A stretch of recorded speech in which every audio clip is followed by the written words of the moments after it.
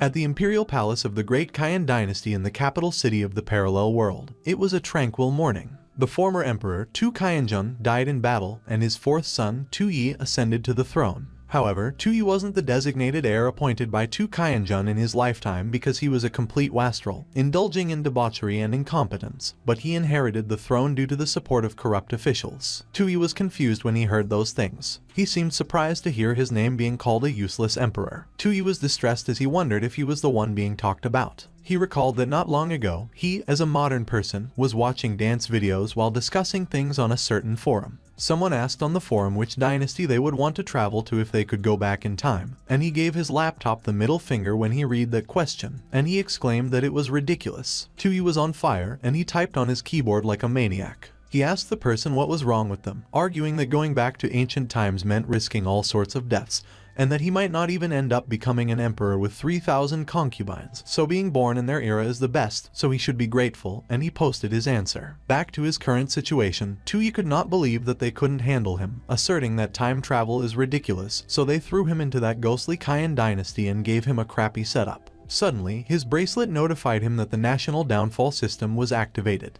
The system greeted Tu Yi as the host and informed him that he was his AI assistant, Downfall Bracelet, and he could call him Downy. Tu Yi was petrified as he wondered what the hell that downfall system was, and he inquired if they were messing with him. Downy explained that the system was generated from Tu Yi's desires, so in simple terms, as long as he brought about the downfall of the Qian dynasty, he could return to reality, and he wished him good luck and assured that he would assist him with all his might. When Tu Yi heard that bringing about the downfall of the Qian dynasty could bring him back to reality, he stared intensely at Downy as he remarked that he had never heard of such a bizarre time travel setup. And when the girl beside him noticed his reaction, she wondered why he, the useless Prince Tu Yi, was suddenly zoning out. The girl mentioned that Tu Yi used to give her creepy smiles whenever he saw her, but something felt different that day. She was startled when Tu Yi suddenly looked at her. Tu Yi seemed to have seen something horrifying, and as he wondered what the heck it was, Downy revealed that the girl, Zhao Shu, was Zhao Zhuo's adopted daughter, who was given to Tu Yi as a concubine to better monitor and control him.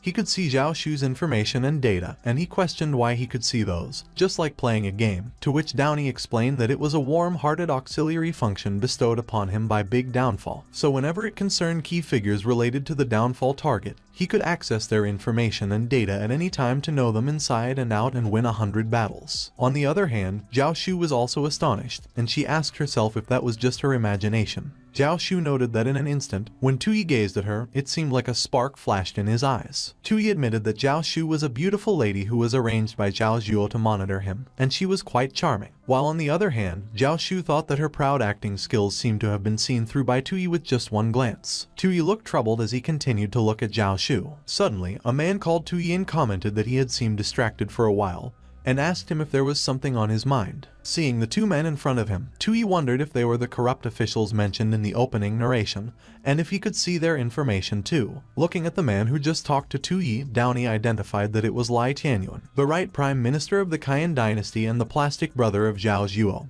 who sees Tu Yi as a controllable puppet and is attempting to crown him as emperor. Looking at the other man who was busy eating, Downy pointed out that it was Zhao Zhuo, the left prime minister of the Qian dynasty and the plastic brother of Lai Tianyuan, who also sees Tu Yi as a controllable puppet and is attempting to crown him as emperor. Tu Yi's expression was grim when he saw their information, thinking that Lai Tianyuan's political power and Machiavellianism values are off the charts while Zhao Zhuo's values are slightly lower. But he has no weaknesses, like a hexagonal warrior, and as Zhao Shu saw Tu Yi's expression, she remarked that it was the first time he had shown such a cold gaze, and it was terrifying yet strangely exhilarating. Suddenly, Zhao Zhuo called Lai Tianyuan. Zhao Zhuo remarked that Tu Yi is probably worried that the throne he was about to grab might not be stable. But Tu Yi calmly responded that it was not the case at all because he wished the throne would be unstable sooner, and the country would fall sooner. And Zhao Shu noted that even in the face of insults from her adoptive father, Tu Yi remained calm, so she wondered when he became so inscrutable. Standing from his seat, Zhao Zhuo stated that, after all, the late emperor's will before his death was for Tu Su, who was leading troops outside,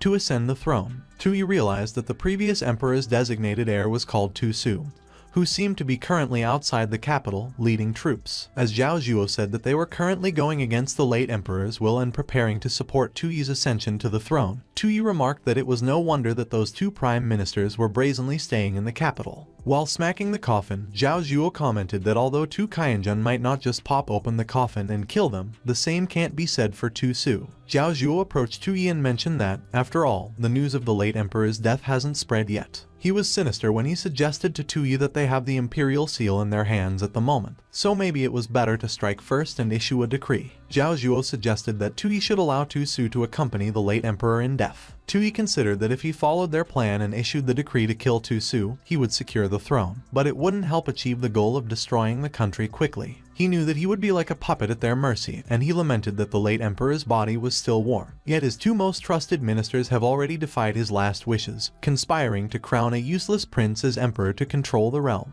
Tu Yi complained that he couldn't watch dramas there. There were no cute girls to watch, and he was just being manipulated by those two old coins. He was appalled, as he remarked that he didn't want to live like that for another second. Tu Yi was troubled as he wondered what he should do. Suddenly, his attention was focused on the imperial seal. Tu Yi suddenly grabbed the imperial seal, which surprised Zhao Zhuo, and he declared that he should just take them down. Zhao Zhuo was horrified, and he questioned Tu Yi about what he was doing. Raising the imperial seal away from him, Zhao Zhuo demanded to know what Tu Yi meant by doing such a thing, while Tu Yi explained that if he died, it would be as if the Qian dynasty was finished and it was perfect, so he urged Zhao Zhuo in his mind to take him down. Tu Yi declared that since he is the emperor, he will keep the imperial seal from that day forward, and who he will kill or spare will be up to him. Meanwhile, Zhao Shu was wondering if Tu Yi was originally a man who dared to confront Zhao Zhuo like that, and she blushed when she heard his domineering lines. As Tu Yi asked who was in favor and who was against what he stated, Zhao Shu observed his facial expression and his tense body language,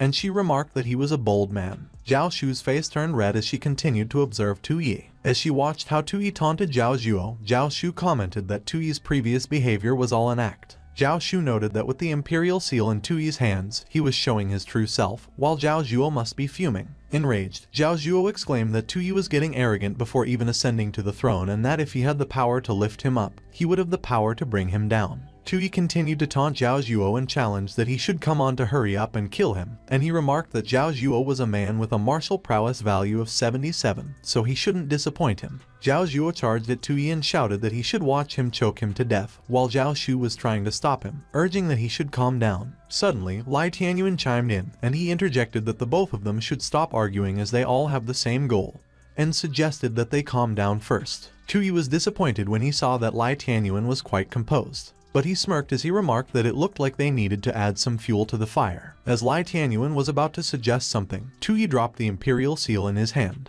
Lai Tianyuan's expression turned grim as the imperial seal crashed on the ground, while Tu Yi lightheartedly muttered oops, and Zhao Zhuo was horrified. Tu Yi nonchalantly replied that it was his bad that it slipped, but he knew that the imperial seal symbolized the destiny and authority of the Qian dynasty, and it was the emperor's command to the countries and a token of ruling the world. Tu Qianjun called himself Qian Yuan Emperor, implying that the Qian dynasty could last for generations. Tu Yi was aware that breaking the imperial seal was a capital offense, so he didn't believe Lai Tianyuan could endure a provocation to that extent. Looking at Lai Tianyuan's terrifying expression, Tu Yi wondered if he was going to kill him at that moment and let him accomplish the task of destroying the country. Meanwhile, Zhao Zhuo was mad at Tu Yi that he was pointing at him aggressively, and he was lost for words. As Zhao Zhuo was about to continue scolding Tu Yi, someone interjected and stopped him. It was Lai Tianyuan, and he explained that their majesty was just joking and that the whole world belongs to Tu Yi, let alone a piece of jade. Tu Yi was disappointed again when Lai Tianyuan explained that it was not a big deal if it was broken. Lai Tianyuan advised Tu Yi that it was getting late, so he should rest early as they could discuss other matters another day. Lai Tianyuan and Zhao Zhuo both walked away,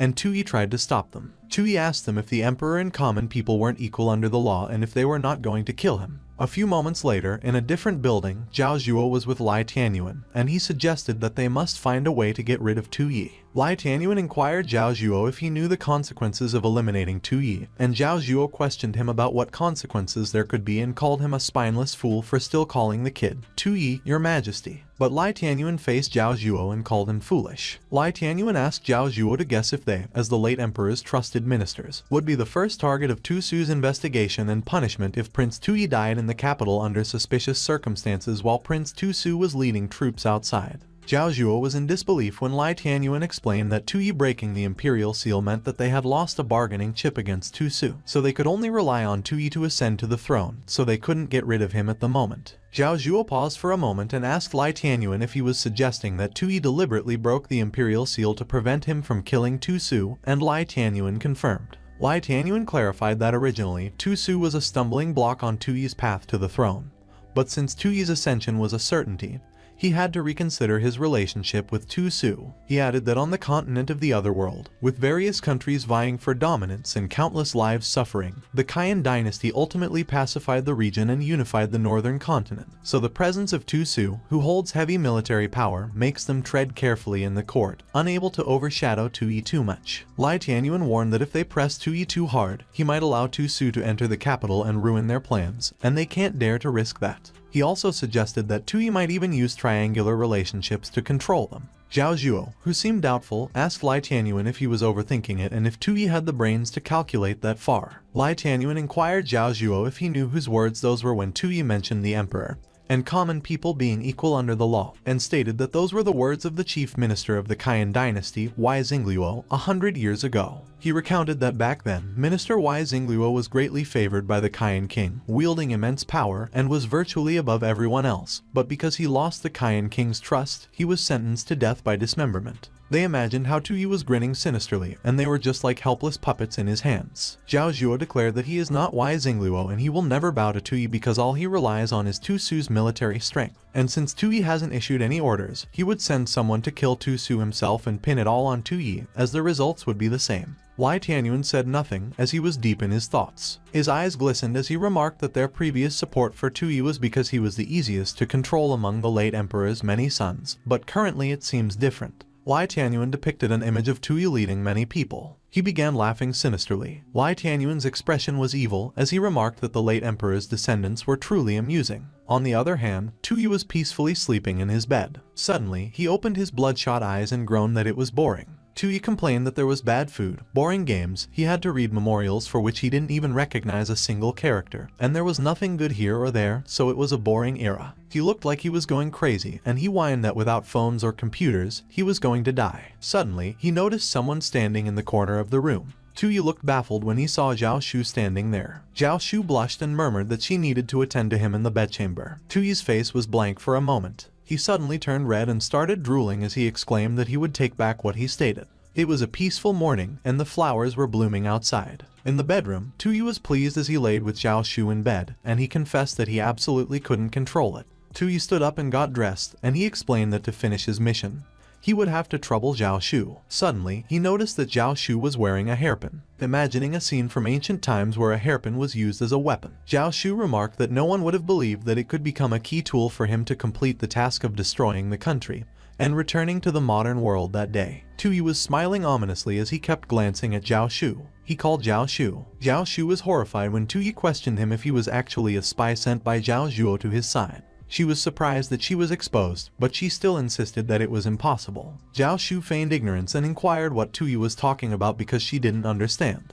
Tu Yi reassured Zhao Shu that she shouldn't worry because he doesn't care about her and Zhao Zhuo's private dealings. He chugged the drink in his hand. Tu Yi asked Zhao Shu if Zhao Zhuo placed her by his side just to monitor and control him, and how it felt to be exposed on the spot. Zhao Shu was horrified when Tu Yi mentioned that he really enjoyed that game he was playing with Zhao Zhuo. Otherwise, being an emperor would be too boring, and she was surprised that Zhao Zhuo deliberately sending her to him was just a game for Tu Yi. She gripped the sheets tighter as she wondered if Tu Yi's coming clean to her meant that he was admitting that he was tired of the game. As he chugged on his drink again, Tu Yi yawned and observed that the wine was a bit intoxicating. Tu Yi slumped on the table, and he warned Zhao Shu that she shouldn't claim that he didn't give him a chance, so she should go ahead and make her move. Zhao Shu acknowledged that her identity was exposed and that she had lost her value to Zhao Zhuo too. She declared that there was only one way to redeem herself. Zhao Shu tiptoed as she approached Tu Yi from behind. Meanwhile, Tu Yi was pretending to snore. Suddenly, Tu Yi was startled when Downey announced that the National Downfall System upgrade was complete and he would continue to serve him as always. And Tu Yi demanded to know what was with the system upgrade and argued that he was about to complete the mission,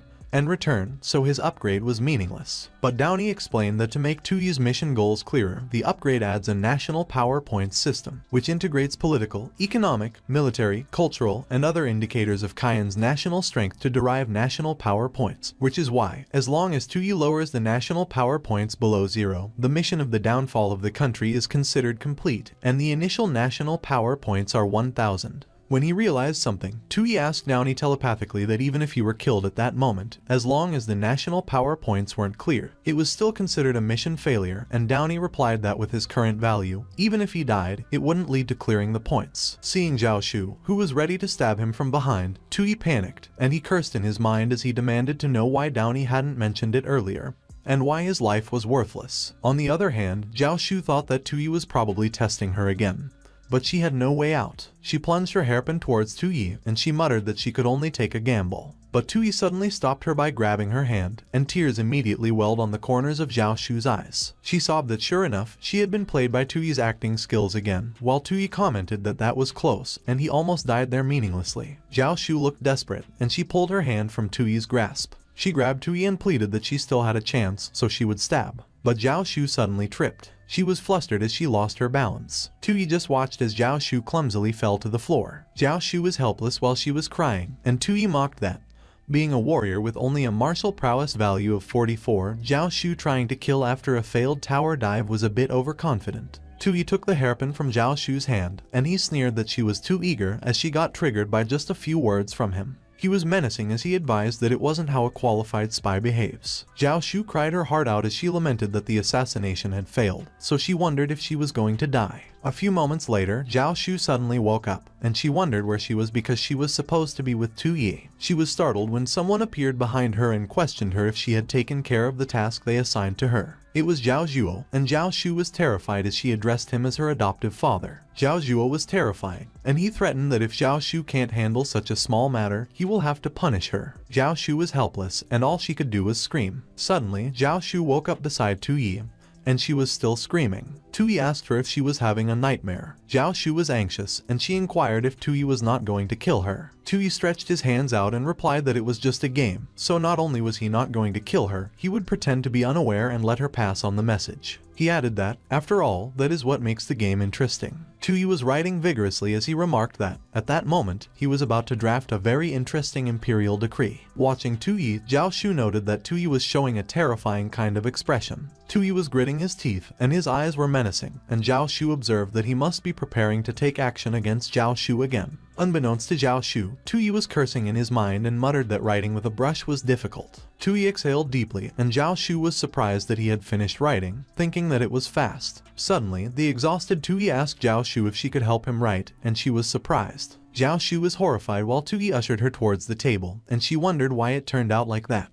She was reluctantly refusing Tuyi, and she mentioned that she didn't know what decree he wanted to draft. Tuyi declared that she should just write that all descendants of the Tu family, including Tu Su, are to be stripped of the Tu surname and demoted to commoners. Zhao Shu was nervous as she questioned Tuyi's abolition of his own family's kin. She inquired if she may ask why he wanted her, a servant, to draft such a decree. Tuyi was grinning as he explained that he had asked the system before if weakening the influence of the Tu family was the simplest way to deduct points, and demoting the descendants of the Tu family to commoners not only deducted a large number of points but also helped portray him as a ruthless tyrant to the outside world, so it was simply perfect. Zhao Shu was terrified when she saw Tuyi's expression, while Tuyi boasted that he, who came up with that method, is truly outstanding in the world of tyrants. Tuyi demanded Zhao Shu to explain why she asked, and he was menacing that Zhao Shu was alarmed, and she quickly lowered her head and admitted that it was her being too talkative, so she requested that he forgive her. Tuyi grinned and added that, of course, it was to increase the difficulty of the game. Zhao Shu was flustered when Tuyi caressed her face and stated that with that decree,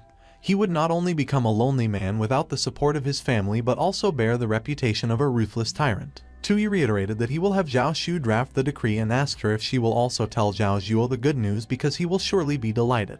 He offered that Zhao Shu should consider that information as a gift from him to her, and when Zhao Shu heard that, she confessed that she had never received a gift from childhood to adulthood. Tuyi insisted that Zhao Shu shouldn't let him down, while Zhao Shu was wondering why she still felt happy even though she knew Tuyi was deceiving her. A few moments later, at Zhao Zhuo's residence, a lady was knocking on the door. It was Zhao Shu, and as Zhao Zhuo opened the door, he inquired why she was just coming at that moment. As she came inside, Zhao Shu immediately announced that she came at that time to bring important information. Zhao Shu revealed that Tu Yi decreed that all the two families' royals be demoted to commoners. Both Zhao Zhuo and Lai Tianyuan were surprised by that news. Zhao Zhuo commented that Lai Tianyuan just had the intention to establish a new emperor from among the two families' descendants, so obviously Tu Yi was targeting them. Lai Tianyuan queried Zhao Shu on how she obtained such important information, and if it was reliable. Zhao Shu was hesitant when she disclosed that Tu Yi asked her to personally draft that decree. Zhao Zhuo was mad that his eyes became bloodshot, and he hit Zhao Shu on the face while calling her a bastard.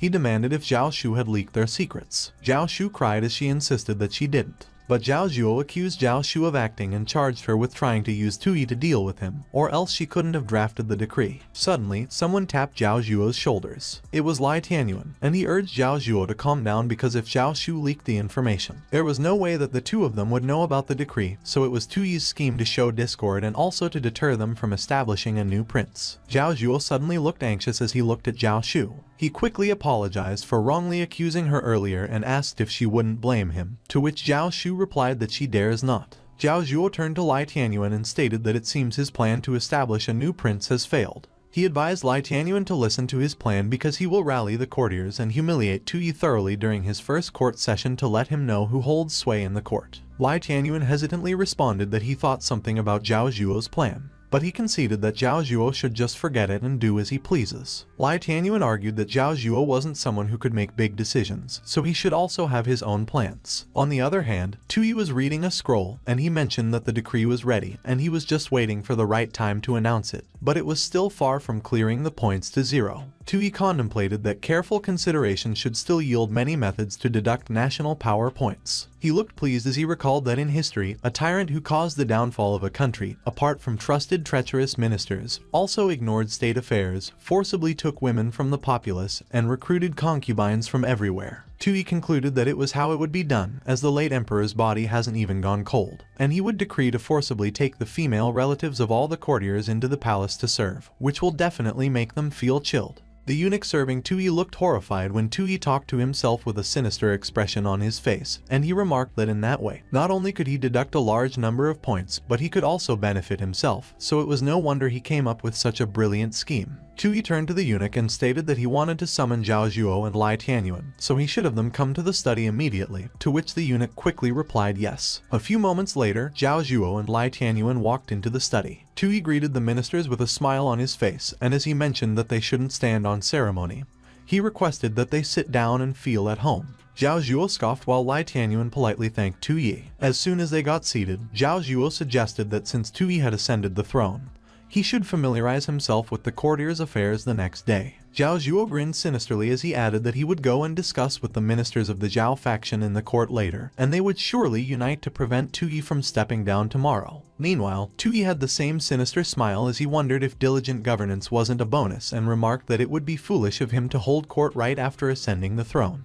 Tu Yi claimed that holding court is such a hassle because he lacked experience as a newly crowned emperor. He explained that he would be trusting the two ministers to handle court affairs. Lai Tianyuan observed that indeed, Tu Yi rejected Zhao Zhuo's request to hold court. He furrowed his brow as he pointed out that not only did Tu Yi guess that Zhao Zhuo wanted to suppress him in the court, but he also brought up the reason of trusting his ministers, making it irrefutable. Observing Tu Yi, Lai Tianyuan stated that Zhao Zhuo's shallow schemes were completely inadequate in front of him. On the other hand, Tu Yi announced that it was time to throw out his plan to recruit concubines and deduct points. He cleared his throat and proposed that they should not talk about court affairs for the time being because the reason he called the two ministers that day was to discuss something. Tu Yi blushed as he revealed that since he was the emperor, having only Zhao Shu in the harem was rather embarrassing, so he had decided to gather beautiful women and expand the harem. Zhao Zhuo was horrified, and he exclaimed that the late emperor's body hadn't even gotten cold, yet Tu Yi was already thinking from his lower body and that he had never seen such shamelessness. Meanwhile, Lai Tianyuan was astonished, as he noted that Tu Yi specifically summoned them for an audience to discuss matters unrelated to state affairs, and he wondered what was with the harem recruitment. Tu Yi looked excited as he insisted that the matter needed to be done quickly, and he added that he should clear his national power points sooner rather than later. Both Zhao Zhuo and Lai Tianyuan were speechless when they heard what Tu Yi proclaimed.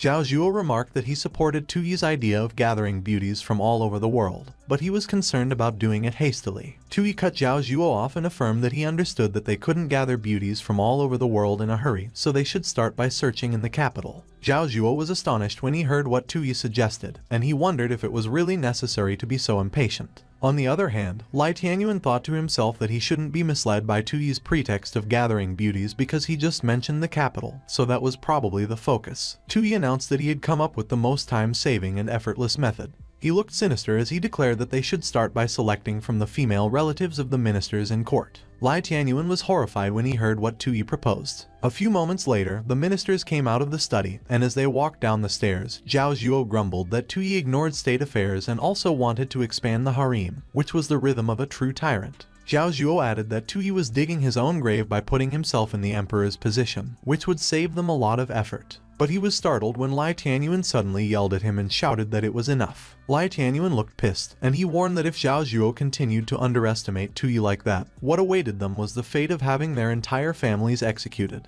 Zhao Zhuo was taken aback and was speechless at Lai Tianyuan's actions. Lai Tianyuan quickly realized what he had done, and he immediately looked away to regain his composure. He apologized to Zhao Zhuo because he had lost his composure earlier, but he explained that Tui's actions were all part of a cunning strategy, and when Zhao Zhuo heard that it was a strategy, he admitted that he didn't see it. Lai Tianyuan pointed out that Tui just foiled Zhao Zhuo's plan to embarrass him in court, showing that he knew their intentions inside out. Zhao Zhuo argued that they were summoned to the palace right after they made that plan, so there was no chance of leaking information. Lai Tianyuan noted that it showed Tui anticipated it in advance, which was what made it so terrifying. And not only that, besides not holding court, Tui also wanted to expand the harem, and that series of actions may seem indulgent and misleading, but they were aimed at them, forming a cohesive chain of strategies. The two ministers felt like there was an ominous, dark aura oozing from the palace gates as they looked at it. Zhao Zhuo asked Lai Tianyuan what the cohesive chain of strategies meant. Lai Tianyuan explained that Tui had the confidence not to hold court because he believed that he could still control state affairs without doing so. His face looked horrified as he explained that by taking the female relatives of the courtiers into the harem,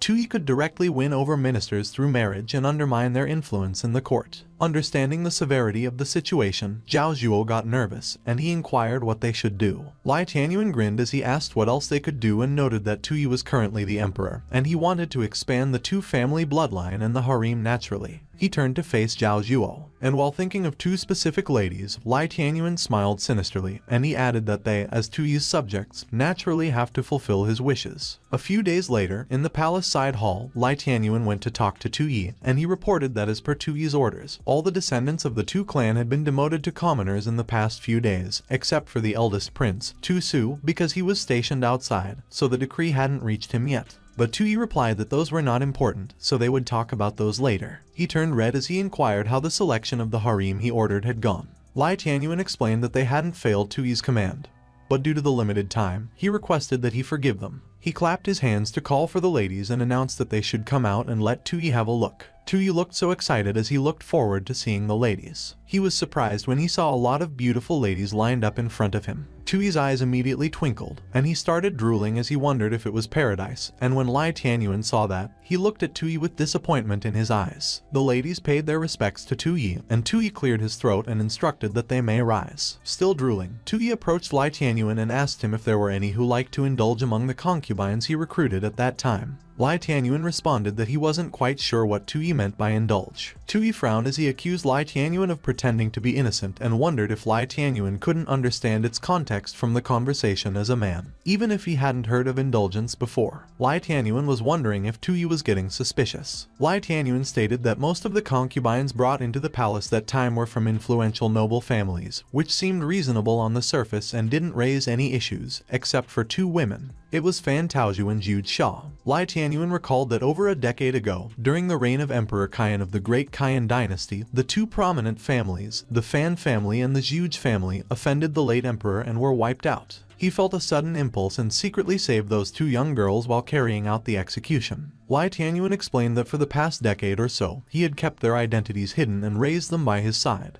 He added that unexpectedly, both of the ladies inherited the talents of their predecessors and became important pawns in his hands. One night, Lai Tianyuan called for Fan Taozhu and Jude Xia. As the two ladies bowed before him, Lai Tianyuan revealed that the Qian emperor, Tu Qianzheng, who exterminated their entire family, had already died. The two ladies were horrified when they heard the news, and as Lai Tianyuan stated that the two of them couldn't take revenge personally, he asked them if they harbored any resentment. Lai Tianyuan continued that there was an opportunity for the two clans' downfall in front of them, but it came with great risks because the new emperor, Tu Yi, was not only cunning but also depraved and cruel, even more terrifying than Tu Qianjun, that they could say it was a life-threatening situation. Fan Taozhu immediately declared that she was willing to die 1,000 times for revenge, and Jude Shaw announced that she had long been prepared to sacrifice herself. Lai Tianyuan explained that it was a perfect opportunity to place both of the ladies by Tu Yi's side under the guise of selecting concubines, guaranteeing that no one would suspect a thing. Back in the present, Tu Yi's eyes were twinkling as he scoped the ladies, and he noticed two misses. Tu Yi was looking at Fan Taozhu and Jude Shaw. Lai Tianyuan, who was observing Tu Yi, was astonished, and he wondered if Tu Yi noticed. Tu Yi saw Jude Shaw's information and attributes using Downey, and he learned that she was the granddaughter of the prominent scholar Jude Qiangan during the reign of Tu Qianjun, and she was the sole survivor of the Jude family after they were exterminated, as she was adopted by Lai Tianyuan, and she approached him to seek revenge and destroy the country. On the other hand, Tu Yi also saw Fan Taozhu's information and attributes the same way, and he learned that she was the granddaughter of the wealthy merchant Fan Zuyan during the reign of Tu Qianjun, and she was the sole survivor of the Fan family after they were exterminated as she was adopted by Lai Tianyuan, and she also approached him to seek revenge and destroy the country. Tu Yi smiled at Lai Tianyuan as he remarked that those two misses were originally planted by Lai Tianyuan as undercover agents, and it was very good because those snake-like and scorpion-like beauties who stirred up trouble in the harem were the standard configuration of a tyrant who leads a country to ruin. He approached the two ladies with a sleazy smile on his face, and as he commented that both of them were quite exceptional, he inquired what their names were. Fan Taozhu confidently stated her name to Tu Yi while Jude Shaw was nervous, and she stuttered.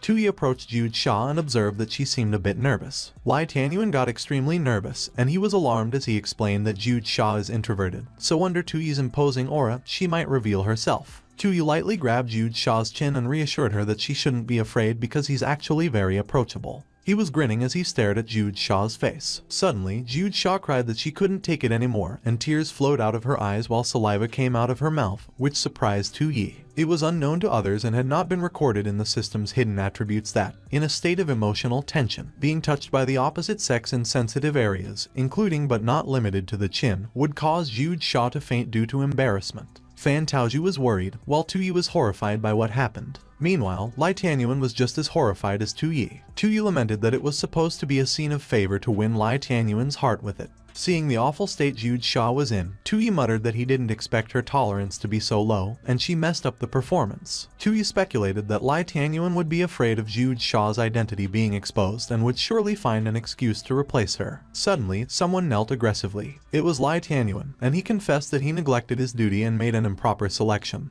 causing Jude Shaw to behave improperly in front of Tu Yi, so he deserved to die, and he would take care of Jude Shaw immediately. Tu Yi immediately dismissed it, and he stated that the only plan at the moment was to forcefully continue with the act. While Tu Yi carried Jude Shaw in his arms and remarked that he liked that type that couldn't resist with just a little teasing. So the people Lai Tianyuan selected had truly captured his heart. Fan Taozhu glared at him, and she muttered that the tyrant really was a pervert. Lai Tianyuan wiped the sweat off his face, and he thanked Tu Yi. Tu Yi inquired if it was decided that Jude Shaw would serve him in bed that night while Fan Taozhu continued to glare at him, and she vowed that the tyrant would pay for those things sooner or later. Fan Taozhu was flustered and puzzled when Tu Yi suddenly turned to look at her inquisitively. Tu Yi was wondering why Fan Taozhu was looking at him with such dissatisfaction. He grinned evilly, and as his face turned red, he teased Fan Taozhu and asked if she also wanted to serve him in bed. Tu Yi suggested that they play three-person landlords that night instead, and Fan Taozhu was surprised. It was still in the middle of the day, but Tu Yi was already in his bedchamber with Fan Taozhu and Jude Shaw. As he got inside the curtains, Tu Yi looked so proud as he announced that among the beauties in the palace, those two young ladies were indeed the most outstanding.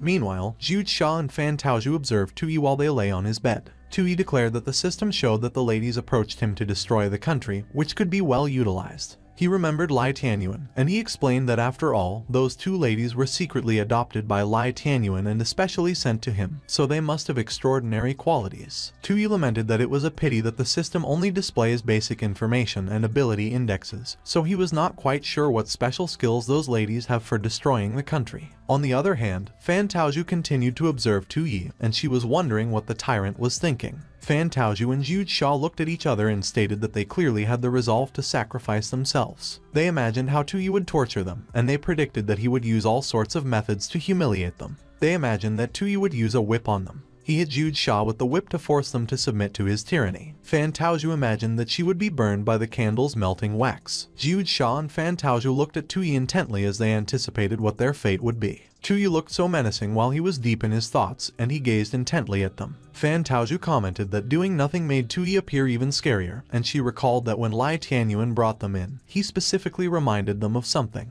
She recalled how Lai Tianyuan informed them that they don't need to worry about their identities because he had prepared disguises to ensure that Tuyi couldn't uncover their backgrounds. But Tuyi is cunning, and despite being lustful, he is not easily swayed by beauty. Lai Tianyuan revealed that, moreover, Zhao Zhuo had already given Tuyi Zhao Shu, who is not only their ally but also their competitor. Zhu Xia and Fan Taozhu both looked grim as they listened intently to Lai Tianyuan's reminders. Lai Tianyuan approached them and stated that if they wanted to gain Tuyi's trust, they must show extra value beyond just beauty. He smiled at the ladies and remarked that he believed they knew how to demonstrate their additional value. Zhu Xia and Fan Taozhu were suddenly snapped back into reality when Tuyi asked them what the two of them were thinking about that they were so lost in thought.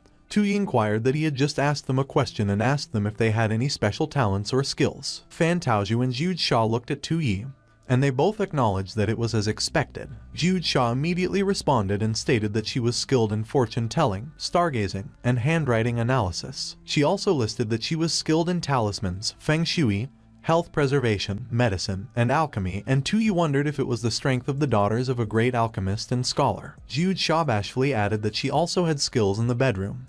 But Tuyi retorted that with her temperament, fainting from just a touch, she still dared to claim she had bedroom skills. Tuyi turned to Fan Taozhu and asked about her, and Fan Taozhu noted that, judging by the tyrant's expression, he didn't seem quite satisfied with Zhu Xia's answer. Fan Taozhu recalled that she came from a merchant family. She explained that she had been involved in various business dealings since she was young, accompanying her grandfather. Fan Taozhu mentioned that with exposure to such environments, she was not only skilled in financial calculations, but also in understanding human nature. But Fan Taozhu admitted that, however, her grandfather's experiences taught her that possessing both of those skills could easily arouse suspicion from those in power. Back into the present, Fan Taozhu observed that the premise of revenge is self-preservation, so while showcasing one's value, one must present themselves as harmless. Fan Taozhu insisted that as a weak woman, she didn't have any special talents or skills, and she clarified that she absolutely could not mention being good at financial calculations or understanding human nature. She stated that even though she came from a noble family, both her parents were deceased, and the only thing she had to offer was the vast wealth passed down from her family. And she noted that there was nothing better than the image of a helpless, wealthy young woman with no family. But Tuyi was thinking of something else, and he was astonished as he wondered if Fan Taozhu was the alternate universe version of Batman because her parents were deceased yet wealthy. Tuyi thought about it and concluded that both of the ladies could contribute to the cause of destroying the country. He declared that as the ruler of a nation, there was no way he could be interested in Fan Taozhu's wealth. Tuyi suggested that, on the contrary, he asked Fan Taozhu if she would be willing to manage the national treasury for him, and Fan Taozhu acted bashful when Tuyi proposed that.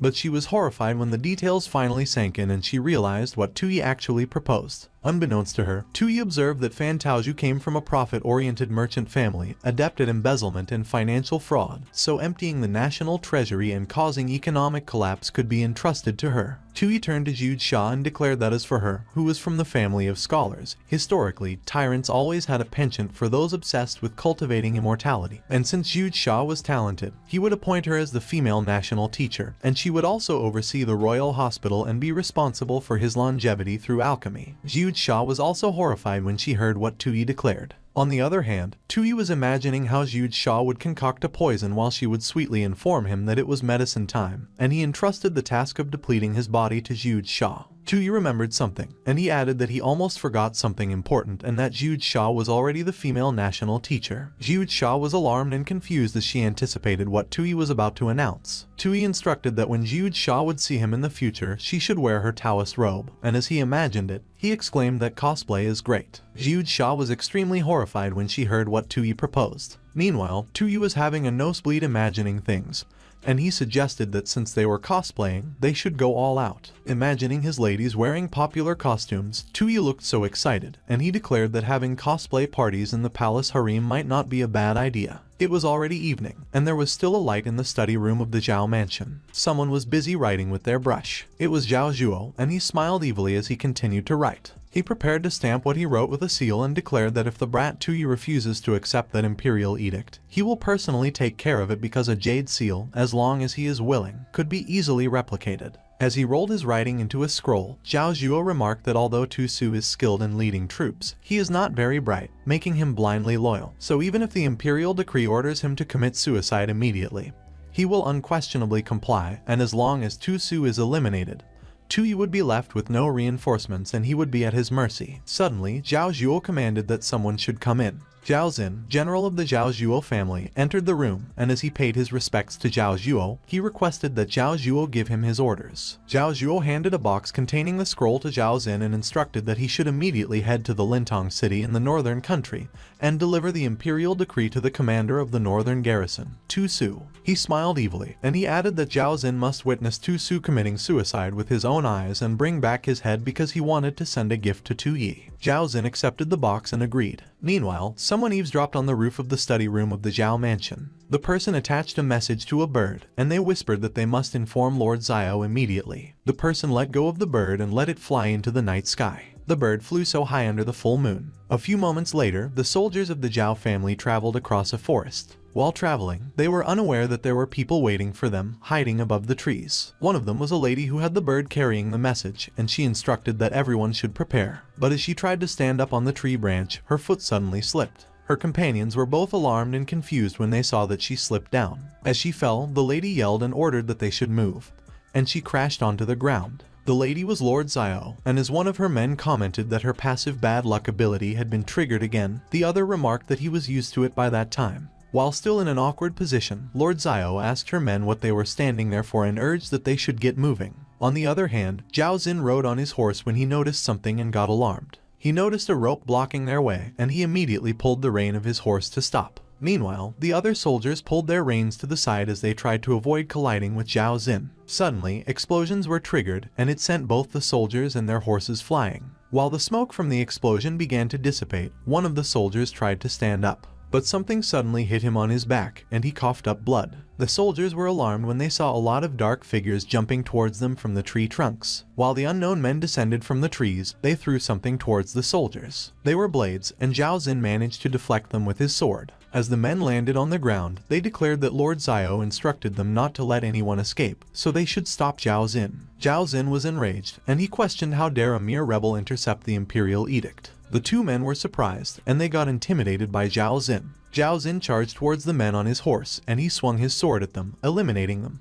But Zhao Xin was astonished when he noticed the black bird that flew over him. While the black bird's figure covered the moon, a mysterious figure suddenly rode behind Zhao Xin's horse and asked him if he didn't know any better. Zhao Xin was terrified when he saw the mysterious figure. Suddenly, Lord Xiao appeared behind Zhao Xin, and while she pointed a dagger to his throat, Zhao Xin seemed to have recognized her as he nervously stammered that it was her. Zhao Xin declared that they were members of the Kun Guard. Suddenly, blood spurted out as Zhao Xin's throat got slashed. While Zhao Xin's body slumped on his horse, one of Lord Xiao's men approached her to offer the box that contained the scroll. The man opened the box, and as the scroll got revealed, Lord Xiao stated that sure enough, the imperial decree was found on Zhao Xin. Lord Xiao explained that the decree ordered Prince Tu Su to commit suicide as issued by the despotic ruler. The man asked Lord Xiao if their action that night wasn't overstepping since it was the emperor's decree. But he got terrified when Lord Xiao threw something at him but missed. Lord Xiao remarked that it had only been a few days of peace, and they had already forgotten the original intention of their Kun Guard. She explained that when there is light, there is shadow, and only the strong could give rise to the weak, so they, the Kun Guard, operate in darkness to protect the late emperor, Tu Qianjun. Lord Xiao stated that they could act ruthlessly and use bloody methods. They also spy on secret meetings to gather information. But she stated that they should not forget that their allegiance was to the late emperor. Lord Xiao looked enraged as she explained that the late emperor appointed Tu Su as the crown prince, and since he had passed away, it was their duty to follow his wishes and support Tu Su. But currently, Tu Yi not only usurped the throne but he also wanted to harm the crown prince. She crushed the scroll using her hand, and it was torn to pieces. The man just silently looked at Lord Xiao as the pieces of paper slowly fell down. Lord Xiao declared that Tu Yi was the enemy that the Kun Guard must eradicate. As she started to disappear, she instructed his men that they should clean up the place thoroughly and not let any information leak. A few moments later, a lot of blackbirds flew around when someone announced that the Crown Prince Tusu was far in the northern territories, so even if he rushed back to the capital without stopping, it would still take 4 days. The person was by the roof, and they explained that within those 4 days, Tuyi wouldn't notice the abnormality of the imperial decree. It was Lord Xiao, and she revealed that before that, she wanted to personally kill someone. She looked so enraged and emphasized every syllable as she exclaimed that it was Tuyi. On the other hand, Tuyi sneezed. He was playing cards with Zhu Xia and Fan Taozhu, and he asked which beauty was thinking of him again. 5 days later, at Zhao Zhuo's residence, the crescent moon was shining over the residence. Zhao Zhuo was inside, and while he paced back and forth, he stated that it had been 5 days and there had been no news from the fool Zhao Xin. Suddenly, Lai Tianyuan appeared, and he asked Zhao Zhuo what he was waiting for, which startled Zhao Zhuo. Zhao Zhuo nervously replied that he wasn't waiting, and he asked Lai Tianyuan why he was there so late. Lai Tianyuan smiled and explained that he was there to bring Zhao Zhuo some good news and bad news. Zhao Zhuo asked what could possibly be the bad news, and Lai Tianyuan smiled. Lai Tianyuan's expression looked so menacing as he stated that Zhao Zhuo's plan to forge the imperial decree to kill Tusu failed. Zhao Zhuo was surprised with what he heard. He quickly grabbed Lai Tianyuan by the collar and stated that he was talking nonsense. But Lai Tianyuan nonchalantly slapped Zhao Zhuo's hand away and stated that they were on the same side, so there was no need for denial. He recalled Lord Xiao and stated that Zhao Xin was intercepted and killed on the outskirts of the city 5 days ago. Lai Tianyuan leaned in towards Zhao Zhuo and declared that the one who did it was the leader of the Kun Guard, Lord Xiao. When Zhao Zhuo heard about the Kun Guard, he asked if it was the shadow unit directly under the former emperor's control and how they could do such a thing. But Lai Tianyuan stated that they should put that aside in the meantime because Zhao Zhuo should listen to the rest of the news. Zhao Zhuo got excited when Lai Tianyuan stated that although Lord Xiao killed Zhao Xin, she mistakenly believed that the imperial decree was issued by Tuyi, so Tuyi is her next target. He stated that it was good and that it was a relief, but he got alarmed when he realized something.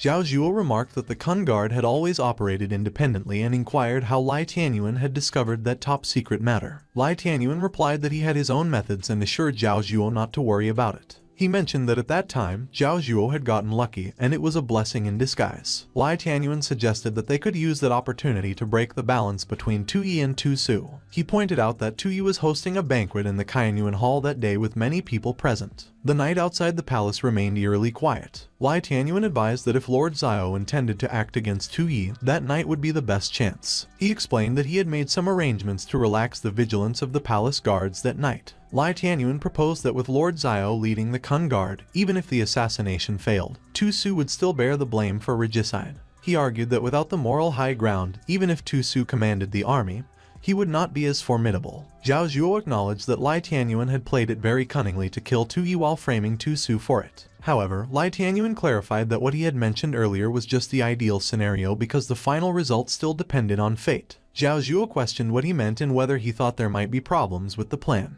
Lai Tianyuan did not answer Zhao Zhuo's question, stating that he had only come to inform him, then excused himself. He walked down the stairs of Zhao Zhuo's residence. Lai Tianyuan remarked that the only unpredictable factor in the plan was Tuyi. He speculated that, logically, Fan Taozhu and Zhu Xia hated Tuyi to the core, so that night in the Qianyuan Hall, they would seize the opportunity to attack Tuyi amid the chaos. But Lai Tianyuan pondered, despite their cleverness and agility, whether they could really outwit Tuyi, adding that he hoped he was just being paranoid. At that moment, in the Qianyuan Hall, Tuyi's long-awaited harem cosplay party finally began. At the party, one of the ladies remarked that their sister looked stunning that night, to which that sister responded that she should stop because no matter what she did, she could not compare. Another lady complimented that their sister was radiant that night, and the king would surely choose her to accompany him, prompting the sister to ask why she was being so modest. But even before it started, the ladies had already become pawns in the power struggle among the noble family's women, fighting for favor in the harem. Suddenly, Lord Xiao entered the party. She commented on how debauched ruler Tuyi was shameless, and that all the costumes had no limits. Lord Xiao wondered what was wrong with those people since they clearly had no martial arts skills. She reflected on how they could unleash such chilling techniques. Lord Xiao observed that the debauched ruler's harem was truly terrifying. One of the ladies asked who Lord Xiao was and remarked on her provocative attire, and while Lord Xiao overheard this, the other lady pointed out that she had never seen Lord Xiao before and inquired whether she could be a palace maid who had gone mad with ambition. Lord Xiao felt alarmed, and one of the ladies commented that her outfit was creative, but in the harem, it was all about power and background, so ideas alone would not help her. She added that she needed patience and that the main task was important, so she could not target anyone else. Suddenly, someone announced that Tuyi had arrived, and Lord Xiao noted his approach. Tuyi entered with Fan Taozhu and Zhu Sha, greeting everyone. He kissed his fingers and sent a flying kiss to everyone, proclaiming his love for them all. The ladies went wild. One declared she could not take it anymore. Another professed her love for Tuyi too, while another mentioned her desire to have children with him. Suddenly, Tuyi noticed Lord Xiao. He saw Lord Xiao's stats and recognized that she was the former Kun Guard leader under the late Emperor Tu Qianjun, currently loyal to the former Crown Prince Tu Su and intending to assassinate him to support Tu Su's ascension to the throne. Meanwhile, Lord Xiao wondered whether Tuyi's gaze had fallen on her and if he had noticed her. She quickly grabbed the dagger hidden beneath her clothes. Lord Xiao resolved that the debauched ruler should meet his end. Tuyi removed his glasses to take a good look at Lord Xiao. Suddenly, Lord Xiao called Tuyi and informed him that he should face his death. On the other hand, the ladies questioned Lord Xiao for daring to speak such treasonous words in front of Tuyi, but they wondered if it was the essence of the cosplay banquet. 5 days ago, in the Qianyuan Hall, Tuyi addressed his beloved concubines and announced that he had decided to host a cosplay harem banquet there in 5 days. One of the ladies called Tuyi, and as she admitted she was ignorant, she asked him what the cosplay banquet was. Tuyi explained that cosplay was about role-playing concubines, so they just needed to wear various beautiful costumes, play different roles together, and have fun playing games with him. At that time, the ladies looked at each other and were confused. Back in the present, the ladies remarked that the essence of the cosplay banquet lay in the fun and excitement of role-playing. What they saw was Lord Xiao and Tuyi exuding hearts and enjoying the excitement as Lord Xiao declared she was coming to assassinate Tuyi, and Tuyi responded as if Lord Xiao shouldn't. One of the ladies commented that Lord Xiao was a little vixen playing the role of an assassin, which was a dangerous role that easily aroused men's desire for conquest, so she was really cunning. Lord Xiao was alarmed when one of the ladies mentioned, however, that since she had seen through it, she wouldn't let Lord Xiao succeed. One of the ladies suggested Tuyi should let her take care of the assassin for him, but Lord Xiao suddenly grabbed the lady's arm. She swung and slammed the lady into the floor. Lord Xiao wondered if the woman was crazy because she clearly had no cultivation. Meanwhile, the other ladies ominously looked at Lord Xiao, and they wondered if it was what they called role-playing. All the other ladies declared they couldn't let the little vixen, Lord Xiao, steal the show. One of the ladies accused Lord Xiao of trying to attract Tuyi's attention with such crooked means. Another one questioned if Lord Xiao didn't know her place and if she was trying to forcefully rise in the rank without their consent.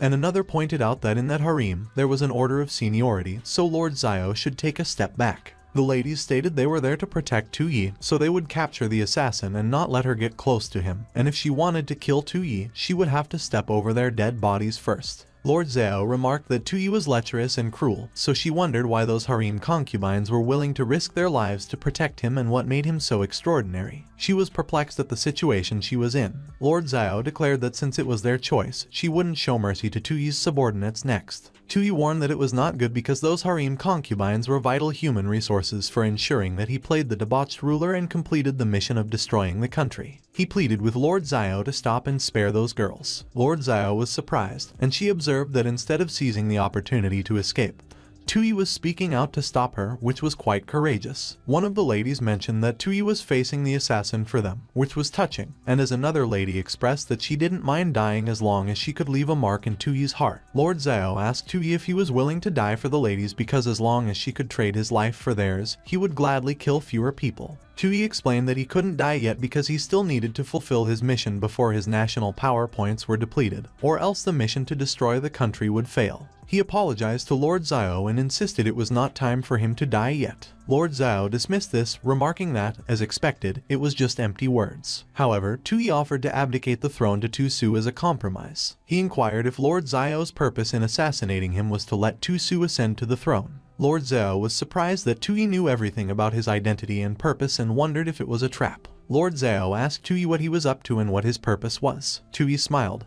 He replied they should just be honest because he was done pretending. Tui explained his purpose was actually to be a lazy and incompetent ruler because a throne couldn't be compared to a harem of beautiful women. He lacked the ability to govern, and he had no desire to be an emperor, so it was better to give it to someone capable. The ladies were taken aback when they heard what Tui revealed. Suddenly, Downey informed Tui that his behavior triggered that Chen Kaio rebirth event, a sudden nation-destroying event, where Tui is threatened and forced to abdicate to the general, and if the abdication is successful, the event is considered complete, and Tui loses 1,000 national power points. Tui remarked the gamble paid off because originally, his little trick was just to keep the harem, but he didn't expect to trigger a nation-destroying event directly, and subtracting 1,000 of his national power points should reset it to 0. On the other hand, Lord Xiao wondered if there was really someone in the world who wasn't attached to power, and she concluded it must be a trick by Tui so she wouldn't be fooled. Lord Xiao instructed Tui to forget it because, real or not, if he was going to abdicate to Tu Su, she would still kill him anyway and let Tu Su ascend the throne too.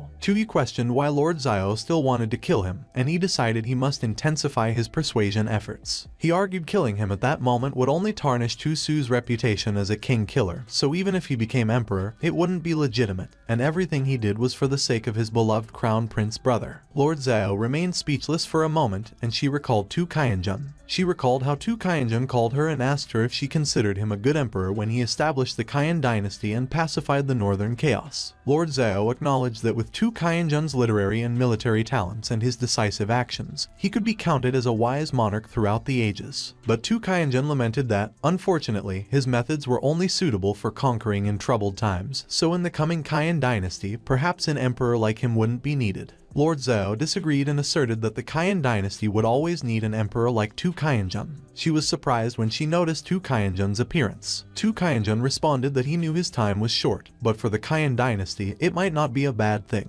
He expressed hope that the successor, even if not as talented as him or even lazy and reckless, would at least be tolerant, peaceful, and not eager for quick success and instant benefits. Lord Xiao admitted that at the time, she naturally believed the successor mentioned by Tu Qianjun was Tu Su, but currently, it seemed that laziness, recklessness, tolerance, and peace were Tui's traits that were quite in line with Tu Qianjun's description. Back in the present, Lord Xiao concluded there was no way because Tu Su was the legitimate eldest son of Tu Qianjun, the legal heir of the Qian dynasty, so there was no way she could be swayed by a few words from Tui. Lord Xiao ordered that in the meantime, they should control Tui first, take him to Tu Su and make plans, and Tui was puzzled by her reaction. She commanded that Tui make a trip to Lintong City in the northern country to complete the abdication ceremony with Tu Su in person. Tui responded it was great as long as he could see Tu Su and complete the abdication ceremony. But Jiu Sha suddenly took a step forward and cautioned them to hold on. Tui was baffled when Jiu Sha asked Lord Xiao if she intended to take Tui hostage and if she had forgotten about the talisman in her hand. Jiu Sha released her powerful aura while she prepared her talismans. Lord Xiao remarked that he underestimated Tui because there was actually a skilled practitioner of talismans by his side. She admitted she was too naive because Tui's abdication speech earlier was a lie. Lord Xiao observed that Tui was a debauched ruler who was indeed adept at playing with people's hearts. At that moment, Tui himself was completely confused, and he wondered what the current situation was. Suddenly, Fan Taozhu tapped Tui's shoulder. Fan Taozhu assured him that he should rest assured because Jiu Sha's talisman skills were formidable, and her combat power was estimated to be 50-50 against Lord Xiao. She noted that with Jiu Sha protecting Tui, Lord Xiao had no chance, but Lord Xiao questioned Fan Taozhu, asking who had instructed Jiu Sha to protect him, and commented that they didn't need to do those unnecessary things. Fan Taozhu was speechless, and she agreed it had been right to have Jiu Sha intervene earlier. On the other hand, Tui was displeased. The night before Lai Tianyuan sent Fan Taozhu and Jiu Sha into the palace, they had a follow-up conversation. Lai Tianyuan inquired if they knew what their mission was after entering the palace and getting close to Tui. Jiu Sha confirmed she knew, stating that it was to seize the opportunity to kill the debauched ruler Tui and avenge their families. Lai Tianyuan laughed and remarked that the debauched ruler Tui, who slaughtered their two families, couldn't be dealt with by killing him just once, so their ultimate task was to bring about the destruction of the Qian dynasty established by Tu Qianjun. He instructed that for the meantime, they needed to ensure that Tui stayed alive. Fan Taozhu and Jiu Sha were surprised when they heard what Lai Tianyuan mentioned. Lai Tianyuan explained that originally among the princes, Tui appeared the most incompetent and foolish, so he had previously helped him ascend the throne while Tu Su led the army outside, intending to change the dynasty under Tui's rule. Fan Taozhu surmised that Lai Tianyuan wanted them to be concubines during that chaotic era by Tuyi's side and tempt him to destroy the Qian dynasty by himself. Lai Tianyuan acknowledged that Fan Taozhu was indeed sharp-minded, seeing through it instantly. However, Lai Tianyuan revealed that what Fan Taozhu guessed was only his initial plan. He elaborated that after Tuyi ascended the throne, his actions seemed to have changed, and his previous incompetence and foolishness seemed like a disguise, making it harder for him to understand Tuyi, so the two of them needed to take his place to observe Tuyi closely and find his weaknesses. Fan Taozhu remarked it was the first time she had seen that expression on Lai Tianyuan's face. She looked up to Lai Tianyuan with curious eyes. Fan Taozhu wondered whether Lai Tianyuan was afraid or excited. Suddenly, Lai Tianyuan called Fan Taozhu. He stated she had always been clever, so she could adapt to the situation by Tuyi's side.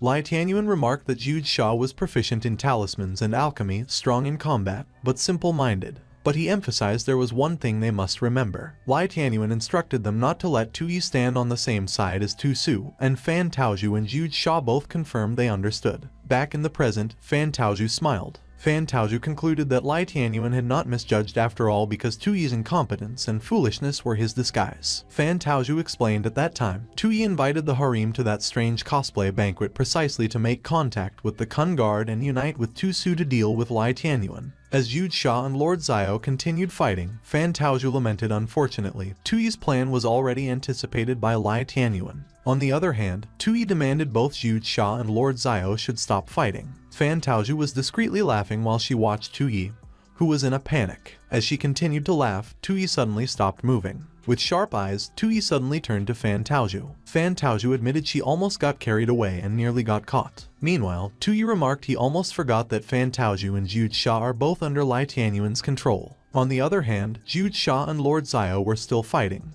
and they seemed even. Tuyi revealed Lai Tianyuan wanted to use him as a puppet, so they would definitely stop him from abdicating to Tu Su, so he must control Zhu Xia's actions in order to trigger the Qingqiao rebirth emergency event. He recalled the conditions of the event, and he immediately got an idea. Tuyi wondered how he could almost forget Zhu Xia's weakness. He immediately went and wrapped his arm around Zhu Xia. Tuyi grabbed Zhu Xia by the waist. He stated whenever Zhu Xia is touched by the opposite sex in sensitive areas like the chin, she enters a state of mental breakdown.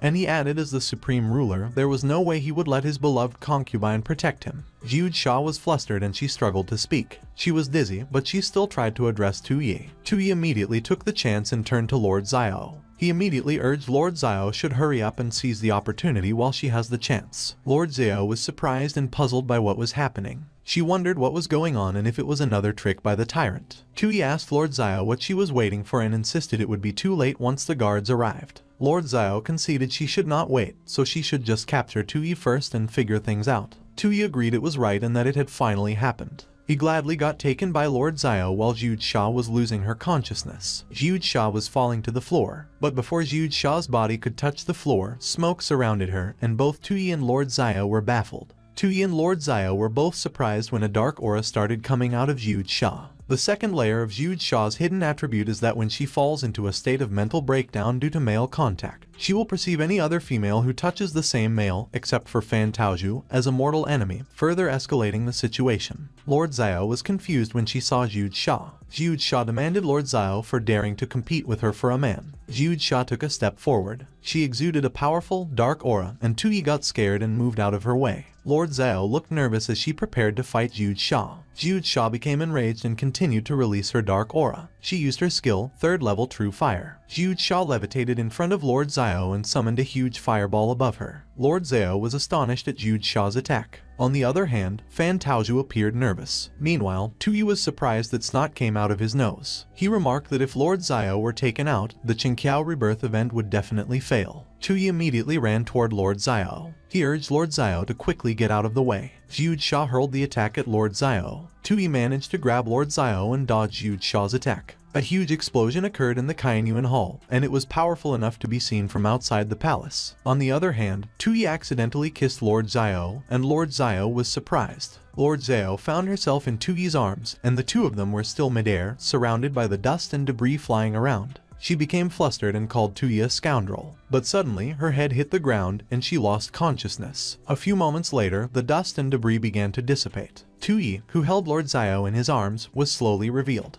Fan Taozhu stood surprised and speechless at what she saw. She was alarmed when she noticed Tuyi's silhouette standing in the distance. Tuyi appeared in shock, staring into space. He was startled when Downey notified him that his actions had led to the failure of the Qingqiao rebirth event, and triggered the Qin King circling the Pillar National Destruction event. Downey explained that in the original history of Tuyi's world, the assassin Jing Qi had attempted to assassinate the Qin King Ying Zheng in the main hall, but Ying Zheng had evaded using superb movement skills. Later, Jing Qi was attacked by the famous physician Xiao Wu, who had thrown a medicine box that hit him, causing the assassination to fail. Meanwhile, the palace attendants were running around in a panic due to the explosion. Downey notified Tuyi that the Qin King circling the pillar event triggered under the following conditions. 1. An assassin attempts to assassinate the host in the main hall. 2nd. A third-party character proficient in medicine is present during the assassination. 3rd. The third-party character proficient in medicine takes action against the assassin. If Tuyi defeated the assassin, the event would be considered complete, and he would gain 1,000 national power points. Downey congratulated Tuyi. Tuyi cursed and called it a crappy national destruction event.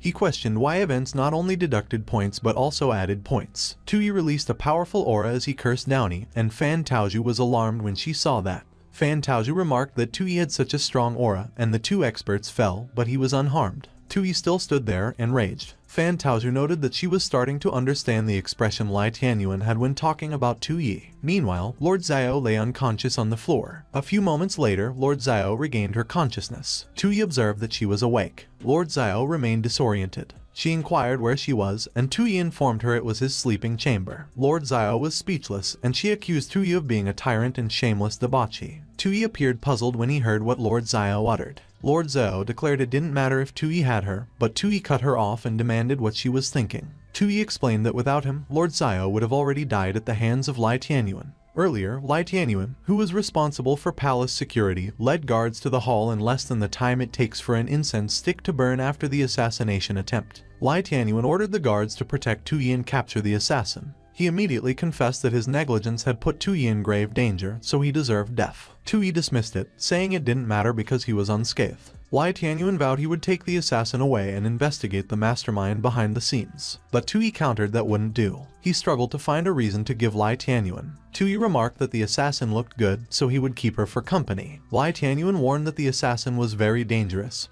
so it might not be appropriate to keep her. Tuyi responded that he enjoyed a bit of excitement. He smirked as he challenged Lai Tianyuan. Tuyi asked Lai Tianyuan if he claimed he couldn't handle a weaponless and immobile woman. Lai Tianyuan was at a loss for words for a moment, and he admitted he dared not. Tuyi instructed that Fan Taozhu would stay there to look after Zhu Xia. He directed Zhao Shu to come with him while everyone else could leave. Back in the present, Tuyi declared that the Qingqiao rebirth event had failed. But Tuyi added that Lord Xiao still had value, so she needed to be sent back to Tusu to continue the great work of destroying nations. Lord Xiao complained that Tuyi was too close and that it was up to him to kill or torture her, but he just shouldn't get too close. Lord Xiao declared that Tuyi should kill her immediately. She stated that she had taken care of the messenger Tuyi sent to execute Prince Tusu. Lord Xiao remarked that sooner or later Tusu will take care of Tuyi, which puzzled Tuyi. Tuyi inquired Lord Xiao when he executed Tusu. Lord Xiao announced that Tuyi shouldn't play games in front of her because Tusu is the prince appointed by Tu Qianzhen, and she questioned Tuyi how he could sit securely on the throne if he didn't kill Tusu. Zhao Shu considered that the matter had nothing to do with Tuyi because it was done behind his back by her foster father. Tuyi pondered that looking at Zhao Shu's expression, she knew something, so he bet it was the old man Zhao Zhuo playing tricks again, forging the decree behind his back. But he reflected that it might be a blessing in disguise, as he could take the blame for that and stir up more hatred against Tusu. Lord Xiao was alarmed when she saw Tuyi's expression. Tuyi laughed menacingly, and he uttered that he remembered that it was his decree. Zhao Shu was puzzled when she heard what Tuyi articulated.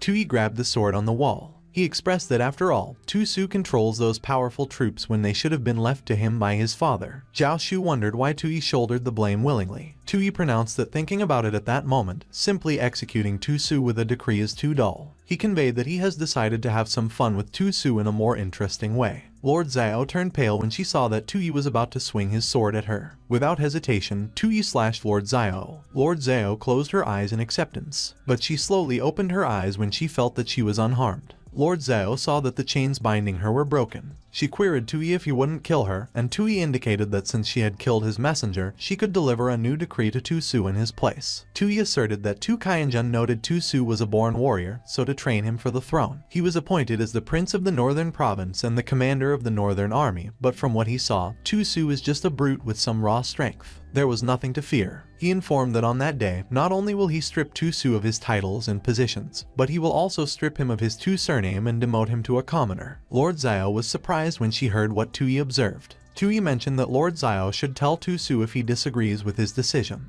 He commented that Tusu could try to rebel and reclaim what was rightfully his. Tui recounted that he will be waiting for Tusu in the capital. He contemplated that playing the foolish, arrogant tyrant, jealous of his own brother, provoking recklessly, that acting was almost too realistic. The system notified Tui that his actions triggered the second-level national calamity event, Jingnan Rebellion, and when Tui heard that, he wondered how the second level differed from the regular national calamity event. The system related that in the original history of Tui's world, Ming Emperor Jianwen Zhu Yunwen ordered the removal of the northern prince Yan Wang Zhu Dai, sparking his rebellion, and the Yan army attacked the Ming capital, Jinling, and Jianwen Zhu Yunwen's fate remained unknown, leading to the Jingnan Rebellion, so the conditions were that the capital has a powerful prince with troops and Tui, as the emperor, issues an order to remove the prince's power. The system acknowledged that if the prince rebels due to that, it was considered the first phase of the event, deducting 1,000 national power points from Tui, and if the prince's army breaches the capital, it is the completion of the second phase, deducting 10,000 national power points from Tui. Tui surmised that it was truly a second-level national calamity event, and if both phases are completed, his national power points will definitely be negative. As he laughed maniacally, Lord Xiao mused that the foolish tyrant seemed a bit off his rocker. Lord Xiao reckoned that it might be for the best because at least Tusu still has a chance to reclaim the throne. While Tui waved goodbye to Lord Xiao, Zhao Shu considered that Tui not only let the assassin go but also deliberately took the blame for Zhao Zhuo, and she wondered what the purpose of sending Lord Xiao to provoke Tusu was. Suddenly, Tui realized something, and he was speechless. He pondered that he couldn't solely rely on those sudden events because, knowing the system's nature, it might turn the negative points into positive ones. So to complete the nation-destroying task, he still needed to use the other cunning ministers around him. Zhao Shu was surprised and puzzled when Tui suddenly looked at her. Tui reflected that Zhao Shu had Zhao Zhuo behind her, and as he recalled, if Zhao Zhuo didn't always urge him to attend the court,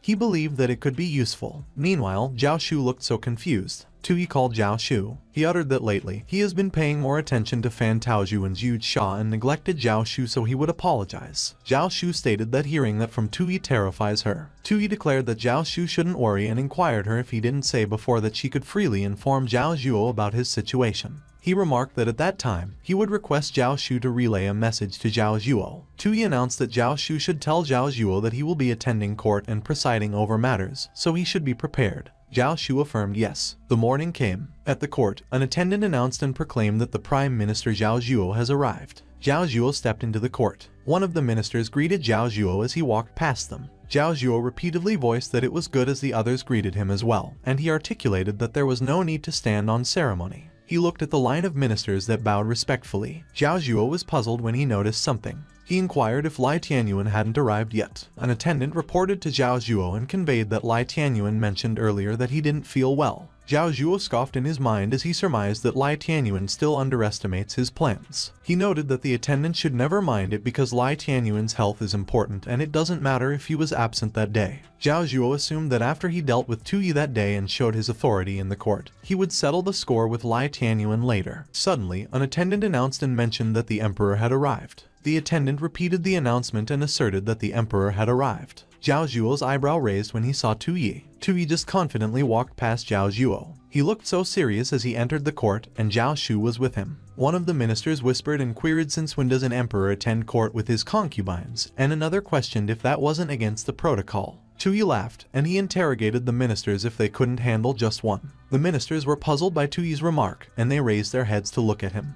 They all lost their minds with what they saw. Tui brought a lot of concubines, and he requested the minister's opinion about them while laughing maniacally. One of the ministers lost consciousness while the other called for Tu Qianjun. One of the concubines inquired if it was the Grand Court Assembly. Another one declared that it looked so boring. And another one greeted one of the ministers. Tui laughed, and he stated that he considered the imperial concubines wanted to experience the Grand Court Assembly and assumed that no one would object. Zhao Zhuo wondered if Tui had lost his mind and why he suddenly did something like that. One of the ministers remarked that the most worthless maiden they sent to the palace before stood up there, which is embarrassing because they only sent them and because Lai Tianyuan suggested it. Another minister queried Tui if he deliberately brought the harem to court to humiliate them. Zhao Zhuo pronounced that bringing the harem to the Grand Court Assembly goes against the protocols, and he questioned Tui what his intention was. Tui uttered that everyone shouldn't worry because he doesn't have any other intentions, and he interrogated them if it wasn't reasonable to bring the harem to the court meeting as a mere foolish ruler indulging in luxury. Zhao Zhuo was speechless. Tui wondered what Zhao Zhuo's opinion about what he did was, and he reflected that as long as he has no shame, Zhao Zhuo can't touch him. He called one of the attendants, and as the attendant responded, he probed him if he wasn't going to find seats for everyone. A few moments later, cushions were lined up on the floor. Tui announced that it was his first time arranging that, so they should just squeeze in wherever they could. And one of the concubines requested if they really had to sit on the ground like that, while the other declared that he would like to sit next to Tui on the dragon throne. The system notified Tui that due to his disruption of the etiquette at the Grand Court Assembly, 500 national power points will be deducted. Tui pondered that the trick of causing chaos at the Grand Court Assembly indeed works, so he will create a few more etiquette-breaking incidents later to further lose his royal dignity in front of the ministers and lose more points. Meanwhile, the ministers still lost their minds over what Tui did. On the other hand, Zhao Zhuo thought that he will bear with Tui for the time being and he will show him later. Tui proclaimed that it was his first court session and he addressed if any of the ministers had anything to report. The ministers surmised that the drama was about to unfold and Zhao Zhuo was about to make his move against Tui. Zhao Zhuo informed that he, Tui's servant, has something to report. He noted that recently, auspicious signs were found on the Far East Island, and they were presented to him.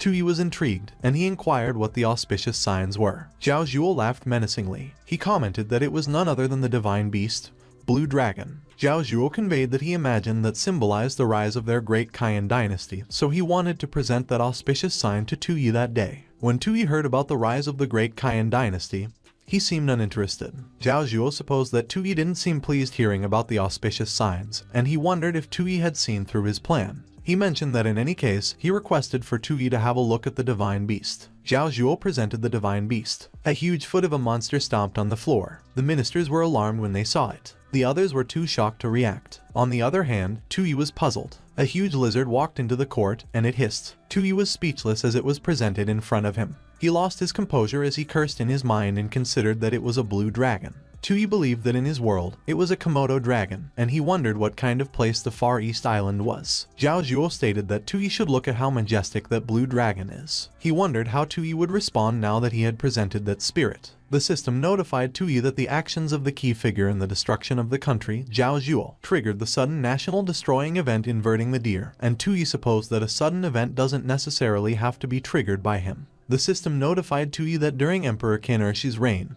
Prime Minister Zhao Gao presented a spotted deer to Emperor Hu Hai at court and called it a horse. The courtiers followed suit, so from on, Emperor Hu Hai's authority gradually fell into Zhao Gao's hands. So the triggering conditions for inverting the deer were the power behind the throne presents an animal to Tui at court, and he would blatantly lie, identifying the animal as another type of animal, inciting the courtiers to pressure Tui into admitting it. And if everyone present agrees with the power behind the throne statement, the event is considered completed, and 2,000 national power points will be deducted from Tui. Tui concluded that Zhao Zhuo indeed could bring him surprises. He wondered if it was time for the next performance. The Komodo dragon opened its mouth and its saliva dripped from its teeth. It tried to intimidate Tui, and Tui was speechless. The attendants handling the Komodo dragon tried all their might to hold it back. Meanwhile, the ministers laughed with each other. Tui inquired Zhao Zhuo why the precious item did not look like an auspicious blue dragon. Zhao Zhuo reasoned that Tui had indeed fallen into the trap, so Tui should watch him manipulate him. He questioned the ministers if any of them recognized the divine beast and declared that they should tell them if it was really a blue dragon. One of the ministers remarked yes, and it was clearly a blue dragon because he had the fortune of seeing one during his travels in the East Sea Island when he was young. Another minister noted that Zhao Zhuo indeed has vast knowledge, and in an ancestral book passed down in his family, the Sea and Mountain Classic, that blue dragon looked exactly the same.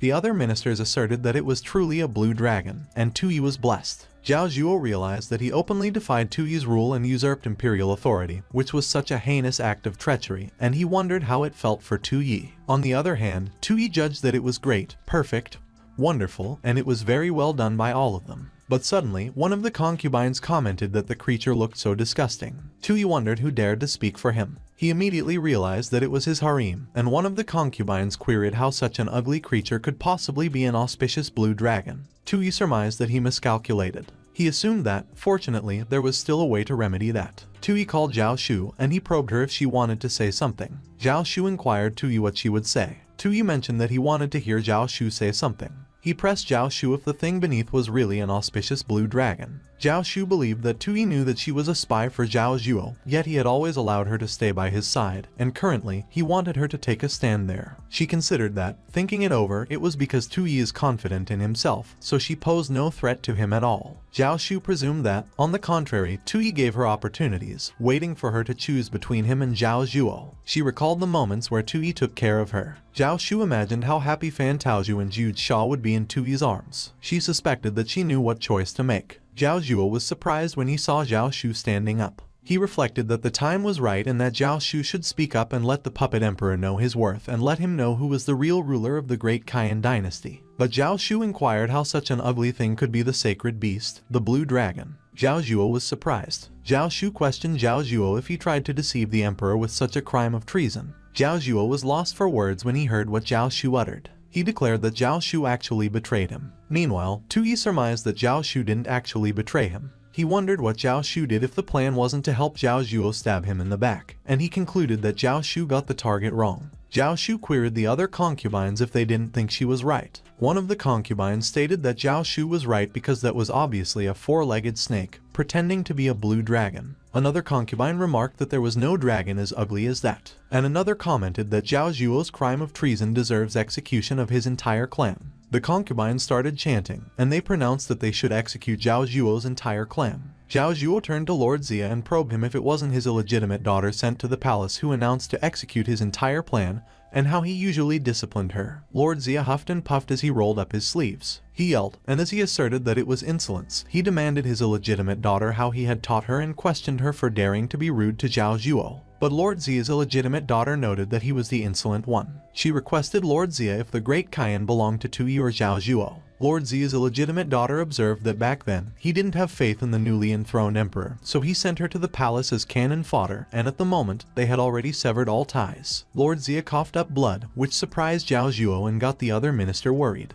He mentioned that his illegitimate daughter was an unfilial child, and the other minister conveyed that someone should help because Lord Xia spit blood from anger. On the other hand, the other concubines looked at each other with a mischievous look in their eyes. One of the concubines expressed that she too must report that her father disregarded the lives of the common people and embezzled relief funds. Another concubine acknowledged that her father forcibly occupied peasant land. Another concubine affirmed that her father is morally corrupt and visited brothels every day, while another explained that her father takes lives casually. Zhao Zhuo wondered how they, the ministers, could be overshadowed by the harem in court, and he judged that Lai Tianyuan was right that Tui was indeed not to be messed with. He was alarmed when he saw Tui's expression. While the concubines seethed in rage, Tui just stood back with a dark expression on his face. Tui frowned as he drew his sword out. Zhao Zhuo wondered if it could be Tui. Tui became gigantic in Zhao Zhuo's perspective. Zhao Zhuo was nervous and he sweat profusely. In his eyes, Tui has become a mighty golden dragon. Zhao Zhuo wondered if Tui tried to use a woman's influence to get rid of him. He considered that it was impossible, absolutely impossible. Zhao Zhuo was in a daze, and he just stood there. The ministers were astonished when they saw that Tui did. The concubines were surprised as well. Tui has cut the head of the Komodo dragon. He called Zhao Zhuo. Tui remarked that it was not worth damaging their relationship over such a creature. He stated that whether it was auspicious or not, he would cut it down with one stroke just like that.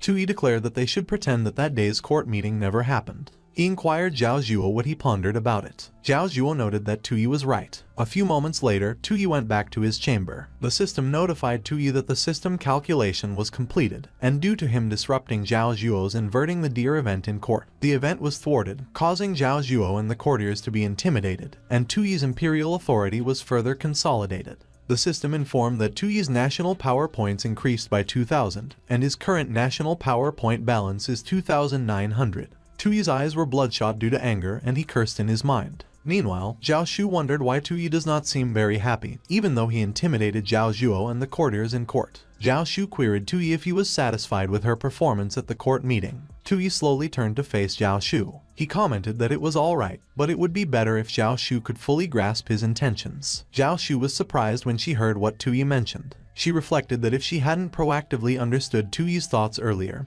and had to rely on verbal reminders to stand up, Tui would not be satisfied with her performance. Zhao Shu believed that she must follow Tui's thought process more actively next time, while Tui mused that he had a bad feeling. Tui surmised that since Zhao Shu had openly shown loyalty, and broken with Zhao Zhuo, causing Zhao Zhuo's prestige to plummet, it was impossible to rely on them to help him complete the task of ruining the country. He concluded that he could only rely on Lai Tianyuan now. Tui announced that Zhao Shu should come and help him draft an imperial edict. Zhao Shu questioned what kind of edict Tui wanted to draft. Tui pronounced that he wanted to promote Lai Tianyuan to the position of Grand Chancellor. He interrogated Zhao Shu if something was wrong. Zhao Shu responded no and that there was nothing at all. Zhao Shu considered that the Grand Chancellor is a position above the left and right Prime Ministers. She believed that since the founding of the Great Qian, only Lord Wai Xinglu held that position 100 years ago, and the position has been vacant ever since. Zhao Shu pondered that since Zhao Zhuo had just lost his power, Tui wanted to appoint Lai Tianyuan as Grand Chancellor. She wondered if Tui planned to take action against Zhao Zhuo and Lai Tianyuan. Zhao Shu wondered if it was the reason why Tui used the edict to divide the two of them. Tui placed the imperial seal into the edict. He was surprised with what happened after he did that. The system notified Tui that due to his arrangements, Tu Su, the commander of the Northern Army, had already raised troops in Beijing.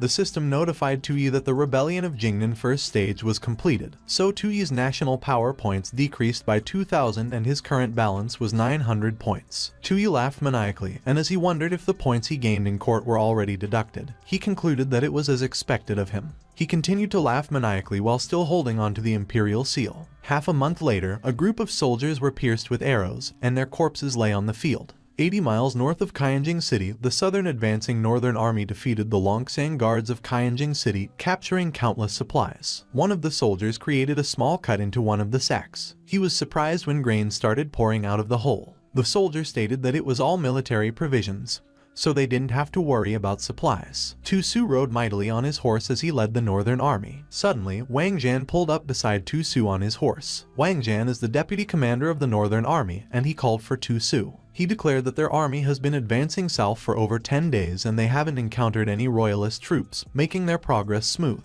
But Wang Jian remarked that in the recent battle with the Longsang guards, their victory was too easy, so he suspected that there might be a trap. Tu Su was amused, and he inquired in what way the victory was easy. Wang Jian noted that the Longsang guards' duty was to protect Qianjing, and their daily command is under Lai Tianyuan, and although their combat strength isn't as strong as the Northern Army, they are still considered elite. He commented that, however, the Longsang guard fled and left their provisions before even engaging with them, clearly intending to lose to them on purpose. Tu Su mentioned that Wang Jian was right. Lord Zhao announced that Tui is cunning and despicable, and if he and Lai Tianyuan colluded, there must be a trap in that.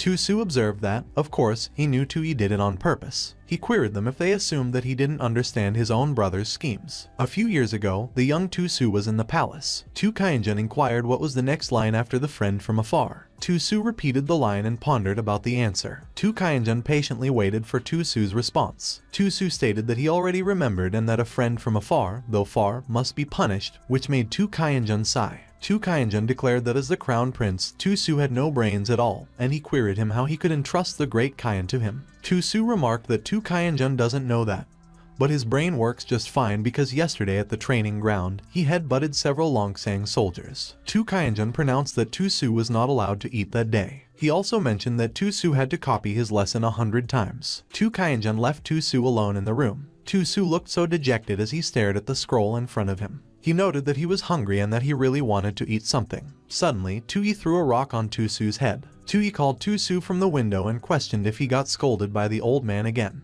He uttered that he really doesn't understand because Tu Su is the crown prince, yet he has a harder life than he does, a useless prince. Tu Su observed that it was the reason why he envies Tu Yi. He asserted that Tu Qianjun has high expectations for him, and he wants him to be a wise ruler remembered for ages. Tu Yi scoffed and commented that if he couldn't enjoy life, it was not worth being emperor. Tu Su claimed that he didn't know how to govern a country and he just wanted to lead troops in battle, and he wondered why he had to be a Tu Su. He announced that as the eldest son of the Tu family, as the crown prince of the Great Qian, he had no choice. Tu Yi raised his brow and he was speechless. He expressed that it was simple. Tu Yi conveyed that in the future, he will take the emperor's position from Tu Su. Su. He affirmed that he would even strip Tu Su of the two surnames so he could live the life he wanted.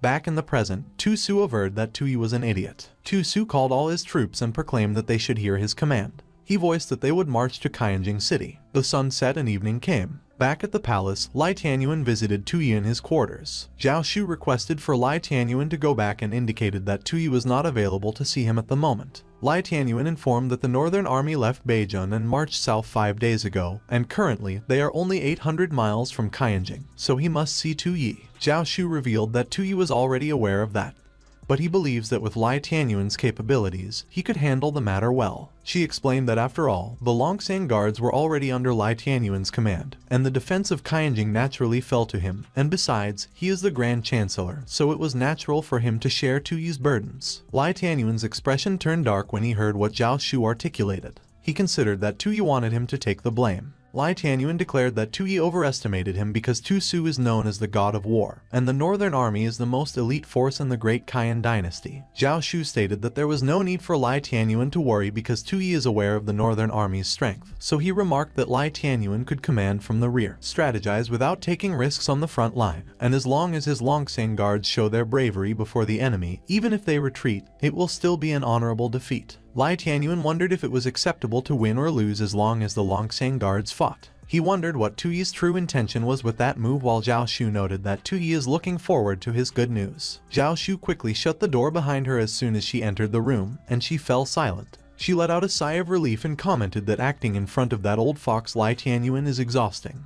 Tuyi inquired Zhao Shu if she handled the old silver coin, and Zhao Shu mentioned that according to his instructions, she not only stopped Lai Tianyuan but also got him to lead the Longsang guards out of the city to intercept the Northern Army. Tuyi was pleased when he heard what Zhao Shu conveyed, but Zhao Shu asserted that she doesn't understand because once the Northern Army reaches Qianjing, the consequences will be unimaginable. She questioned how could Tuyi trust Lai Tianyuan to lead the troops out of the city in such a critical situation and say that winning or losing doesn't matter, but Tuyi responded that of course he cares about winning or losing. Tuyi reflected that he would love for the Longsang guards to lose because although they are not as powerful as the Northern Army, they are still the second most elite force in Jeet Qian. He contemplated that if the Longsang guards really fortified Qianjing, it would be uncertain whether the Northern Army could break through. Tuyi surmised that it was the reason why he let the Longsang guards go out to fight in the open field and send themselves to their deaths, and although Lai Tianyuan is cunning, he is not good at commanding troops. He pondered that by having Lai Tianyuan lead the Longsang guards,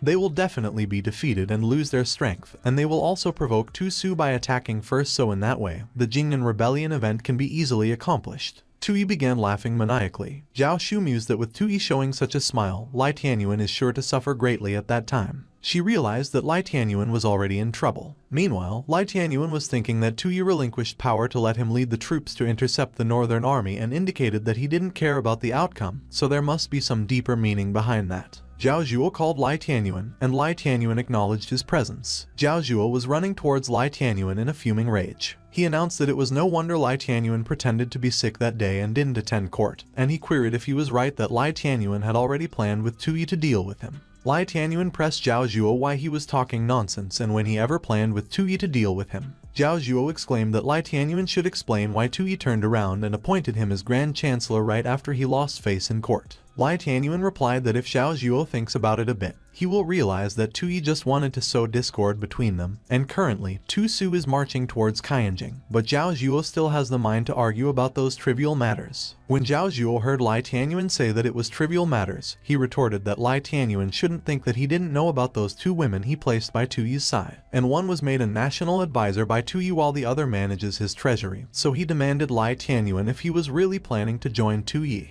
Lai Tianyuan fell silent and couldn't respond to Zhao Zhuo. Zhao Zhuo revealed that he also knew that those two women are the descendants of convicted officials Lai Tianyuan adopted years ago, and he probed Lai Tianyuan if he wouldn't want Tuyi to know their true identities. Lai Tianyuan was enraged when he heard Zhao Zhuo's threats. He pressed his lips into a thin line before he spoke. Lai Tianyuan affirmed that he already understood Zhao Zhuo. He explained that perhaps some of his previous actions have caused Zhao Zhuo to misunderstand, so he considered he needed to clear up that misunderstanding. Zhao Zhuo interrogated Lai Tianyuan what he was planning to do. He was surprised when he saw what Lai Tianyuan was holding out. It was a talisman, and Zhao Zhuo recognized it. Lai Tianyuan declared that Zhao Zhuo was right, that it was the tiger talisman of the Longsang army, and with that talisman, one could command 30,000 Longsang troops in Qianjing. He stated that he would entrust the tiger talisman to Zhao Zhuo and requested that he not refuse. Lai Tianyuan recalled how he and Zhao Zhuo stood beside the late Emperor Tu Qianzhen.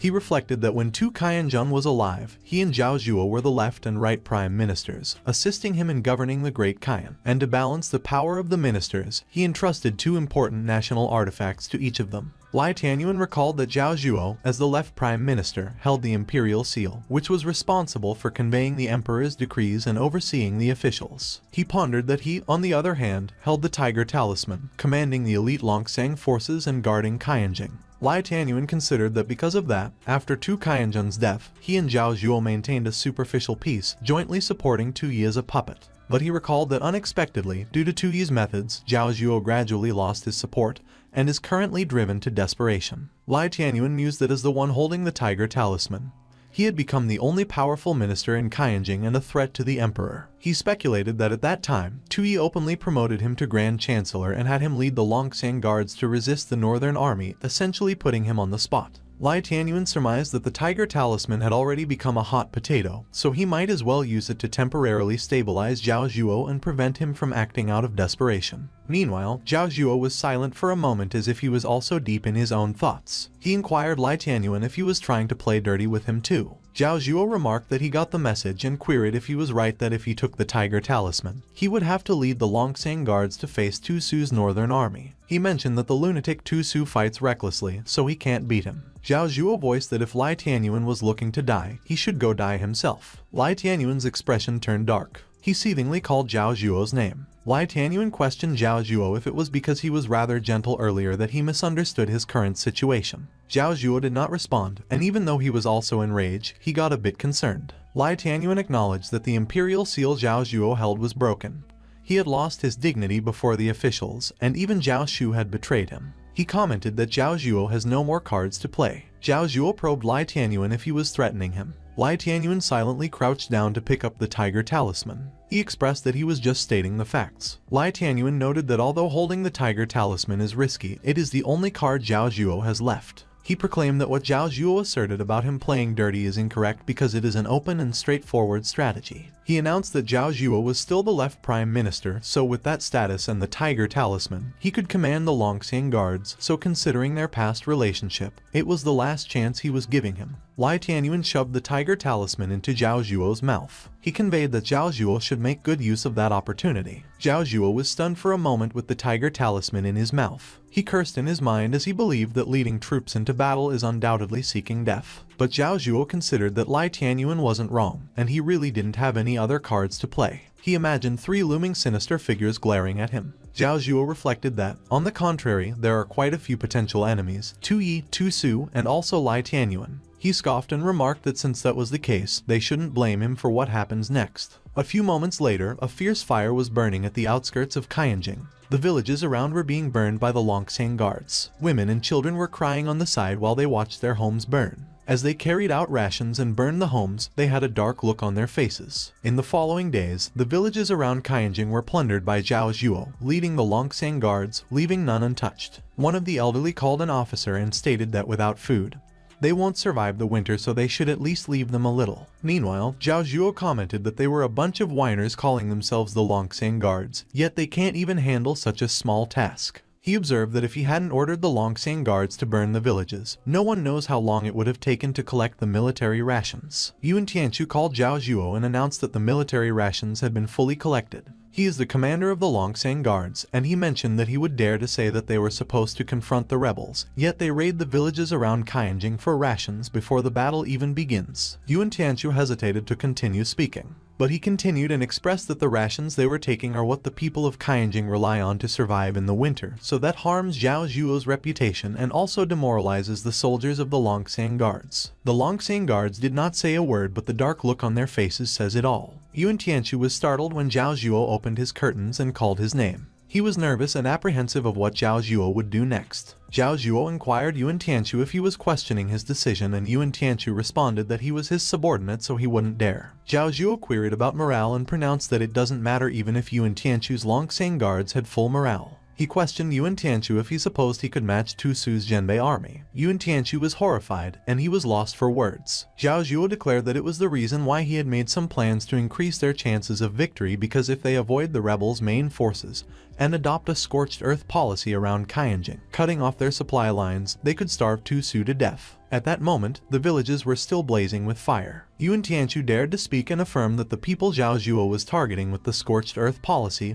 are their Qianjing citizens. But Zhao Zhuo insisted that it was precisely because they are Qianjing citizens that they must have the resolve to sacrifice for Tu Yi. He asserted that it was their honor. Zhao Zhuo was traveling in his carriage to proceed to the next village. He thanked Lai Tianyuan in his mind for the Longsang guards, but he reflected that he would pass on leading them to clash directly with Tu Su. He would stock up on supplies, avoid the rebel forces, and leave the mess in Qianjing for them all to deal with whether they live or die. Zhao Zhuo mused that the Qian dynasty's territory was vast, and he wondered where he couldn't find a place to settle. He laughed maniacally, and the Longsang guards could hear him from outside. One of the Longsang guards inquired Yuan Tianchu what they should do. Yuan Tianchu remarked that Zhao Zhuo has the tiger talisman, so they can't defy his orders. However, he stated the Longsang guard just needed to do as he commanded. A few moments later, the forest became eerily dark and quiet. Lord Xiao was traveling at an incredible speed, jumping from one tree to another. She stopped abruptly. Lord Xiao saw the burning village ahead. She suspected that it must be the work of the foolish emperor. Lord Xiao was enraged that the tree trunk got damaged when she slammed her hand on it. She was alarmed when she heard a rustling sound in the bushes. Lord Xiao queried who was there, and the Longsang guard added that she should wait. The Longsang guard questioned Lord Xiao if he was a scout from the Zhenbei army and noted that she shouldn't worry because he has no hostility towards her and he was there under the orders of Yuan Tianchu of the Longsang guards, specifically waiting for her. Lord Xiao was puzzled when she heard the Longsang guard say that he was waiting for her. She demanded the Longsang guard what his purpose was. The Longsang guard explained that they do not wish to be enemies with Prince Tu Su, and the rations that Yuan Tianchu left for them earlier represent their stance. When Lord Xiao heard about the rations, she commented that the defeat was intentional on their part. The Longsang guard mentioned that unfortunately, those rations were all plundered from those villages. Lord Xiao declared that it was the work of the foolish emperor, but the Longsang guard responded no, it wasn't. The Longsang guard revealed that it was Zhao Zhuo, and he has the tiger talisman at the moment, so Yuan Tianchu couldn't defy him. He elaborated that Zhao Zhuo plundered the area around Qianjing, adopting a scorched earth policy, intending to wear down the Zhenbei army through attrition. The Longsang guard pointed out that Yuan Tianchu secretly made those arrangements and had him stay behind to coordinate with the Zhenbei army. Lord Xiao considered about it for a moment, and she acknowledged that she finally understood. The Longsang guard was surprised with what she conveyed. Lord Xiao whistled loudly and called for her bird. The bird quickly flew towards Lord Xiao. Lord Xiao announced that she can't verify what the Longsang guard just asserted, but she will report it to Tu Su. She pronounced that Tu Su will make his judgment. The Longsang guard pressed Lord Xiao if she wasn't going back to report it herself. Lord Xiao affirmed that she had other tasks. She voiced that perhaps she and the Longsang guard will meet again soon. Meanwhile, back in Qianjing, red flags were being raised outside the palace walls. There were also tents erected outside the walls. It was a military camp, and soldiers were busy preparing. Tu Yi observed that it was very good. He indicated that at that time, everything was finally under control. Tu Yi reckoned that the old dog Zhao Zhuo took the entire Longsang guards with him, leaving less than 1,000 soldiers capable of fighting in the city. He posed his dear brother Tu Su if he wasn't going to hurry up and finish him off. But Tu Yi surmised that something didn't seem right. Tu Yi wondered if they didn't say that Tu Su had 100,000 Zhenbei soldiers and believed that those soldiers under the city walls were numerous, but they didn't look like 100,000, so he wondered if it could be that his big brother was splitting his forces just to deal with a useless person like him. He was surprised when he saw Tu Su. Tu Su moved forward on his horse alone. Tu Yi wondered why Tu Su was not attacking, why he was coming so close on his own, and if he was not afraid. He was horrified when he saw the archer beside him aim his arrow at Tu Su. Tu Yi stated that the archer should stop right there. He inquired the archer, who told him to shoot and declared that he should put the arrow down. Tu Yi wondered who would conquer the Qian dynasty if the archer killed Tu Su with one arrow. On the other hand, Tu Su smiled. He called Tu Yi and questioned if he had finally become the foolish emperor he wanted to be. Tu Yi was surprised when Tu Su spoke. Tu Su announced that just like before, Tu Yi is indulging in pleasure, stubbornly refusing to change, and scorning the rules, and Tu Yi considered that it was him Tu Su is talking about.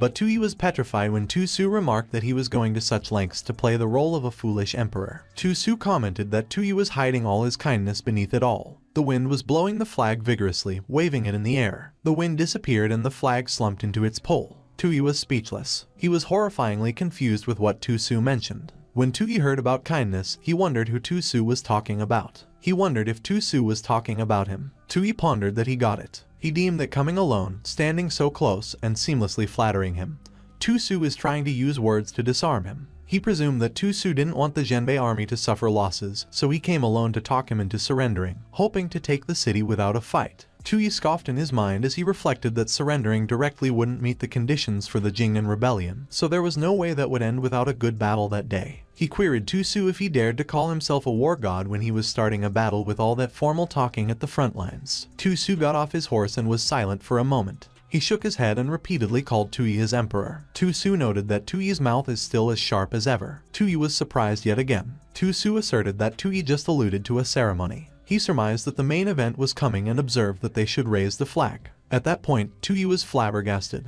Tu Su voiced that he would sound the orders, and Tu Yi started trembling. Tu Su yelled and uttered that everyone should rise. The Longsang guards started to chant and expressed that they should punish Zhao Zhuo and purge the court. They repeated the chant and articulated it in earnest. Tu Su raised his sword, and everyone followed suit while they continued chanting. Tu Su winked at Tu Yi, and the system notified Tu Yi that as the former crown prince, Tu Su submits to him. The Jingnan rebellion enters its second phase, converting into yielding the throne for a worthy successor because in Tu Yi's original world, Prince Lai Chengqi of Tang Ruizong yielded the throne to Lai Longji, maintaining a deep bond of brotherhood, which became the celebrated tale, and the event yielding the throne for a worthy successor causes Tu Yi's national power points to increase by 5,000, and his current power balance is 5,900. As the chants continued, Tu Yi was horrified that it looked like his soul left his body. As the chants continued, Zhao Zhuo apologized to Tu Yi and declared that he can't help him destroy the country anymore. He remarked that he was off to meet his end, and after that, it was all up to Tu Yi to finish the job.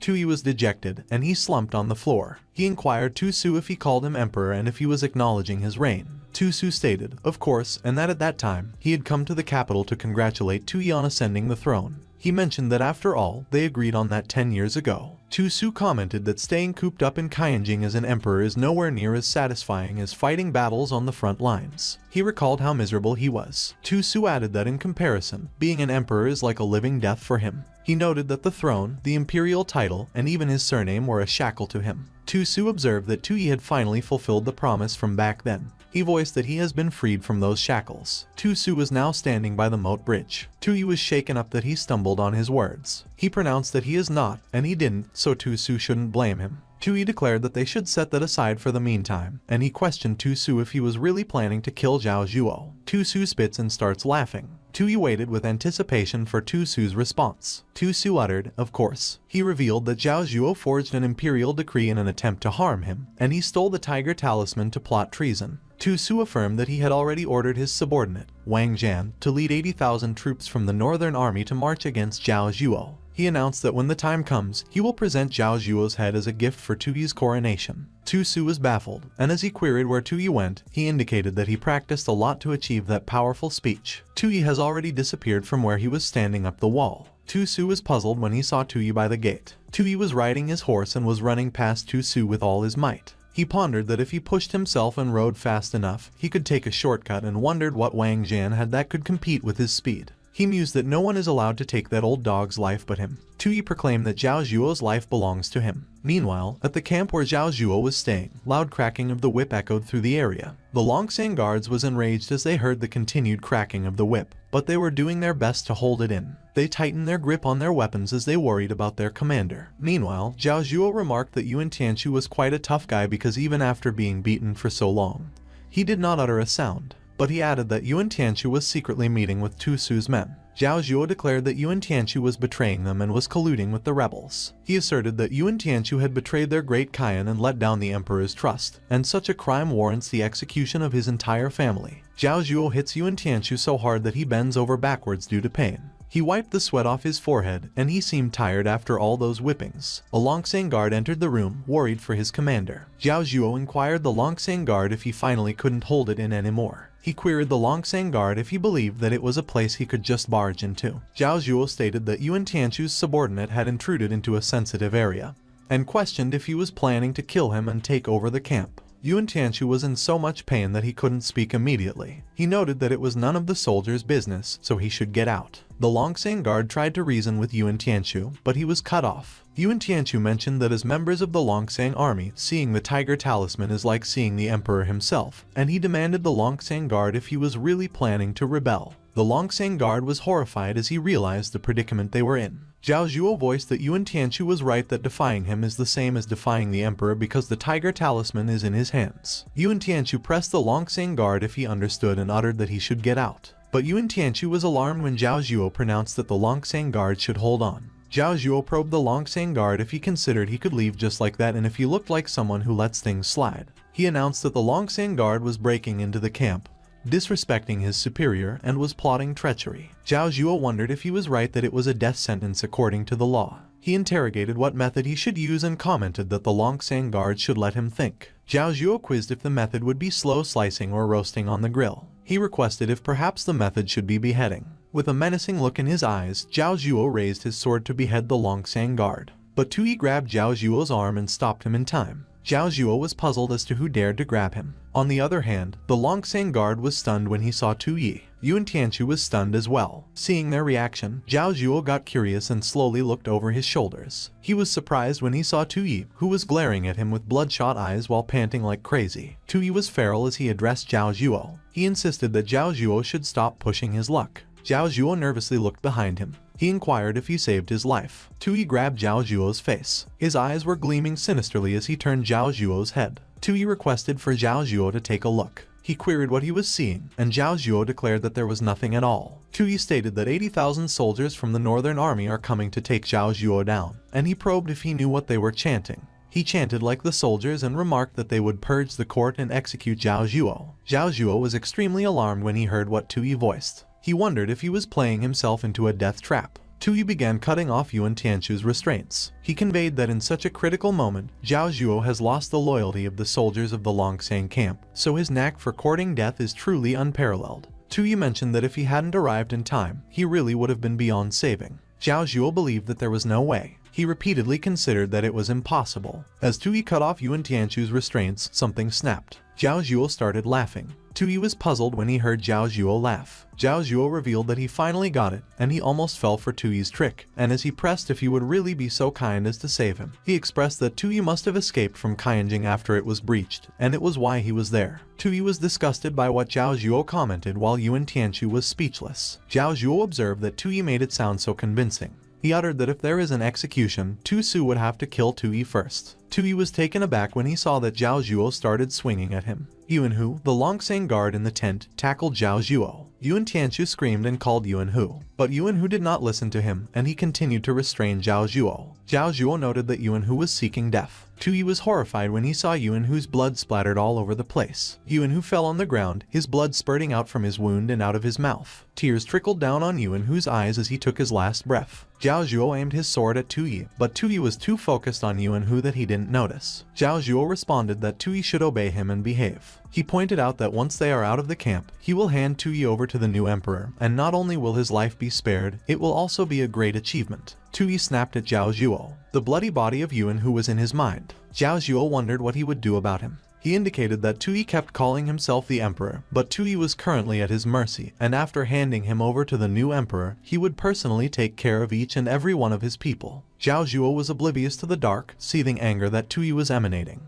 He announced that all those in the court who thwarted his plans, including Tui's concubines, will die, but Tui shouldn't worry too much. Zhao Zhuo declared that the concubines were just tools they selected to get close to Tui, especially Zhao Shu, the second-hand goods, as he sent her to countless men long ago. He stated that when a tool goes against its master's will, it loses its value, and there is only one outcome. Meanwhile, Tui's dark aura was screaming and remarked that he should destroy and obliterate. Tui repeatedly called Zhao Zhuo's name. He continued to call Zhao Zhuo with an amused but resentful tone. Zhao Zhuo was stunned when he finally realized what Tui looked like at that time. Tui punched Zhao Zhuo across the face. The punch was powerful that Zhao Zhuo was pushed back, and his blood went flying in the air. Bleeding from both his nose and mouth, Zhao Zhuo was confused. Tui announced that Zhao Zhuo was a cruel 50 pig, and everything he says and does was cruel. He was enraged that veins were popping out of his face as he called Zhao Zhuo's name. Zhao Zhuo was still out of it and couldn't utter a single word. Tu cursed and proclaimed that he doesn't care about the transmigration anymore. He cursed and asserted that he doesn't care about the mission anymore. Tu also cursed and affirmed that he doesn't care about the system as well. Zhao Zhuo was in so much pain as his egg got broken by Tui's kick. He wailed in pain and started rolling on the ground. Zhao Zhuo was in so much pain that his eyes were bulging out of their sockets. Tui inquired what he mentioned earlier. He repeated Zhao Zhuo's words and claimed that tools that don't align with their masters should be destroyed.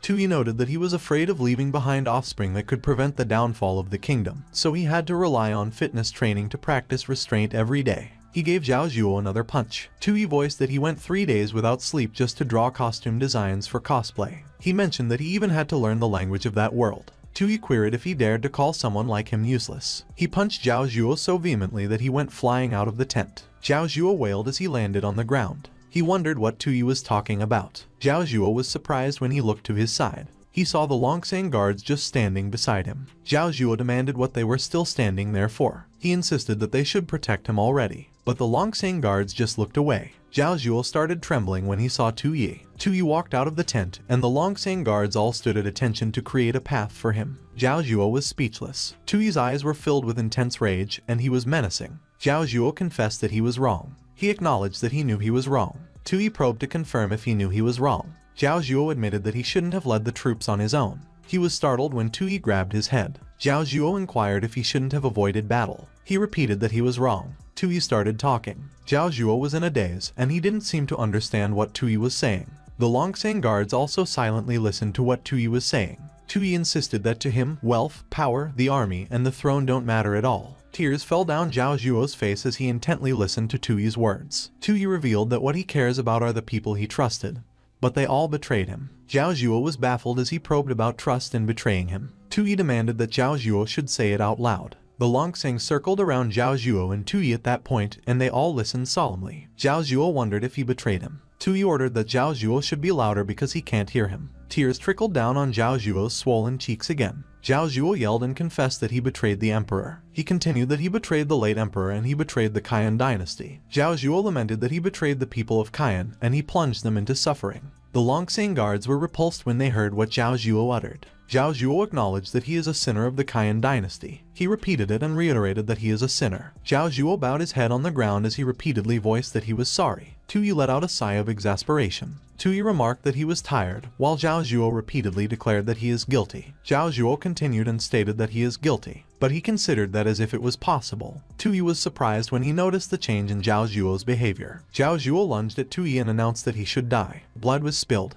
but it wasn't Tui's blood as Zhao Zhuo missed. Lord Xiao hit Zhao Zhuo from behind. She hit Zhao Zhuo so hard that he coughed up his blood. Tui just scoffed. He asserted that Lord Xiao finally made her move. Lord Xiao was surprised, and she wondered if Tui knew all along that she was hiding in the army. She looked up at Tui's intimidating and hostile stare. The system notified Tui about Lord Xiao's details and indicated that her current allegiance wavers between Tu Su and Tui, while Lord Xiao was wondering if Tui could have known that she was there from the start. Zhao Zhuo fell face first on the ground. Lord Xiao commented that Zhao Zhuo was not dead yet, just unconscious, and inquired what he plans to do with Zhao Zhuo. Tui queried what he should do. He was in a daze as he looked at Zhao Zhuo's body and gave it some deliberation. Tui believed that he had always placed his hopes on people like Zhao Zhuo. He concluded that it was wrong and that it was time he took control into his own hands. Tui mentioned that Zhao Zhuo's life is now at the disposal of Longsang as he no longer knows how to make use of him. The system notified Tui that he had eliminated the key figure Zhao Zhuo, so his national power points increased by 5,000.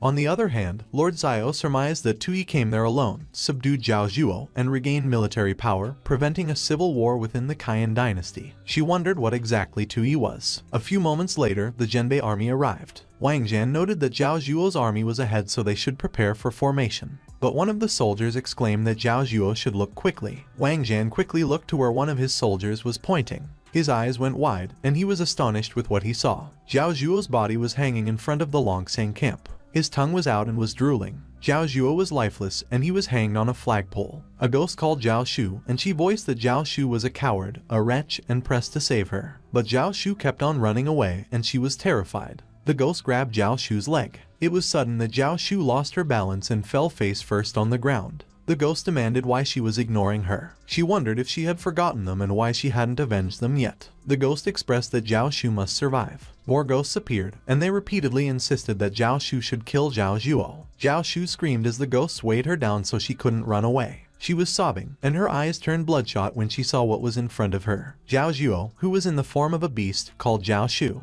he claimed that Zhao Xu betrayed him. Zhao Zhuo took a step forward to get near Zhao Xu. He observed that a toll that betrays its master ends up just like those ghosts. Zhao Xu was terrified while the ghosts behind her flinched. A huge explosion occurred. The dust and debris of the explosion blocked Zhao Xu's vision. When the dust started to dissipate, Zhao Xu saw that a huge sword was pierced through Zhao Zhuo's head. Zhao Xu looked up to see who killed Zhao Zhuo. It was a gigantic and divine Tu Yi. Zhao Xu was in awe as she continued to look up at Tu Yi. Tears trickled down her eyes while her sisters called her. Zhao Xu woke up, and one of the concubines, who called her sister, reported that Tu Yi had returned safely and he was preparing to summon all the ministers in the Great Hall. The concubine also revealed that Zhao Zhuo has been executed by Tu Yi. Zhao Xu furrowed her brows as she tried to process what she just heard. She murmured that it was finally over. The next day, after dealing with Zhao Zhuo, Tu Yi returned to Qianjing to formally receive the congratulation from the king of the south, Tu Su. Tu Yi's face was sour as he kept thinking about destroying the country. He wondered what exactly he had destroyed during that time. Tu Yi reckoned that currently, the harem is completely devoted to him, and there is no chance for any femme fatale to bring down the nation.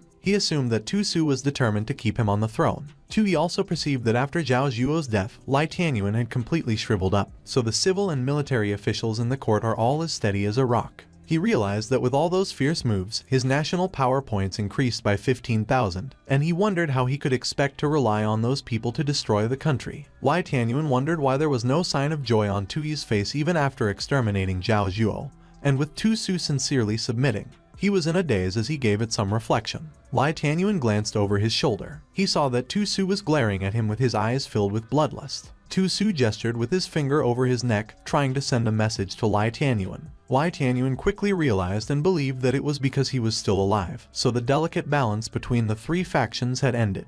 He considered that previously, Tu Yi had control over them while he and Zhao Zhuo were in a mutual restraint with Tu Su. Lai Tianyuan pondered that currently, as the only discordant factor who remains indecisive about the new emperor, he has become the target that Tu Su wanted to eliminate. He surmised that it was time to take a stand. Tu Yi was surprised when Lai Tianyuan took a step forward. Lai Tianyuan declared that he had heard that Tu Yi displayed great might, personally executing the national traitor Zhao Zhuo. He stated that it truly brings great satisfaction to all. But Lai Tianyuan's smile turned to a frown. He mentioned that, however, Zhao Zhuo stole the military token from him, causing chaos among the people, and he failed to prevent it, which is a great fault. Lai Tianyuan voiced that he is willing to accept punishment and would ask Tu Yi to relieve him of his position as Grand Secretary to set an example for others, but as he was about to start pleading, Tu Yi conveyed that he should stop. Tu Yi affirmed that he is in no mood to hear that at the moment, as he has been too exhausted lately. While he cursed in his mind and reflected that the sudden change of expression and the way Lai Tianyuan quickly shifts the blame to the dead, it is the skill of someone who has been honing his craft as a scheming manipulator for decades. He acknowledged that he has decided to go on an incognito journey, traveling through the Qian dynasty, so they will discuss Lai Tianyuan's dismissal after he returns. Lai Tianyuan reckoned that the court had just stabilized and wondered what Tu Yi was planning.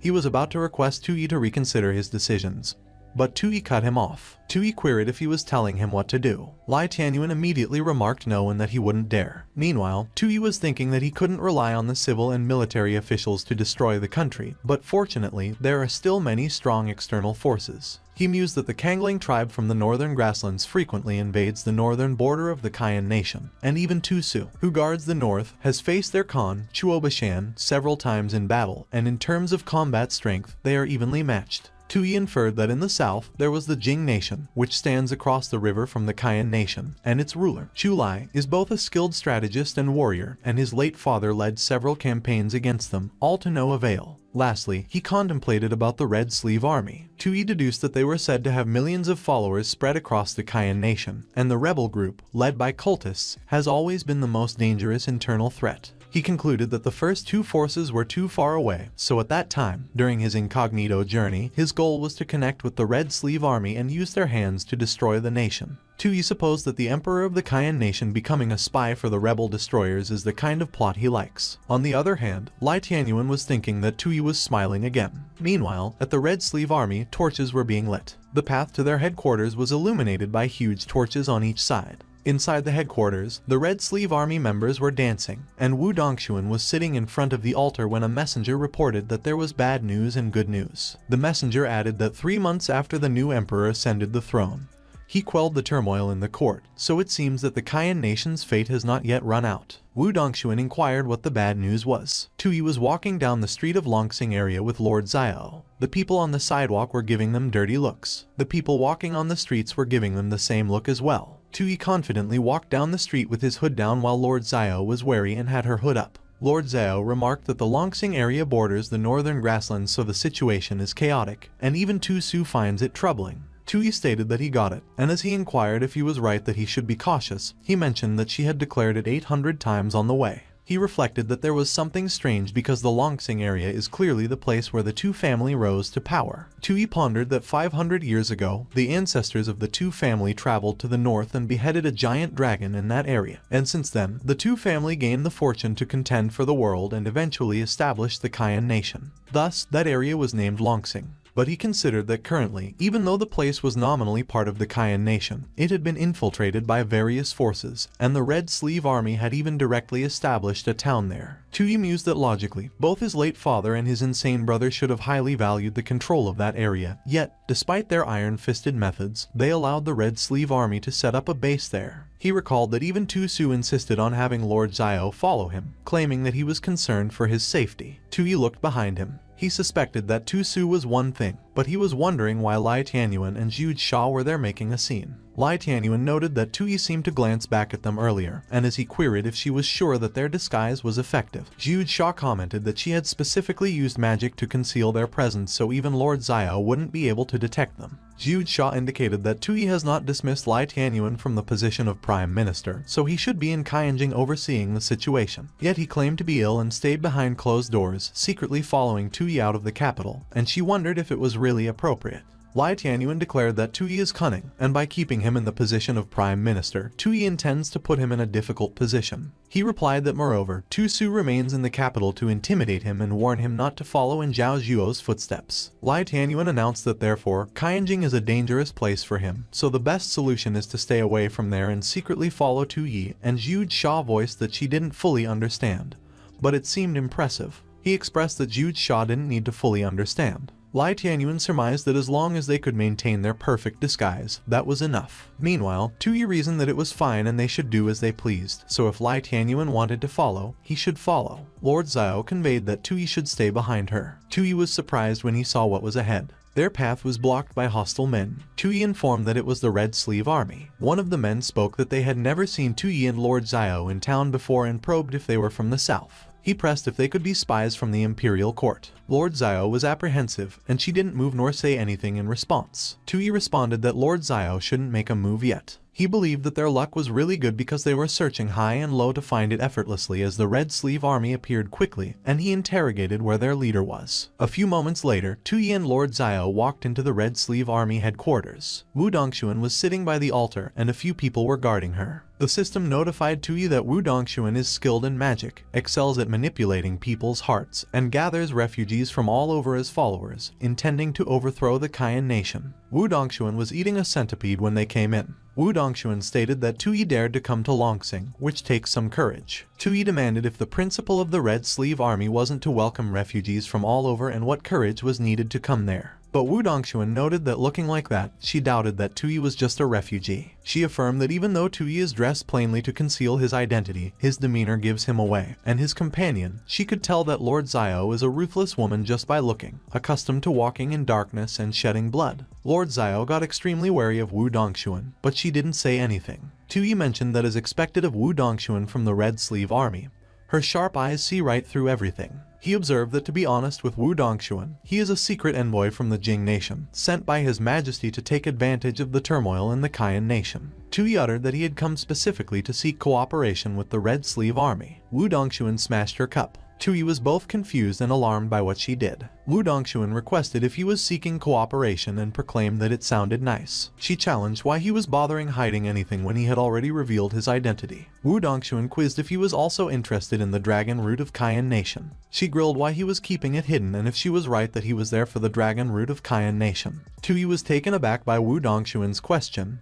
and he was speechless. He wondered about Qian Nation's dragon root. Wu Dongxuan pestered if he presumed that she wouldn't know, and Tuyi wondered if his identity had been exposed. Wu Dongxuan announced that the dragon root, which controls the fate of the world, is about to reappear, and she hammered if it was the reason why Jing Nation was there. But Tuyi was confused and clueless about what Wu Dongxuan was saying. Wu Dongxuan informed that it was alleged that every 500 years, an emperor dragon appears there. She conveyed that whoever beheads it and seizes the dragon root will obtain the emperor dragon's aura to rule the world. Wu Dongxuan explained that the last time the emperor dragon appeared, the ancestor of the Tu family, Tu Tianxia, beheaded the dragon, seized the dragon root, and gained invincible, extraordinary power. She noted that at that time, the emperor dragon was actually slain by Tu Tianxia in collaboration with his sword brother, Lord Chu Ren. However, Lord Chu Ren gained nothing but scars. Wu Dongxuan clarified that it caused a rift between Tu Tianxia and Lord Chu Ren, who could once entrust their lives to each other, and they eventually had a falling out. She specified that after the split, the two each established their own nations in the north and south, joining the chaotic struggle for supremacy. Wu Dongxuan revealed that with the help of the Emperor Dragon's power, Qian Nation unified the vast lands of the north, and the Chu family, while unifying the areas south of the Mujiang River, found their nation's strength no match for Qian Nation, so they could only hold on desperately, relying on the natural barrier of the Mujiang River. She uttered that since the 500-year limit has arrived, a new Emperor Dragon is about to be born, and the world's order is bound to change. The system notified Tuyi that it had detected the keyword Emperor Dragon's aura that may trigger a major side storyline related to the downfall of the nation. So it is recommended that Tuyi first gain Wu Dongxuan's trust and strive to uncover elements that advance the side storyline. And when Tuyi saw that, he concluded that the move of secretly visiting the Red Sleeve Army was the right one. Tuyi recounted that Wu Dongxuan mentioned the Emperor Dragon's aura and tested if it could be that she also wanted to seize control of the world.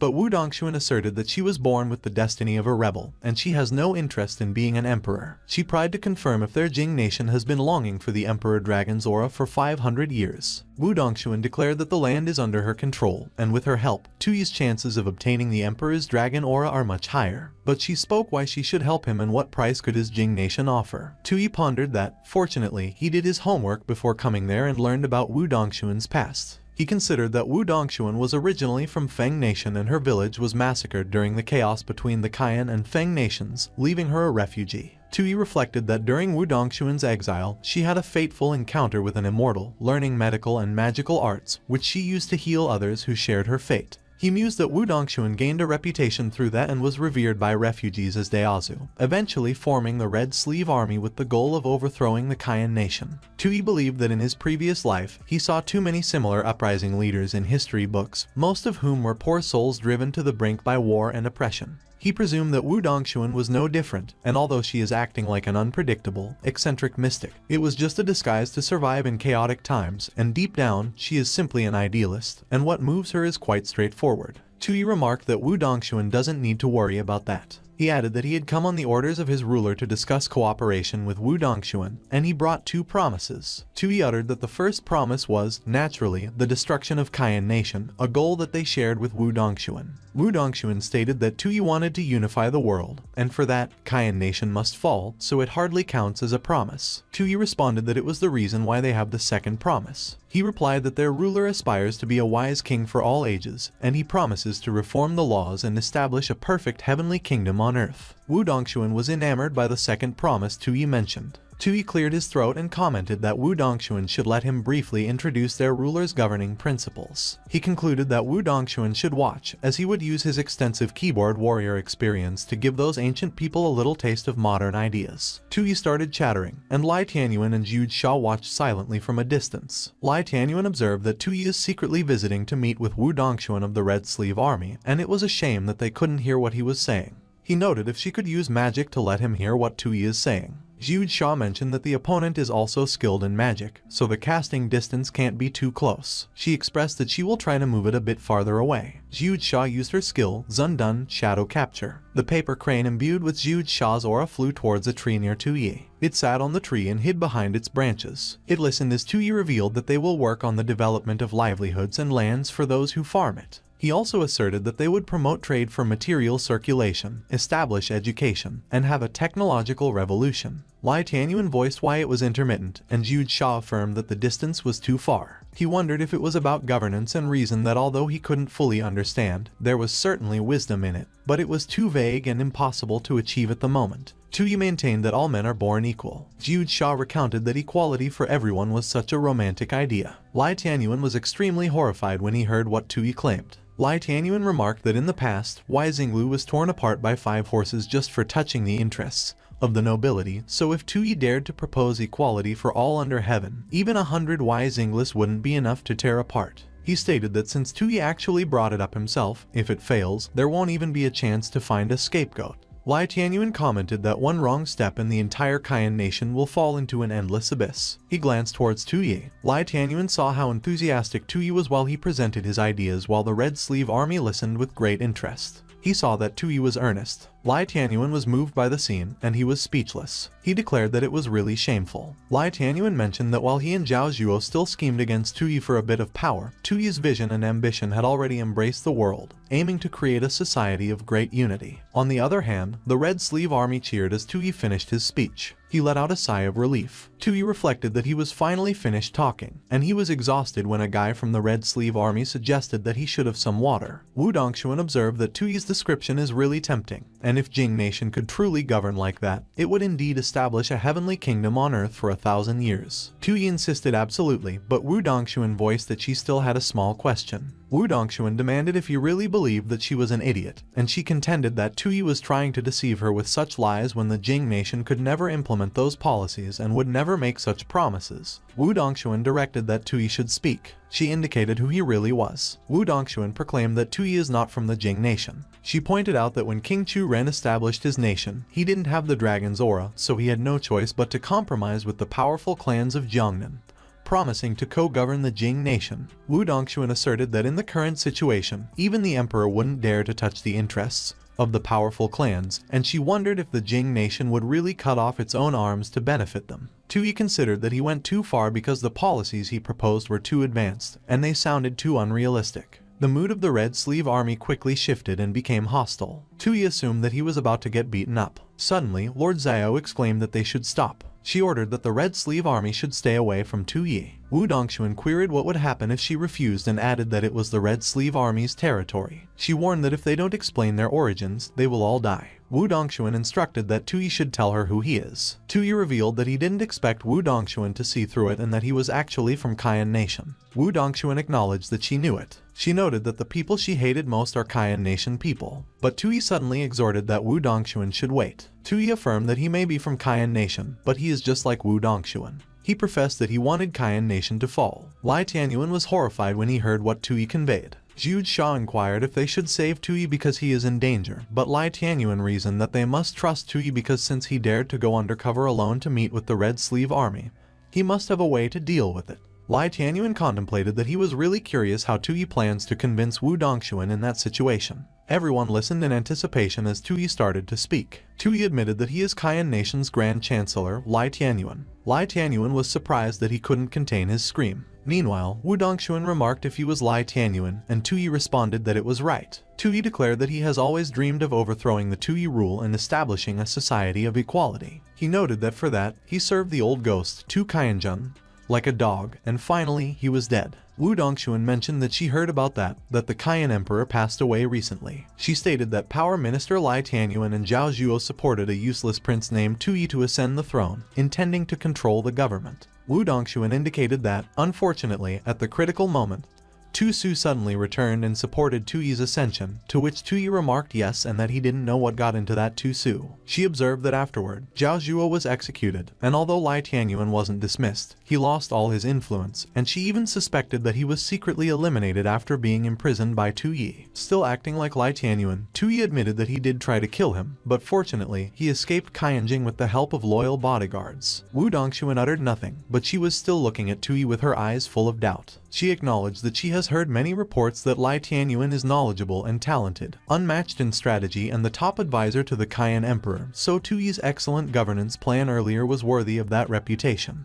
But Wu Dongshuan voiced that he heard that Lai Tianyuan should be a middle-aged man and added if she was right. Tuyi explained that he had techniques to maintain his youthful appearance, but that was not the point. He asserted that the point was that as long as the foolish Emperor Tuyi was on the throne, his governance ideas could never be realized. Wu Dongxuan inquired if he was trying to emulate Wei Xinglu. She wondered what Tuyi would do after that and if he wanted to use her power to seize the dragon root, absorb the power of the Emperor Dragon, and become the Emperor himself. Tuyi repeatedly insisted no and that he was not interested in the throne. He conveyed that his goal is the same as Wu Dongxuan's. He just wanted to destroy the current Qian nation. Wu Dongxuan tilted her head as she was curious about what Tuyi stated and mused about it. But she added that they should hold off on discussing cooperation for the time being. Wu Dongxuan informed that she needed to deal with something first. She revealed that it was the rats hiding on the side. Zhu Xia was horrified when their concealment started disappearing. She believed that they had been discovered. Before Zhu Xia and Lai Tianyuan could react, Wu Dongxuan was already behind them. Wu Dongxuan queried if she was enjoying the eavesdropping.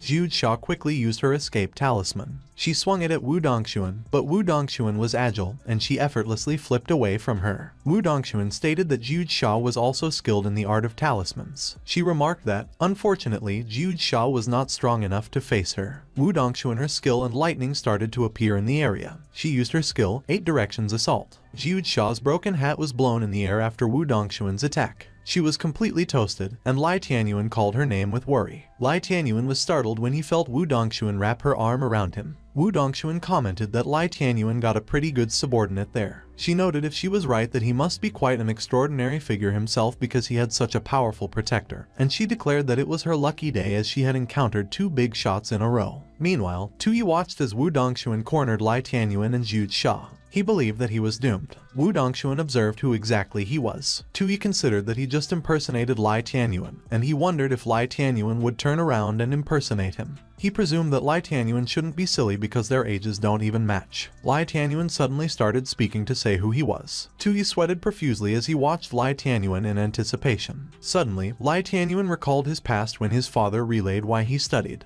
Lai Tianyuan was young at that time, and he was hunched over a table, surrounded by a lot of scrolls. He reflected that his father was a scholar, and the things he encountered most from a young age were books. But back then, even though he spent every day surrounded by books, he never mused about why he studied. Lai Tianyuan replied to his father and asserted that he just felt that reading had some value, but he never considered any greater purpose. His father explained that to establish a heart for heaven and earth, to establish a life for the people, to continue the teachings of past sages, and to open the way for peace for all future generations are the paths that the sages taught the scholars to pursue. But he conveyed that he isn't as noble as the sages, and whether it was establishing a heart or a life, continuing the teachings, or bringing peace, that was all just a means to an end. Lai Tianyuan's father clarified that what he really wanted was to leave a name in history. Lai Tianyuan got curious about what his father disclosed about leaving a name in history. He professed that a human's lifespan was short, barely 100 years, and in the end, they all decay and turn to dust. So only by having their names recorded in history, passed down through generations, could they, the scholars, achieve eternal life. Lai Tianyuan surmised that on that day, his father's words about leaving a name in history, though somewhat distasteful to him, gave him a vague sense of direction in life. But he recalled that good times didn't last. Fierce horses suddenly galloped through the village. Lai Tianyuan recalled that not long after, war reached their hometown. He perceived that only did he realize that the pride of a scholar is nothing in the face of life and death. Lai Tianyuan looked at the crushed scroll on the ground with disdain. He concluded that it was just a joke. Suddenly, he glanced to his side and noticed a man. The man inquired for help, and as he added that he hadn't eaten in 3 days, he pleaded for just a little food. He requested for Lai Tianyuan to save him. Lai Tianyuan gave half of his bread to the man. The man quickly gobbled it, and Lai Tianyuan responded that he should eat slowly. Lai Tianyuan stressed that no one is going to snatch it from the man. But he was horrified when he noticed more people as he looked over to his side. The people looked at him with intense glares. One of them queried if he had more food and if he was right that he still had some. Another man uttered that Lai Tianyuan had food on him. A man insisted that he was hungry and Lai Tianyuan should hurry and give the food to him. Everyone cried that they were starving. They voiced that Lai Tianyuan should hand over the food. While the other people lunged towards Lai Tianyuan, his father suddenly pushed him to the side, away from the mob of people. Lai Tianyuan got worried about his father. He wondered why things took place. Suddenly, Lai Tianyuan lost his footing. He fell down and tumbled along the rocky hill. As Lai Tianyuan stood back up, the mob of people stated that they found food but remarked why there was little and repeatedly insisted that it was not enough. The people suddenly declared that Lai Tianyuan's father could be eaten too. They laughed sinisterly and voiced that they could eat him. Everyone started chanting and proclaimed that they should eat Lai Tianyuan's father. Lai Tianyuan screamed in despair as he heard what the people uttered. He presumed that he finally understood his father. Lai Tianyuan believed that what his father expressed back then, that it was just a means to an end. As refugees fled south, famine struck, and people turned on each other for food, and more than 200,000 people perished along the way. He concluded that reading isn't for the people. Lai Tianyuan considered that it was not for all beings. He mused that it was just to leave a mark on that world and to not become someone else's leftover scraps, but to become the beast that holds the lives of millions in its grasp. Lai Tianyuan became the youngest prime minister in the history of the Qian dynasty. Time has moved, and Lai Tianyuan remembered the time when Tu Qianzhen died. Paper money and flags were waved in the air for Tu Qianzhen's funeral. As Lai Tianyuan mentioned if the old emperor had died too, he remarked that he was such a useful pawn. He inquired what the point of imperial physicians was if they couldn't heal Tu Qianzhen, and one of the physicians pleaded for him to spare them. Lai Tianyuan affirmed that bloodshed is inappropriate on the day of the emperor's funeral, so they should bury the physicians with Tu Qianzhen. The guards dragged the physicians away, and the physician desperately called for Lai Tianyuan. Lai Tianyuan just ignored them and kept looking ahead. Xiao Zhuo conveyed that Tu Qianzhen's decree was for Tu Su to ascend the throne, and he probed what they should do next. Lai Tianyuan noted that Tu Qianzhen is dead, and he is nothing more than a historical footnote at the moment, leaving behind nothing but a grand coffin. He added that the opportunity was already in their hands. Lai Tianyuan asserted that he wanted to stand at the top of Great Qian and rule the world. Suddenly, Lai Tianyuan's reminiscence ended. Wu Dongxuan observed what he was daydreaming about and indicated that she enunciated a question. She stood in front of Lai Tianyuan while her red sleeve army and Tu Yi were behind. Wu Dongxuan clarified who he was exactly. Tu Yi suspected that he just impersonated Lai Tianyuan and wondered if he would turn around and impersonate him. He figured that Lai Tianyuan shouldn't be foolish because their ages don't even match. Lai Tianyuan was about to say who he was. Tu Yi waited in anticipation for Lai Tianyuan's response. Lai Tianyuan removed his hat. He professed that he is Emperor Tu Qianzhen. Both Tu Yi and Lord Xiao were shocked that they spit blood. Lai Tianyuan revealed that he was actually not dead yet, and as Tu Yi assumed that Lai Tianyuan just showed up as his father, he mockingly wondered why Lai Tianyuan didn't claim to be Qin Shi Huang next. Wu Dongxuan was speechless when she heard what Lai Tianyuan stated. Her veins suddenly started popping out of her face, and she was pissed with Lai Tianyuan. Wu Dongxuan remarked if he messed with her. Lai Tianyuan declared that everyone knows that Wu Dongxuan hates the Qian dynasty to the core, wishing she could grind the Qian emperor's bones to dust, and if he wasn't desperate, he wouldn't be risking his life telling her all that. He stated that he hates that rebellious son of his, Tu Yi, because he is the reason that he has fallen to that point. He added that the ungrateful son was ambitious and cunning, always pretending to be a useless, lustful fool, and he pondered that Tu Yi was the most incompetent among all the princes. Meanwhile, Lord Xiao fumed with rage when she saw Lai Tianyuan. She believed that Lai Tianyuan dared to usurp Tu Qianzhen's title, so he was the one with the wolf's heart and dog's lungs. Lai Tianyuan continued and mentioned that he didn't expect that Tu Yi had been secretly colluding with many ministers all along, plotting to seize the throne. And for years, his influence has infiltrated the court and the military. Even the left prime minister, Xiao Zhuo, became one of Tu Yi's people, to which Wu Dongxuan was amused, and she remarked if so many court secrets are being revealed to her in one day. Still pretending to be Tu Qianzhen, Lai Tianyuan observed that fortunately, Lai Tianyuan, currently Tu Yi in disguise, has always been loyal to him, and despite Tu Yi's attempts to win him over, he pretended to submit while secretly scheming for him. Lai Tianyuan asserted that, unfortunately, Tu Yi's power had grown, and he had no choice but to fake his death and abdicate. He noted that Lai Tianyuan remained in the court, stirring up conflict between Tu Yi and Xiao Zhuo, creating opportunities for his restoration.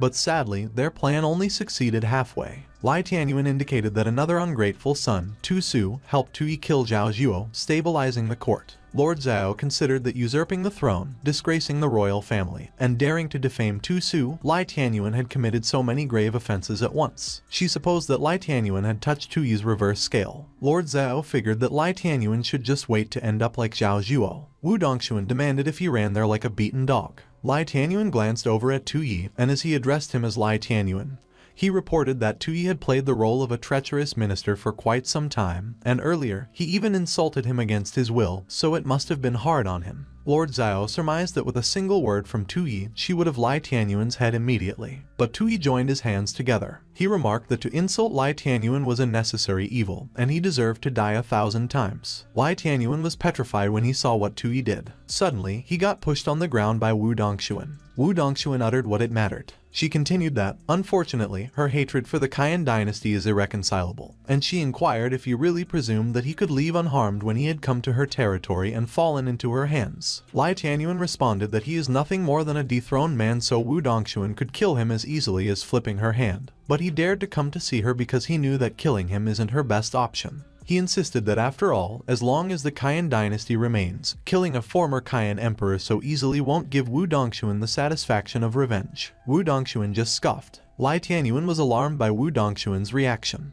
But Wu Dongxuan replied that indeed, killing a single two Qianjun wouldn't be enough. She declared that of course, she wants the two family to tear each other apart, to see the nation fall, the family destroyed, and the line extinct. Lai Tianyuan was terrified and speechless when he saw Wu Dongxuan's expression. On the other hand, Tuyi responded yes and continued that the nation should be destroyed and the two family extinct. Tuyi reflected that Lai Tianyuan pretended to be two Qianjun, betting on the depth of Wu Dongxuan's hatred for the Qian kingdom, knowing that she wouldn't just kill him simply, and instead, he wanted to use them to ignite internal strife within the two family. He concluded that in that way, not only could Lai Tianyuan save his life, but he could also incite the Red Sleeve army to overthrow the Qian kingdom. Tuyi pointed out that it was as expected of Lai Tianyuan, the little destroyer that he had placed so much hope on. Wu Dongxuan noted that Lai Tianyuan wanted something besides obtaining the power of the Imperial Dragon from the dragon vein. She queried if he was also seeking the support of the Red Sleeve army, to which Lai Tianyuan responded that it was right because, after all, within the Qian kingdom, the Red Sleeve army's power is among the strongest, and with Wu Dongxuan's support, they could do it. But Wu Dongxuan cut Lai Tianyuan off and commented that he should stop dreaming. She observed that even if she enjoys seeing the two family kill each other, asking her to use the Red Sleeve army to help the enemy is too far-fetched. Lai Tianyuan asked what she would do if it was not to help him.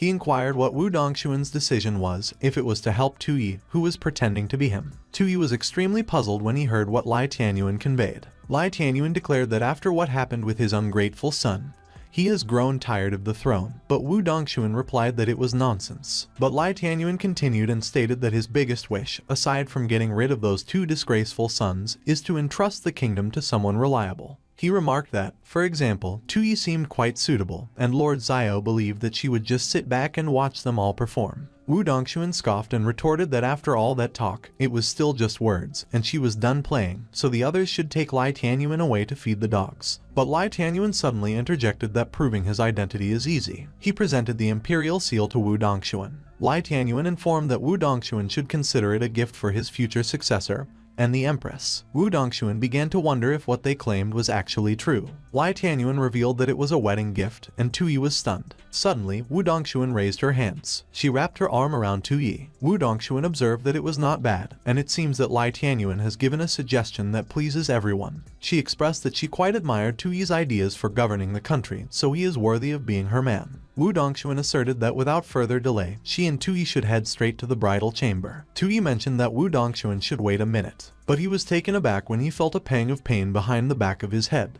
Wu Dongxuan has elbowed Tuyi in the head. Tuyi immediately became unconscious and fell on the ground. Lord Xiao noted that Wu Dongxuan should wait, but Wu Dongxuan added that Lord Xiao shouldn't worry because she won't mistreat her master. Wu Dongxuan voiced if perhaps she wanted to join them in the bridal chamber too. Lord Xiao was flustered that she was lost for words. She responded that Wu Dongxuan should shut up and that she was a pervert. On the other hand, Lai Tianyuan pondered that he bet everything on Tuyi to become a true dragon. He considered that Tuyi shouldn't let him down and that he should go further than two Qianjun. Lai Tianyuan figured that Tuyi should make sure that he is remembered in history. Evening came, and the crescent moon illuminated the sky. In the bridal chamber, Tuyi yelled, and he proclaimed that Wu Dongxuan needed to calm down, stay back, and not come any closer. Tuyi protested no and that Wu Dongxuan should stop, but Wu Dongxuan snapped that he should shut up and that he was a pervert. Morning came, and the rooster crowed aggressively. Lord Xiao was startled when the door to the bridal chamber opened. Wu Dongxuan sighed as she got out of the bridal chamber, and Lord Xiao was surprised. She glanced over at Lord Xiao. Lord Xiao was pissed at how Wu Dongxuan looked down on her. She was alarmed when Tuyi grabbed the bottom door frame and crawled out of it. Lord Xiao stated that if he was still alive. Tuyi pondered that he was almost drained dry, but for the sake of destroying the nation, the sacrifice was worth it.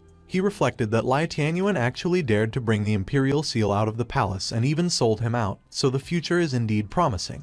Wu Dongxuan remarked that Tu Yi should stop reminiscing and they should return to the main headquarters and discuss how to seize the dragon energy. Tu Yi wondered if they weren't heading out directly and what was there to discuss. A few moments later, they went deeper into the mountains. The ladies were carrying a torch as they traveled in a tunnel towards the headquarters. Wu Dongxuan declared that it was just ahead. Tu Yi considered that he had a bad feeling about it. Wu Dongxuan mentioned that they had arrived. Tu Yi and the others were all astonished with what they saw at the end of the tunnel. He noted if it was the Red Sleeve Army's headquarters. There were a lot of armed men all over the base. Aside from armed men, there are also blacksmiths and shoppers. Lord Zhao voiced that there were many people there, and those aren't members of the Red Sleeve Army. She recognized the Shan Society. Lord Zhao also recognized the Huangshan Party. She recognized the Righteous Alliance as well. Lord Zhao also recognized the Shaolin sect. She recognized the Beggar sect too. Lord Zhao proclaimed that those are all sorts of large and small rebel factions from Qian Nation, many of which they, the Kunwei, have dealt with before. Tu Yi cursed in his mind as he realized that he had stumbled into a den of rebels. He contemplated the rebels. Tu Yi believed that they were more rebellious than the other. He perceived that those are critical resources for toppling a nation. Meanwhile, Lai Tianyuan mused that as expected of Tu Yi, even in the enemy's camp,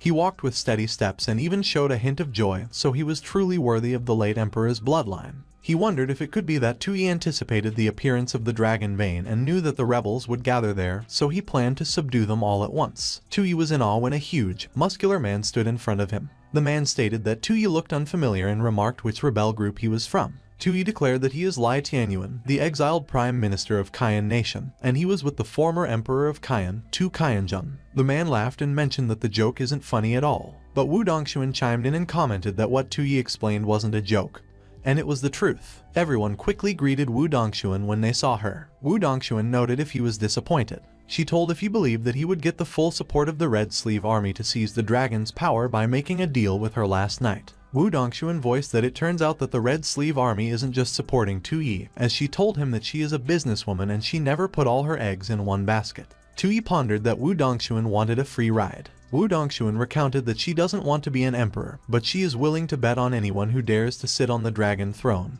And at that time, with the seizing of dragon power as the opportunity, they are all welcome to compete freely. Lai Tianyuan assumed that Wu Dongxuan was using the dragon vein as bait to gather all the rebel forces, intending to select the one who would destroy the Qian dynasty. On the other hand, Wu Dongxuan figured that no matter who it was in the end, she wouldn't lose out. Lai Tianyuan wondered if Tu Yi could really handle a woman with such cunning and strategy. Tu Yi reported that there was no need for Wu Dongxuan to worry because it is more fun with more competitors. He signaled that after all, there will only be one outcome, and he suspected that it doesn't matter who brings down the Qian dynasty because it was all the same to him.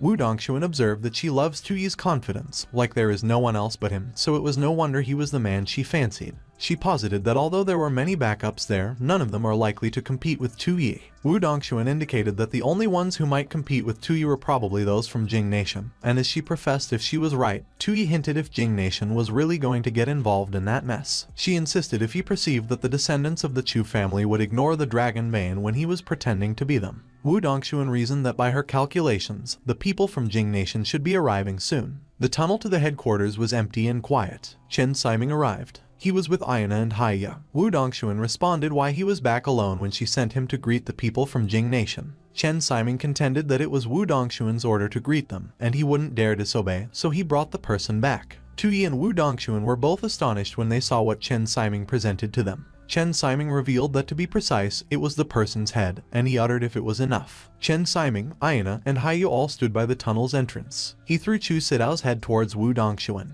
Tu Yi was surprised when Chu Sidao's head rolled in front of him. Blood oozed out of Chu Sidao's head as it lay on the ground. Wu Dongxuan stated that he instructed to meet the Jing Nation envoy to participate in seizing the Imperial Dragon's power, and she inquired if that was how he met them. Chen Siming smiled sinisterly. He remarked that Wu Dongxuan can't blame her for that. Chen Siming declared that it was not his fault that Chu Sidao was too weak. Blood spurted out of Chu Sidao's head as Chen Siming stepped on it and crushed it beneath his feet. Wu Dongxuan mentioned that she knew Chen Siming had been dissatisfied with her, wanting to take her top position. She wondered if causing trouble at that critical moment wasn't a bit too hasty, and Tu Yi pondered the palace intrigue and power struggle they loved to see was about to start. But Chen Siming insisted that he was wronged and that he is truly loyal to Wu Dongxuan. He explained that Wu Dongxuan wanted to overthrow the Qian dynasty and end the chaos, but she didn't want to become emperor herself, so as her subordinates, they needed to find someone worthy of uniting the world for her, which is tough. Chen Siming noted that Chu Sidao was the Grand Prince of the Jing nation.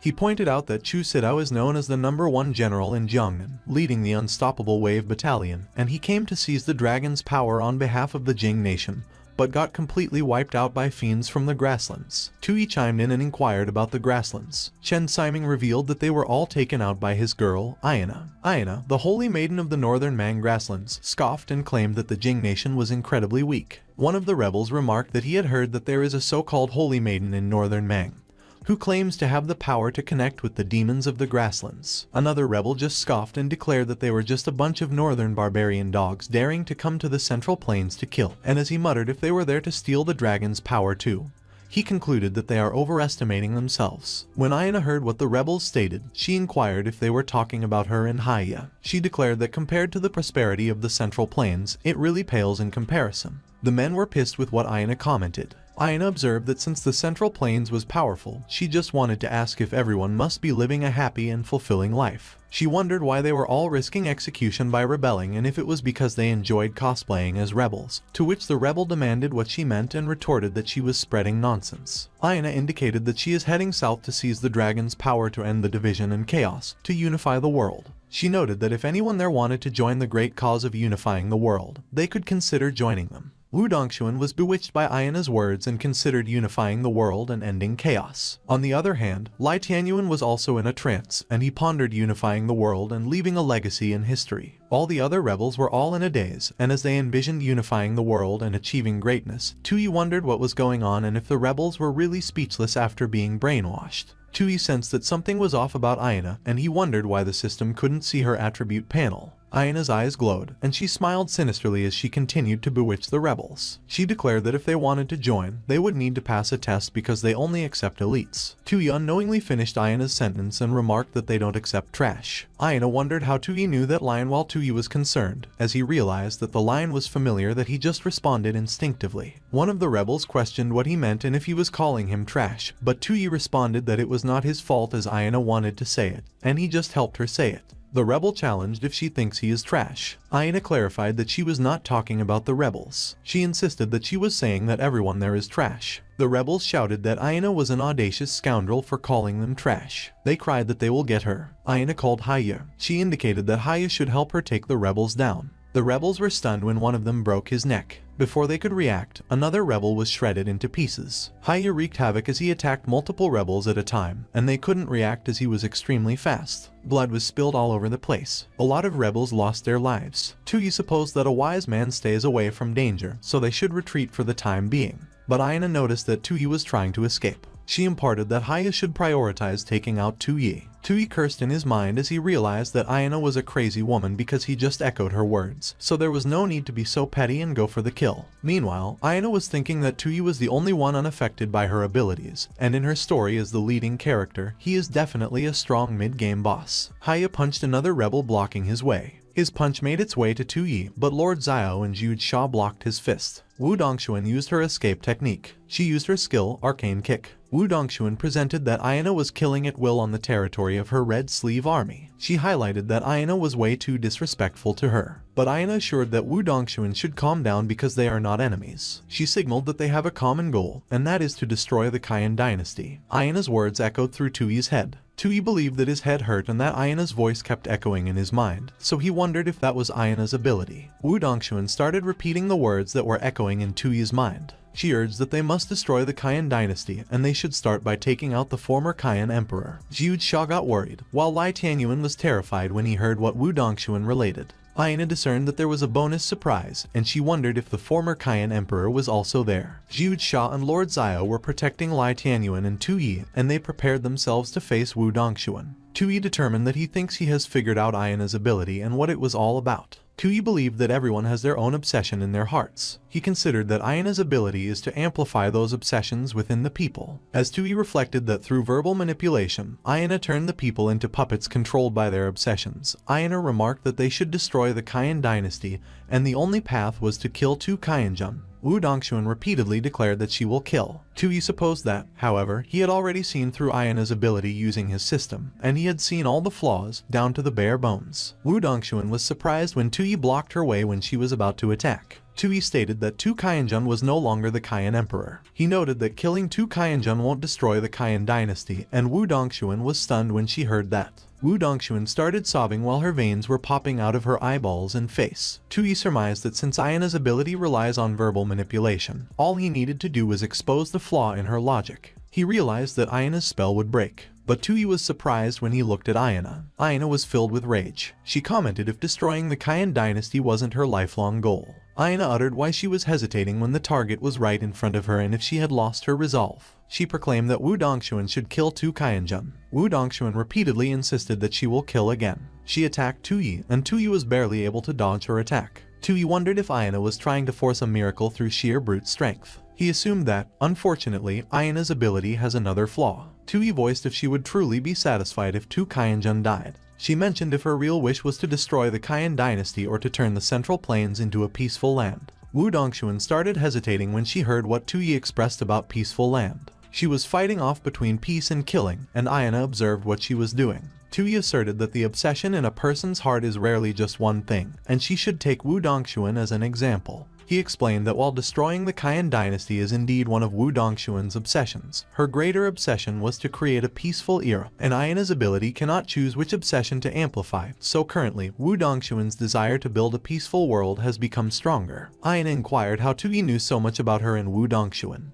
Tui started stretching, and Lai Tianyuan observed him silently. He called Wu Dongxuan and revealed that if she fell under Ayana's control, it would lead to an invasion by the northern barbarians, plunging the Central Plains into chaos and destruction, and he queried who could save her then. Tui concluded that the two obsessions could conflict in one's heart and can't be reconciled. He reckoned that there is only one choice left if that happens. Tui figured that it would be a system crash. Ayana was surprised when she saw what happened to Wu Dongxuan. Wu Dongxuan lost consciousness and she started losing her balance and falling to the ground. Her nose was bleeding, and Tui grabbed her by the shoulder to prevent her from falling. Tui spoke that when it comes to debating, he is a master at dominating forums and discussions across all platforms. Tui remarked what made her think that she could fight him, but he was puzzled when Ayana fell quiet and was surprisingly calm. Haya got energized and started getting up. Ayana stated that as for the former Qian emperor, she will spare him for the time being as she will be heading south to the Central Plains soon, so it is better to keep him alive as a pawn. But she looked at Tui with blank, cold eyes. Ayana spoke that no matter what, she was killing Tui that day. She considered that although she couldn't control Wu Dongxuan, she had been temporarily disabled due to the conflict between her two obsessions. Ayana believed that without Wu Dongxuan's combat strength in the way, with Haya's power, no one there could stop them. Lord Xiao and Zhu Sha quickly moved to protect Tui. Ayana uttered that killing Tui is as easy as reaching into her pocket. Haya screamed as he charged towards Tui. Tui was alarmed when he saw how fast and fierce Haya charged towards them. Haya moved so fast that everyone couldn't react when he extended his hand to grab Tui. Tui was surprised when he realized that Haya's sharp claws were already in front of him in an instant. But Lord Xiao was able to react quickly and pierced Haya's arm with her blade. Haya screamed in pain. Zhu Sha quickly smacked multiple talismans on Haya's face. She used her skill, Triple Humiliation. Haya was sent flying, and he went past Ayana before he crashed into the tents. He was buried under the rubble, and his foot stuck out. Ayana cursed in confusion. She inquired what was with those two women. Zhu Sha noted that it was their chance. But Lord Xiao added that Zhu Sha should wait and she shouldn't let her guard down. Lord Xiao conveyed that it was not over yet. The system warned Ayana that the seal was released, the rage was increased, the beastification intensified, and it reached a critical level, and it questioned if she would suppress the beastification. On the other hand, Haya had already stood back up and realized his energy. Ayana responded no. In an instant, Haya roared, and his beatification transformation began. Ayana laughed sinisterly as Haya continued to transform. She declared that it was getting fun. Lord Xiao and Zhu Sha were stunned and alarmed by what they saw. Zhu Sha mentioned if Haya had turned into a dog. Chen Siming and the rebels around him were stunned.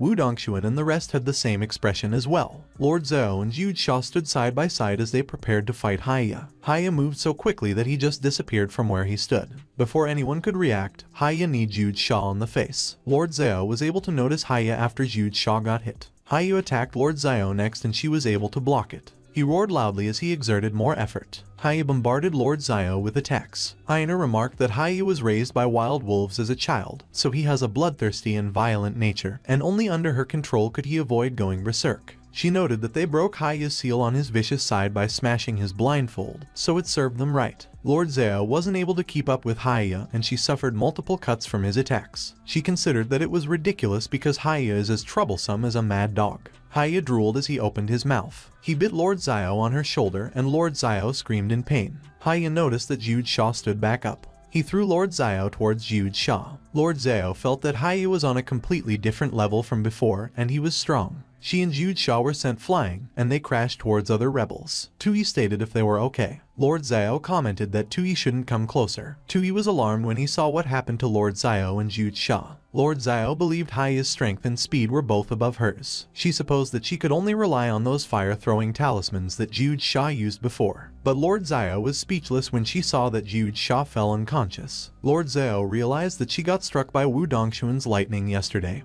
and now she got beaten by a dog, so she wondered if she was about to die soon. She recalled Tu Su. Lord Xiao mused that she might really die there. Haiya stopped in his tracks. The leaders of each rebel group stepped forward and blocked Haiya's path. One of the rebel leaders declared when the main camp started allowing dog walking. Another leader remarked that if that keeps up, they, the 5 sect leaders, will lose face. Another leader stated that it was time to end it. Another leader mentioned that it was a meaningless farce. Another leader noted that they should start with the beast because she needs its pelt to keep her warm. The rebels cheered their sect leaders and exclaimed that they should charge and kill Haiya. Tui uttered that the rebel leaders have arrived. The rebels proclaimed that they were saved. The rebel leaders gathered and commented that they should go take Haiya down. But Haiya swung his arms and caught all of the rebel leaders together in one full swing. Haiya threw all the rebel leaders and they all crashed on the ground. The rebels were all speechless and stunned when they saw what happened. All the rebel leaders were bundled together and lost consciousness in an instant. Aina laughed at the rebel leaders. Lord Xiao was pissed when she saw what Aina was doing. She expressed why she was there. Haiya came back to finish Lord Xiao. Lord Xiao was intimidated when she saw Haiya's sharp claws in front of her. But Lord Xiao remembered something. She quickly grabbed the unconscious Jude Shaw. Lord Xiao pushed Jude Shaw against Tui. She instructed that Tui should quickly kiss Jude Shaw. Lord Xiao remembered that after a male makes contact with Jude Shaw, she will break down. Jude Shaw's eyes went wide as Tui nervously kissed her. She started drooling, and her eyes rolled back while she got flustered. Lord Xiao remembered that after that, Jude Shaw will consider anyone who touches that man to be a mortal enemy. She looked away as she placed Tui's hand into her chest. Tui was flustered, and he was overwhelmed at what was going on. Jude Shaw's eyes started glowing, and she released a powerful energy. At that point, Haiya was confused as he watched Tui pull away from Jude Shaw. Powerful light burst out of Jude Shaw's eyes and mouth. Jude Shaw declared who dared to steal her man. She was enraged that her eyes glowed sinisterly. Lord Xiao was still flustered from what she did. She quickly ran away from Jude Shaw. Jude Shaw fired a powerful fireball towards Lord Xiao. Lord Xiao was alarmed when she saw that Jude Shaw's attack came at her from behind. She quickly moved away so the attack would hit Haiya. Haiya was stunned, and things happened so quickly that he couldn't react. He was hit by Jude Shaw's attack. Aina called out to Haiya as she got worried for him. While Aina was still troubled, Lord Xiao quickly moved behind her. Aina turned to look at Lord Xiao when she noticed her. But Jude Shaw appeared, and she inquired Lord Xiao for daring to touch her man. Jude Shaw stated that Lord Xiao should die. Haiyi remarked that he would protect his master. He quickly jumped in front of Jude Shaw's attack to protect Aina. Aina was relieved when she saw Haiyi. A huge explosion occurred. Jude Shaw's attack was strong that the flickering lights from her attack still lingered in the dust. As the dust settled, it was revealed that Aina was unharmed. But Haiyi was already unconscious on the ground. Aina was stunned. Lord Xiao pointed a blade at Aina's throat. She warned that Aina shouldn't say a single word, or she will cut off her tongue. On the other hand, Tui was lost as he looked around the ruined camp. He mentioned that it was his rebel hideout. Tui was filled with rage, and he directed it at Aina. Aina was alarmed when she saw how Tui looked at her. Tui believed that Aina didn't even have a system panel, so she was definitely not someone crucial to destroying a nation, and he considered that he should kill her. Meanwhile, Aina used her ability and uttered no. She voiced that Tui shouldn't kill her and he should put the sword down. But Tui supposed that Aina shouldn't blame him because she is not a crucial person. But her skills were sneaky as well as that dog. He figured that Aina was definitely an unstable factor for his mission. But Aina blurted out a classic line from Detective Conan and spoke that a magical girl and a scheming frog carried a bag of rice. Tui stopped his sword before it could reach Aina when he heard what she noted. Lord Xiao was puzzled with what Tui did. Wai Tianyuan was confused as well. On the other hand, Aina looked relieved. Tui responded that the dimensional density was quite high there, and he replied if Aina was a friend. Ayana expressed yes. She remarked that she is a transmigrator too. Tui declared that it was fine and Lord Xiao didn't have to fight yet. He responded that he wanted to talk to Ayana. Tui indicated that he wanted to figure out what was really going on. Meanwhile, Wu Dongxuan lay unconscious on the ground. She woke up. Wu Dongxuan inquired what happened. She saw Tui but still addressed him as Lai Tianyuan. Wu Dongxuan noticed Ayana, who stood behind Tui. She stated that Ayana actually controlled her. Tui voiced that Wu Dongxuan should wait a minute because Ayana's life is useful to him. Wu Dongxuan wondered if he was lusting after a woman from another race, but Tui just remarked that they caught Ayana, so she should be dealt with by them. Wu Dongxuan was displeased, but she couldn't say anything to dispute what Tui conveyed. She uttered fine and that Tui saved her once, so she will owe him that. Tui demanded if she had a soundproof room and noted that he needed to have a good talk with Ayana. Wu Dongxuan affirmed that she will make the arrangements. Tui wondered if Wu Dongxuan was jealous. A few moments later, Tui and Ayana walked through a tunnel. There was a bloody torture device inside. There were metal sticks that were heated in fire. There was also a chair that was filled with spikes. Ayana trembled in fear when she saw where Tui had brought her. Tui supposed that Wu Dongxuan seemed to have misunderstood him, but he considered that to be safe, he still needed to confirm Ayana's identity. Tui asserted that odd numbers change. Even numbers don't. Ayana commented if she should look at the quadrant of the symbol. Tui insisted that it was royal jade wine. Ayana replied that it was 1 cup for 180 yuan. He noted one doesn't see the yellow river water coming from the sky. She indicated that it was flowing into a colorful ocean. He pointed out that the old man feels young and wild again. She uttered that she would burn her calories. He added that it was like a spring breeze overnight. She reflected that it was Noxian guillotine. He asked how much sorrow she could have. She conveyed that it was super jump wrap and league ball. Tui revealed that it looked like not only he and Ayana were both transmigrators, but they also came from the same world. He asked how she transmigrated. Ayana remarked that it was a long time ago. She recalled the night when it happened. Ayana stated that on that day, she posted a question on Donghu, and she mentioned which dynasty one would most like to transmigrate to. She noted that some idiot called Night Emperor started flaming her, and he declared that modern times were great, so only idiots want to go back. Ayana commented that she couldn't stand it and started flaming the Night Emperor back. She shared that she got too worked up and spilled her milk tea. Ayana informed that the power went out. She revealed that when she came to, she became a helpless baby. Ayana observed that the whole thing was too ridiculous while Tui was thinking about the Night Emperor. Tui pondered that the idiot Night Emperor was him, but he wondered if Ayana actually transmigrated into a baby's body. Tui queried how she knew he was a reincarnator. Ayana responded that Tui caught one of her references earlier. Tui believed that it just slipped out. Ayana addressed Tui as her fellow traveler and asserted that they should team up. Tui voiced how they would team up, and Ayana added if he was Lai Tianyuan at the moment. Ayana indicated if she was right that adjusting to ancient life must be hard even as a high-ranking official. Tui retorted who she was telling. He recounted that he used to spend his days gaming, drinking coke, and watching videos, but currently, eating, pooping, and sleeping feels like torture. Ayana considered that Tui relaxed after knowing that she is a transmigrator, and he still doesn't realize that he is under her skill.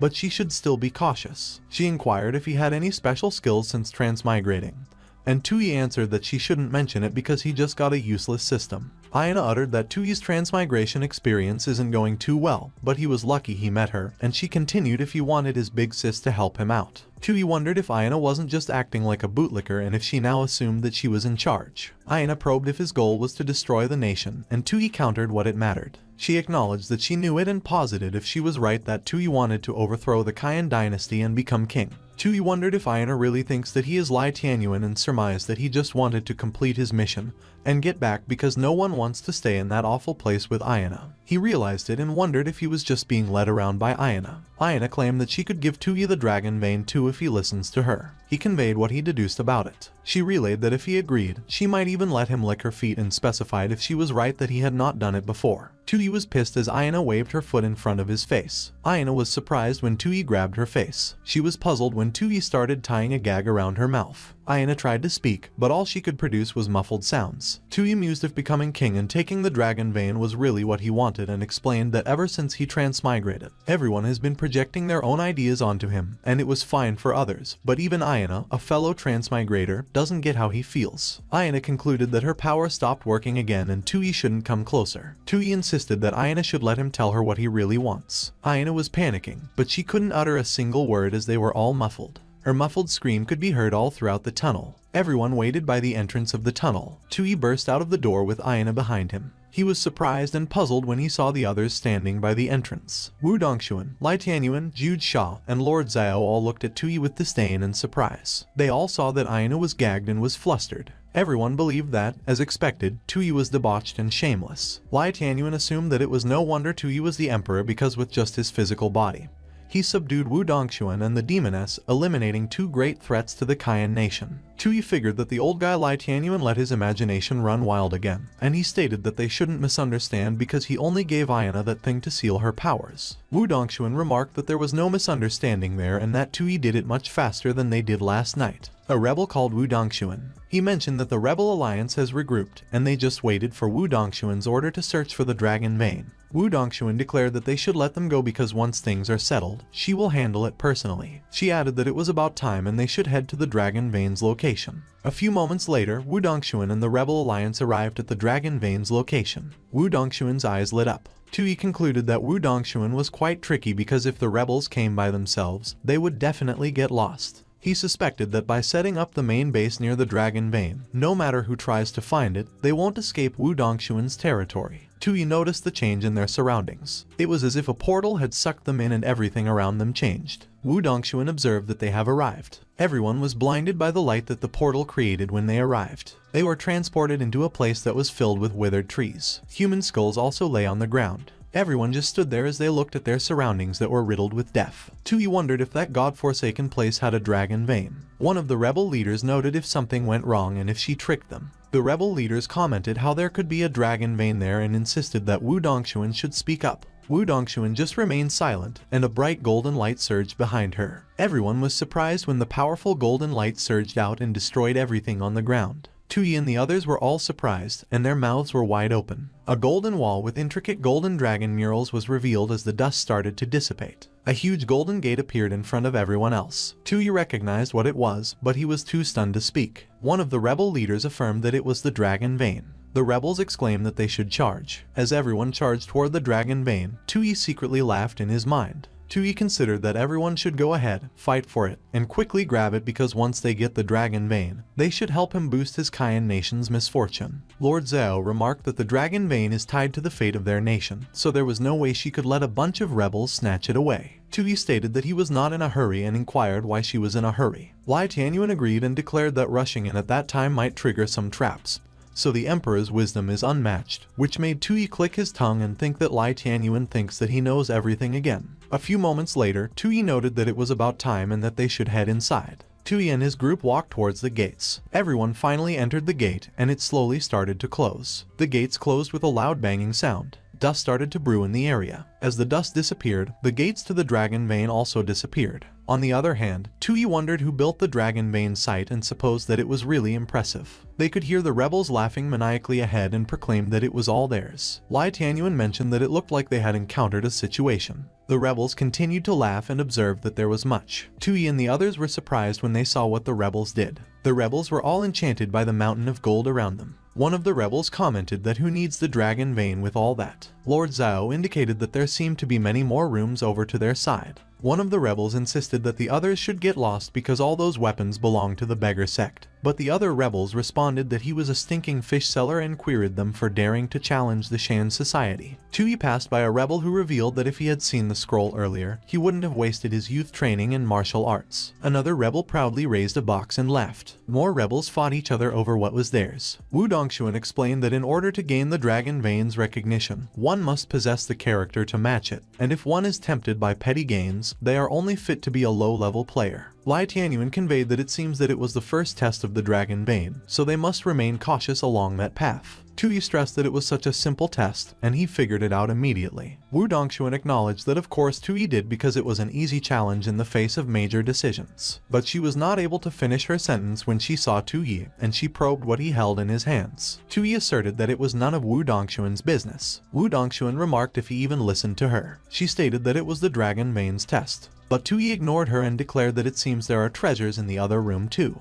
Lai Tianyuan believed that as a ruler of a nation, Tuyi had seen all sorts of treasures and he wondered why he showed such greed and short-sightedness at a time like that. Meanwhile, Tuyi wondered if he was right that if that was the dragon vein's test, acting a bit greedy would cost him some points. Tuyi noticed the lifeless rebels on the ground. He inquired if they fought over junk like that. Tui noted that those items aren't much better than what was in his national treasury. He sighed and mentioned that the only treasure that could tempt him at that moment was a cell phone. A few moments later, Tui apologized to the others for keeping them waiting. Tui reported that he brought them a gift while thinking that he couldn't carry it all, so he will share it with them. Lord Zhao seemed to have recognized the dagger Tui gave her. On the other hand, Lai Tianyuan assumed that it was the dragon mark sword and that the previous emperor never entrusted him with such power. Meanwhile, Wu Dongshuan concluded that it was the long-lost manual of ancient techniques, and Zhu Xia commented that she was happy to receive those gifts. On the other hand, Ayana was surprised that she got one too. Tui informed that Ayana should hold onto it for him because they will use it later when they get the chance, and Ayana considered that someone should save her. Meanwhile, Wu Dongshuan pondered that she suspected that Tui had some imperial aura. She wondered if it could be that she was wrong about Tui. Wu Dongshuan was alarmed when she felt that the ground started shaking. Tui and the others were startled when rocks started falling from above. On the other hand, the rebels laughing and celebrating on the treasures also noticed the tremors on the ground. One of the rebels screamed as he got squashed by a falling rock. Another rebel pleaded to be saved, and screams filled the area. Tui was speechless and was surprised with what happened. All the rooms along the path were filled with huge boulders to the brim. Pools of blood splattered across the ground where the boulders were. Tui was troubled as he reckoned that more rebels had died, while Wu Dongshuan observed that they were all crushed to death. Wu Dongshuan figured that they started with 158 people entering the passageway. She realized that currently there are fewer than 50 left, and after just one level of the test, nearly 70% have been eliminated. A voice proclaimed that the Imperial Path Arena was the first test and is a trial of possessions. Tui seemed to have recognized the voice. He quickly asked if it was the system, but the system did not respond. The voice explained that those who are obsessed with worldly goods, chasing petty gains and forgetting the greater cause, lack the qualities of an emperor, so they were eliminated, and those with the world in their heart and a calm mind are the qualities of an emperor that are taking shape, so they passed. One of the rebels muttered that it was a good thing he held back. On the other hand, Tui wondered if the voice was done talking. He wondered if he was right that he couldn't continue with the next test and if the voice would escort him out or if he should leave on his own. The voice uttered that someone was making good use of things to win people's hearts, to rule the world with the hearts of the people, and to stand by his words and actions with the world in mind. The voice affirmed that it was true greatness. Tui was stunned when the spotlight got pointed at him. His eyes turned dark when he realized what happened, and he frowned. Lai Tianyuan started cheering. He remarked that it was truly something. Remembering to address Tui as Lai Tianyuan declared that it was as expected of him. Tui's eyes were terrifying as he stared at Lai Tianyuan, but Lai Tianyuan was oblivious to it and was proud of Tui. Meanwhile, Ayana believed that both she and Tui were transmigrators, but while she was only on the second level, he was in the stratosphere, so he was truly terrifying. One of the rebels mentioned who Tui was, and another rebel noted that he heard that Tui was a traitor of the Qian nation. Another rebel observed that it was no wonder Tui has the makings of an emperor because his demeanor is extraordinary. Tui was speechless as he was still at the center of the spotlight, and everyone around him was whispering. He quickly stepped out of the spotlight, but the spotlight followed Tui. Tui stated what it was, and as he commented that it was making him dizzy, he cursed and expressed why the voice was doing it. The system congratulated Tui and indicated that in the recent Dragon Veins trial of possession, he achieved the highest score and received the Dragon Veins blessing, the Imperial Aura. Tui inquired what the heck the Imperial Aura is and if it boosts his combat power. The system apologized to Tui and explained that the Imperial Aura doesn't have that function. However, it makes him stand out more in a crowd, like an emperor. Tui wondered if it was just for attracting hate and considered that it was whatever, so he should just let it be. The voice revealed that due to a competitor obtaining the Imperial Aura, the next trial has been triggered early, so the second trial of the Imperial Path Arena, the Trial of Strength, has begun. Everything went dark, and only sparkles of gold illuminated the place. When the light came back, Tui was surprised. He was already wearing armor. Tui muttered what it was. Someone entered the tent and addressed him as Marshal. The man requested that Tui commence the military assembly. The voice disclosed that the trial's objective was to lead the Mayang army to conquer Songdu City, so everyone should do their best as the Dragon Mane will be watching them. At the southernmost part of the map lies a wide river called the Linking River, and the Mayang army, led by Marshal Tui, is stationed on the northern bank. 20 li further north from the Mayang army's camp stands a massive city, Songdu, their target for attack. Songdu has 5,000 soldiers while the Mayang army has 20,000, and both sides are well supplied for a prolonged battle lasting for several months. And based purely on numbers, capturing Songdu City would be extremely difficult but not impossible. However, a soldier informed that their army was afflicted with the plague and nearly 5,000 soldiers were unwell, suffering from vomiting and diarrhea. And the army doctors were helpless, so the soldiers' morale was low, and as he brought up what they should do next, he pleaded for Tui to make the decision. Lai Tianyuan was surprised by the news. On the other hand, Tui seemed unfazed. Lai Tianyuan conveyed that the trial of strength seemed to be testing their ability to conquer the world, and since he didn't see anyone else there, it meant that the Dragon Bane had placed them all in the same faction. Tui opined if that so-called trial was just like a war-themed game mission and asserted that the Dragon Bane sure knows how to play, but he was worried about the difficulty. Lord Zhao shared that she once followed 2 Qianjun and 2 Su, so she has some knowledge of military affairs. She elaborated that in siege warfare, to be safe, the attacking side needed at least 10 times the soldiers of the defending side, but their forces were already barely enough, and they currently have the plague. Tui sighed, but he figured that it was great because he loved starting in hell mode. As they can't win, the mission would fail, and just thinking about it makes him happy. But Tui realized what would happen with such a hellish start. Tui surmised that the other competitors likely faced the same situation, and if they failed their missions too, he would still have the highest overall score, so he wondered what he should do. Meanwhile, Lai Tianyuan was thinking that judging by Tui's expression, Tui has recognized it too, that there is a way to use the plague to turn the tide and capture Songdu City. He suspected that the method is far too ruthless and cruel, so Tui is probably hesitating whether to use it or not. Lai Tianyuan concluded that in that case, he would be the villain and do it on Tui's behalf. Tui was surprised when he noticed Lai Tianyuan. Lai Tianyuan declared that he had a plan and they could easily conquer Songdu City. Meanwhile, in another trial, Wu Dongxuan was the Maiyang army marshal. She was horrified to see the number of sick soldiers lying on the ground. 2 soldiers rested beside each other. One of the soldiers was surprised when he saw Wu Dongxuan's glowing hand. Wu Dongxuan used her skill, the highest goodness is like water on the path of Qian. The soldier commented that he felt much better. He mentioned that Wu Dongxuan was a living immortal. The other 6 soldiers looked at Wu Dongxuan with desperation in their eyes. One of the soldiers remarked that Wu Dongxuan should save him too, as he wanted to live. Wu Dongxuan was horrified by the sight. She remembered her tragic past. Wu Dongxuan pondered that with just her strength alone, facing those thousands of patients is like trying to put out a fire with a cup of water. She considered that it was not the time to think about it, as she couldn't just do nothing. Wu Dongxuan explained that everyone shouldn't panic because as long as she's there, they will be saved. She added that anyone who knows some healing techniques should come with her to help save people. Wu Dongxuan started writing prescriptions. She instructed that the rest of them should follow the prescription she has written to prepare the medicine, and make sure the whole army takes it.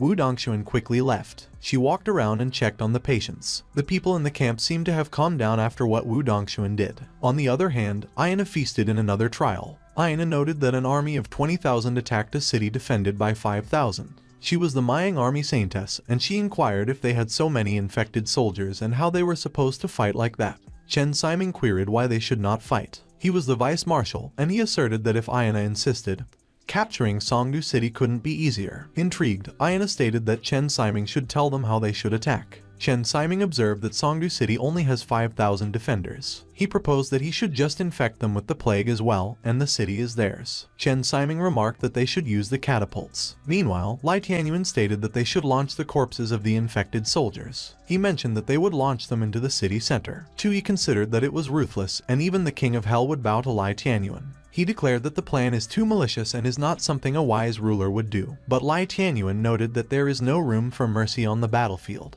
Tui commented that Lai Tianyuan should say no more. Lai Tianyuan was astonished with what Tui did. Tui informed that he already had a better plan. Lai Tianyuan wondered what the better plan was. He believed that throughout history, it is common knowledge that in a siege, the attacking forces must have at least 10 times the strength of the defenders to ensure victory. Lai Tianyuan reasoned that currently, not only is the Maiyang army under strength, but they are also plagued by disease and have low morale, so without underhanded tactics, capturing the city is just a pipe dream. Tui added that morale is low, so he plans to retreat to the southern bank of the Linking River and wait for a better opportunity. Lord Zhao was thinking that she surmised that the foolish emperor might come up with a decent plan.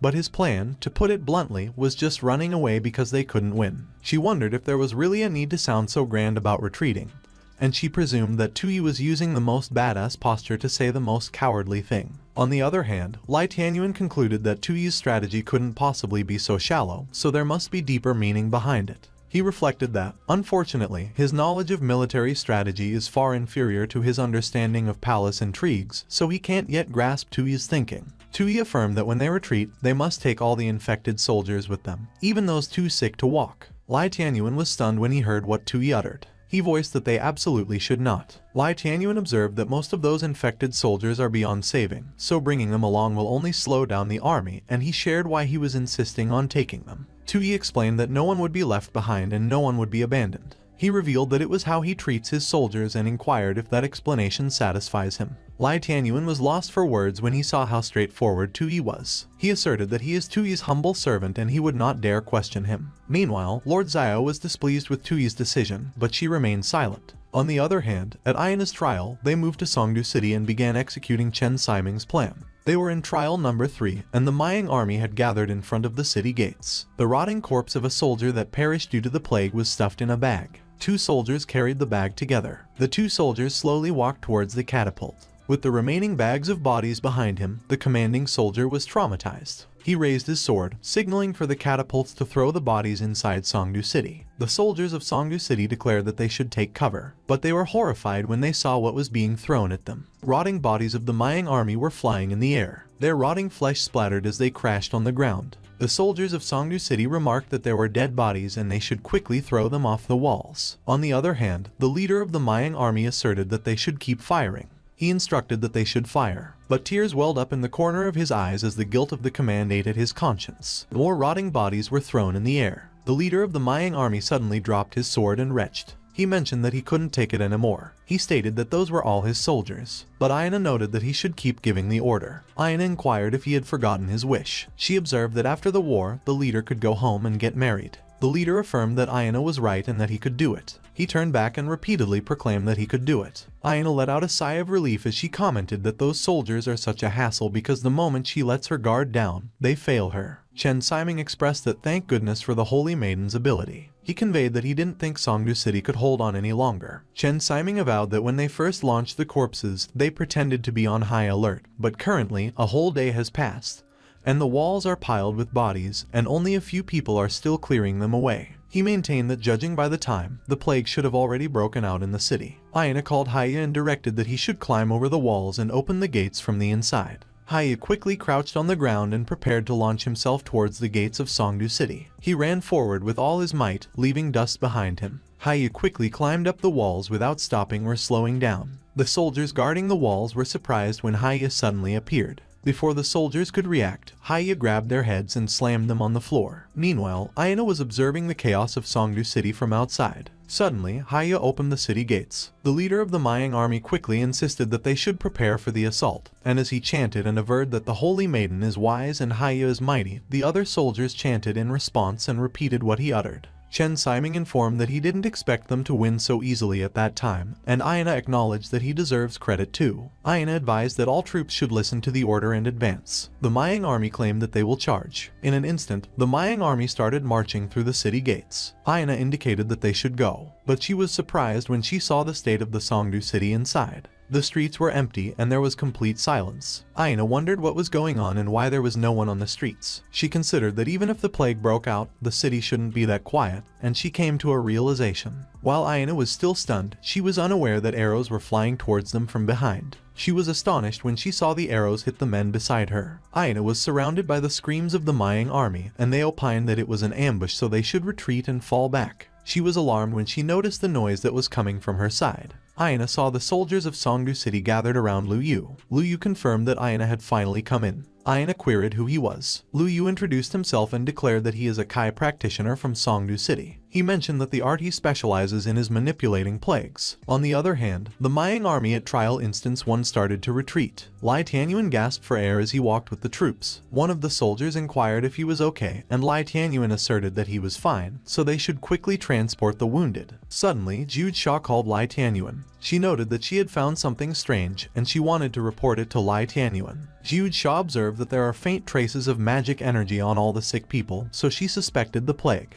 Lai Tianyuan probed if she was saying that the plague was caused by someone. Jude Shaw affirmed yes and that there might be a plague sorcerer among the Songdu soldiers. Lai Tianyuan considered that it was close because if they had gone with his plan, they would have fallen right into the Songdu soldiers' trap. Meanwhile, Lord Xiao eavesdropped on Lai Tianyuan and Jude Shaw's conversation. She wondered if Tu Yi saw through everything from the start and if it was the reason why he prepared alone in the camp earlier. On the other hand, the Mayang army at Trial Instance 3 suffered from an ambush of the Songdu soldiers. When Ayana heard that Lu Yu manipulated plagues, she immediately realized the cause of the outbreak in their army. Ayana examined if it was all part of his design. Lu Yu challenged if she thought that her brilliant plan of throwing bodies into the city wasn't foolish. Ayana stated that the plague on those corpses posed no threat to them.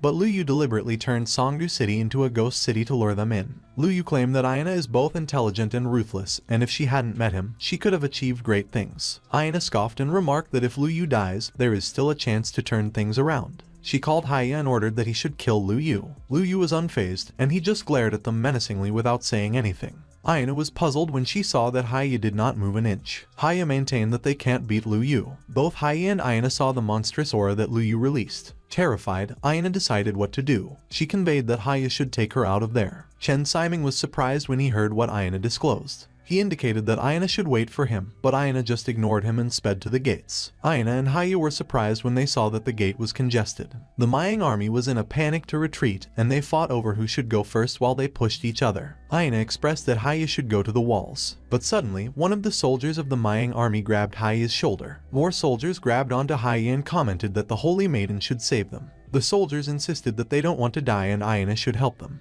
Ayana deemed that they were so annoying. She interrogated if their wish wasn't to sacrifice their lives for her, and she opined that they should clear a path and use their bodies to hold back Lu Yu because as long as she survives, there is still a chance to turn the tables. But Ayana was horrified when the soldiers answered no. One of the soldiers replied that it wasn't their wish. He averred that his wish was to go home and get married. He contended that Ayana lied to him and used sorcery on him. Ayana was alarmed when she suddenly coughed up blood. She cursed as she wondered why she had to suffer a backlash from her ability at that moment. The soldiers quickly surrounded Ayana and proclaimed that she lied to them and she was a liar. They explained that they should kill Ayana as she was a witch and she ruined all of them, so she should die. A group of people walked through a barren land. They asked for help and remarked that it hurt so much, and one of them requested for someone to kill him. The young Wu Dongshuan walked with the group and she believed that she could save everyone. Wu Dongshuan considered that she just needed to get stronger. Back at the present, Wu Dongshuan continued to heal the members of the Mayang army that were affected by the plague. One of the soldiers let out a sigh as he felt the relief from Wu Dongshuan's healing.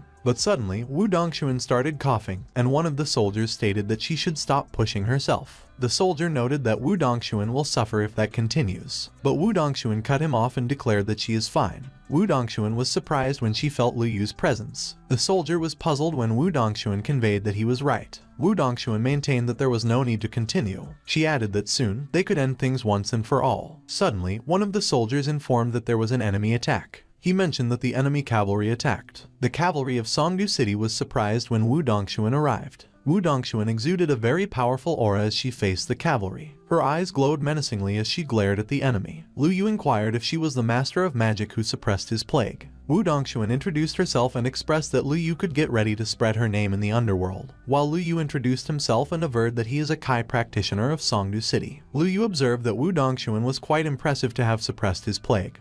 But still, using her precious magic to save those ants and even infecting herself with the plague was foolish. Wu Dongshuan asserted that it doesn't matter because she doesn't mind, and taking Lu Yu down anyway is way easier than saving people. Lu Yu commented that he could see that Wu Dongshuan must have a heart of the path to uphold, so she is a worthy opponent for him to go all out against. Wu Dongshuan acknowledged that it was just what she wanted. A powerful explosion of aura occurred as Wu Dongshuan and Lu Yu clashed with each other. Suddenly, everything turned dark. Wu Dongshuan quickly woke up from the darkness. She cursed and surmised that Lu Yu was a scoundrel and that she just needed a bit more. But Wu Dongshuan noticed a white light and she wondered if it protected her while she was unconscious. Suddenly, Ayana opined that Wu Dongshuan was awake. Ayana claimed that Wu Dongshuan must have taken a real beating and laughed. Wu Dongshuan explained that it looked like Ayana woke up before her, so she queried what was wrong and if she was already eliminated. Ayana scoffed, and as she probed if she wasn't also taken down by Lu Yu, Wu Dongshuan replied that she might have just won if she hadn't weakened from the plague. But Wu Dongshuan quickly realized and conjectured that if she had saved her strength instead of helping plague-infected soldiers, Lu Yu probably wouldn't have even given her a chance to face him. She figured that no matter what she chose, she couldn't win. Wu Dongxuan glanced over her shoulder. She judged that Tuyi's overall wasn't higher than hers, yet he lasted longer. Tuyi was still unconscious, but he laughed. Wu Dongxuan supposed that maybe only Tuyi could pass that seemingly impossible trial. Meanwhile, the Mayang army at Trial Instance 3 started retreating towards the river. Tuyi stood by the riverbanks, gazing at the other side. He wondered if the Songdu city forces could be any more useless. Tuyi reflected that he made such a big show of pulling up camp, taking sick people, and running around all night, yet the Songdu city forces still haven't made a move, and it was almost dawn already. He considered that once their army crossed to the other side of the river, there wouldn't be a chance for a complete defeat anymore. Tuyi believed that he gave them the chance, and they still messed it up. On the other hand, Lai Tianyuan reckoned that Tuyi plans to set up an ambush after crossing the river, luring the enemy to chase them across, hitting them hard while they are halfway across. He wondered if Tuyi insisting on bringing those soldiers along was to use them as bait to lure the enemy, and deemed that it explains everything. Lai Tianyuan supposed that Tuyi isn't all-knowing because the map shows a bridge leading to the other side. He concluded that it turned out to be just a floating bridge. Lai Tianyuan observed that there is no time to waste, so while the enemy's reinforcements haven't arrived, Tuyi should cross first to make preparations. When Tuyi heard Lai Tianyuan indicate that there was no time to waste, he mused that he waited there half the night for the pursuers. He inferred that he did say that they would retreat across the river, and standing there like that did little good either, so he wondered how he could buy more time. Tuyi assessed the situation and looked at the sick soldiers behind him. Lai Tianyuan called Tuyi's attention, and as he remarked that time is running short, Tuyi acknowledged that he knows. Tuyi asserted that their sick and wounded brothers are still in danger, so there was no way he could possibly cross first. Lai Tianyuan was taken aback, and he wondered if those powerless soldiers weren't supposed to stay bait, and if he guessed wrong. Tuyi maintained that their sick and wounded brothers are still in danger. He stated that all other generals should form ranks and guard the bridge. Tears welled up at the corner of one of the soldiers' eyes as he stumbled in his words. He mentioned that Tuyi was a living bodhisattva. Another soldier declared that they were already so grateful to be retreating together, but currently they were allowed to cross first, so from that point onward,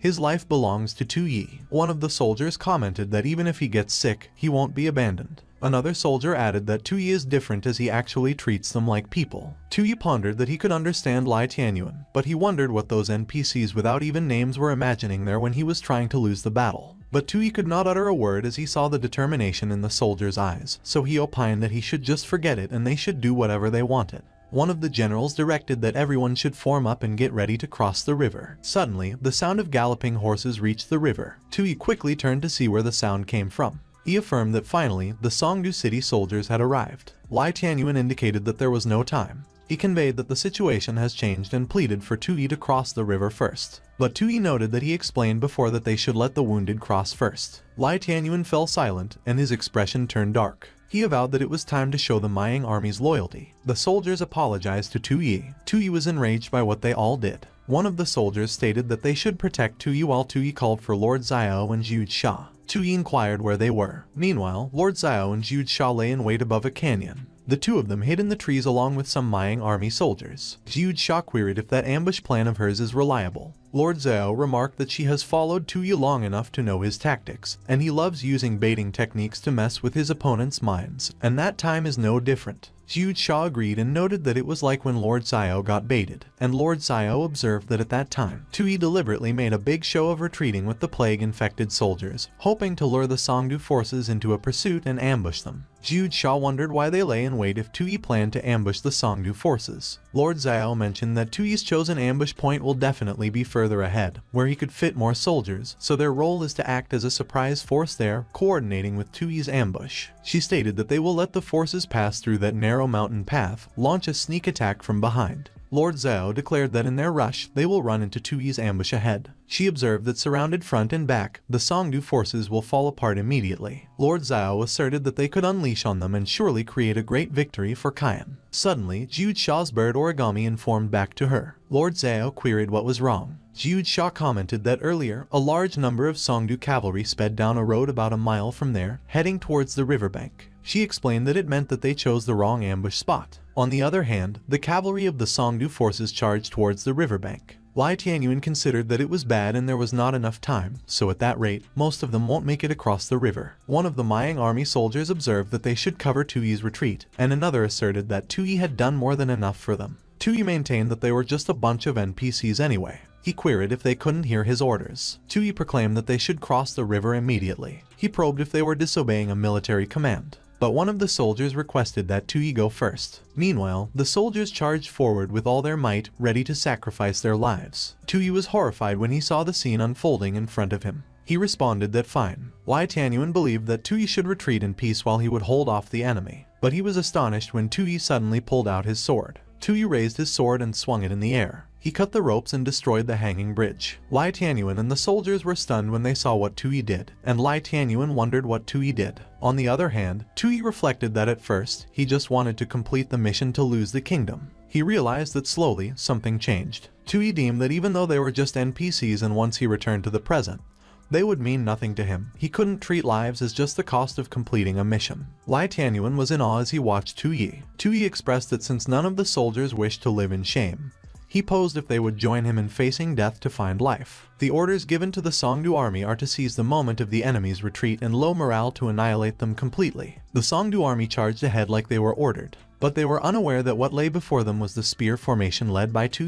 The Songdu army was caught by surprise. They were not able to stop in time, and the front line of the cavalry quickly fell into the mercy of the Mayang army's spears. Decapitated and bloody bodies of the Songdu army were sent flying in the air due to the impact. The Mayang army troops remained steadfast as the Songdu army panicked at the surprise. More bodies flew up in the air, and the Mayang army remained intact. Sliced up limbs were all over the place, and it was raining blood. Tu watched as the bloody scene unfolded in front of him. There was an invisible power that was holding the Mayang army together and giving them strength. Lai Tianyuan concluded that he was thinking too small, as all those ambush and crossing attacks are just a matter of using the terrain to their advantage and facing the cavalry charge. Tu is risking himself to ignite the fire in everyone's hearts. Meanwhile, one of the Songdu army soldiers inquired what he was seeing. He was so shocked that his eyes went so wide. A powerful golden light shone over the Mayang army. It was morale. Lai Tianyuan believed that if the enemy deemed that they were chasing down fleeing troops, they would be destined to lose. But currently, with their backs to the river, even the plague-infected soldiers, as long as their morale is high, could stall the enemy. Plus, they have the numbers advantage, which gives them the strength of unity, so even the most elite cavalry will be bogged down like they are stuck in the mud.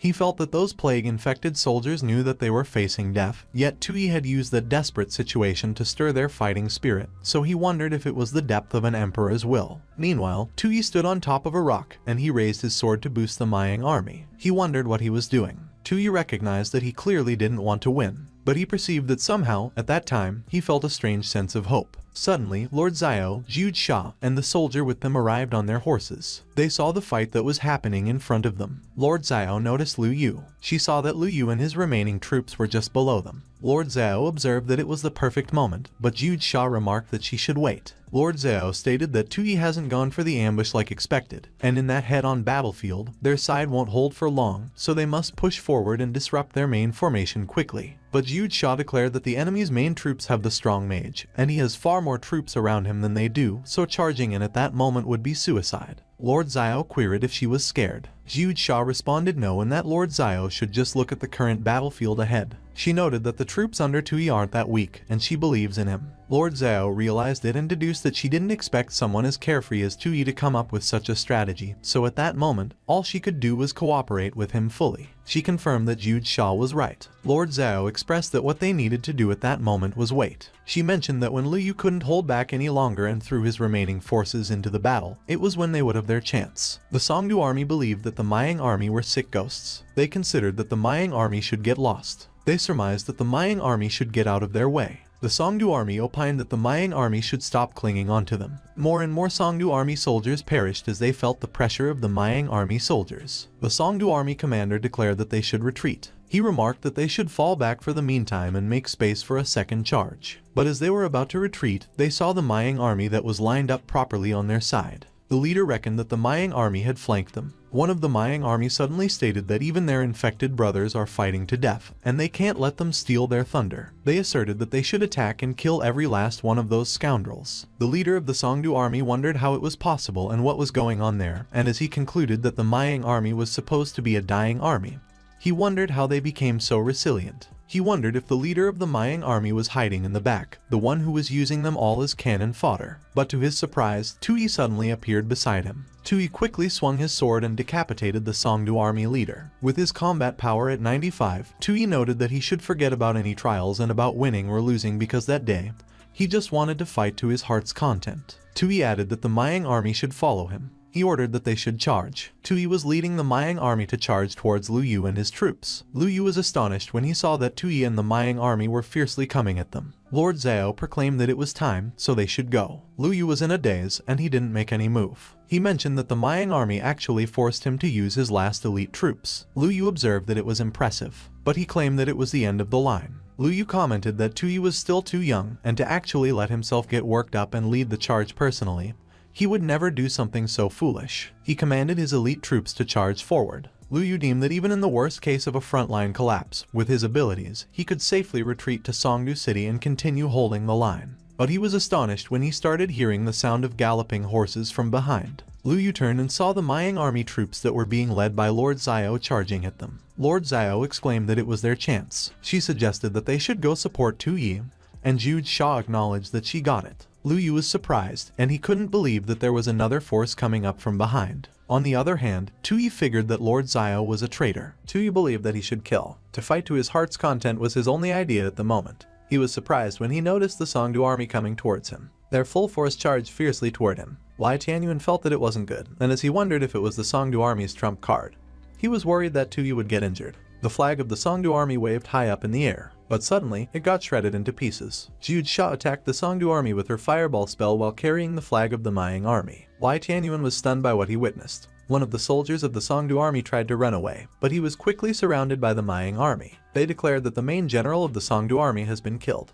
They chanted and repeatedly spoke that they should surrender and they will be spared. One of the soldiers of the Songdo army noted that their command flag had fallen. He inquired if they lost when a horse suddenly stepped on his back. Their entire army retreated, and one of them stated that they should get out of his way and anyone who was afraid should move aside. They had lost their will to fight, morale was shattered, and the cavalry trampled over itself. The Mayan forces seized the victory and achieved a massive triumph. Meanwhile, Lu Yu uttered no. He was still alive. He was not dead yet. But Lord Xiao replied that whether he is alive or not doesn't matter anymore. He laughed maniacally. He responded that he lost. He didn't expect Tuyi's plan, which interlocked every step and was truly brilliant. Lai Tianyuan expressed that Lord Xiao and Jude Shaw's ambush was part of Tuyi's plan too. From the retreat to the last stand, capturing the leader was a true masterpiece. But Tuyi mentioned that he didn't know what he was talking about. Lai Tianyuan immediately explained that he is his servant, so he understood that with the level of trust between the two of them, such a secret couldn't be revealed beforehand. But he will strive to do better in the future. Tuyi was suddenly surprised when he felt tremors in his hands. His hands had bruises on them, and he trembled in excitement. He looked around him. The soldiers repeatedly revealed that they won and they could go home. So long live the marshal. He could see how happy they looked. That is when everything finally sunk in. He realized that they won after all. Tuyi was sent back to the Dragon Vein. The voice stated that the commanding troops, life and death together, unified in purpose, instilling strength in the arm, and inspiring loyalty from the soldiers, were excellent. And the strategy, swift as the wind, steady as a forest, aggressive as fire, immovable as a mountain, unpredictable as shadows, and striking like thunder, was excellent. It remarked that he passed the strength assessment in the overall evaluation, a rare talent capable of ruling the world. Wu Dongxuan wondered if he actually won. Ayana queried where the Taoist was. He probed what Taoist she was talking about. Lord Xiao inquired if it was the one who blew himself up in front of her. Wu Dongxuan declared that the trial seemed unsolvable from her perspective and pressed how he managed it. Tuyi wondered if it would sound too arrogant if he recounted that he originally planned to lose but somehow ended up winning. Suddenly, the voice noted that the final trial of the Emperor's path was the governance test. It would begin. He was transported into a sunny place where the trees were dried up. He looked so confused and out of it as he stood on top of a wall. He called Lai Tianyuan, Jude Shaw, and Lord Xiao and demanded where they were, if it could be a turn to defend the city at that time. But he commented no because from the name governance test, it should be related to ruling the country. He was surprised when he saw what was over the wall. One of the people mentioned that they will be giving him everything he owns for him to just sell some grain. Another person observed that someone was watching, and the others beseeched for help and to let them in. One of the people pleaded to be saved. Another voiced that she would do anything. Another responded that they should just let his child go in. And another spoke that the corrupt officials should open up. Tuyi watched as the people below him pleaded. He wondered if he was supposed to save those refugees at that time. He watched over the refugees below him. At the same time, more refugees swarmed the city gates. Meanwhile, the others were watching him. Jude Shaw demanded what he would do if it were him. Lai Tianyuan elaborated that there was no saving those people and he can't save anyone. He will let them all die. Wu Dongxuan expressed that it was a famine. Lai Tianyuan revealed that wherever the refugees pass, the ground is left barren and desolate. The tree bark, earthworms, grassroots, even soft soil, all disappear. The poor either starve or die from eating random things, while the rich couldn't buy anything, burdened by their wealth or targeted by robbers. Without enough food, everyone faces a dead end. Yet famine itself is not the most terrifying thing. It was people turning to cannibalism. One of the weak men was puzzled when the other refugees suddenly surrounded him. He indicated that they should wait, but all he could do was scream in pain as the others devoured him.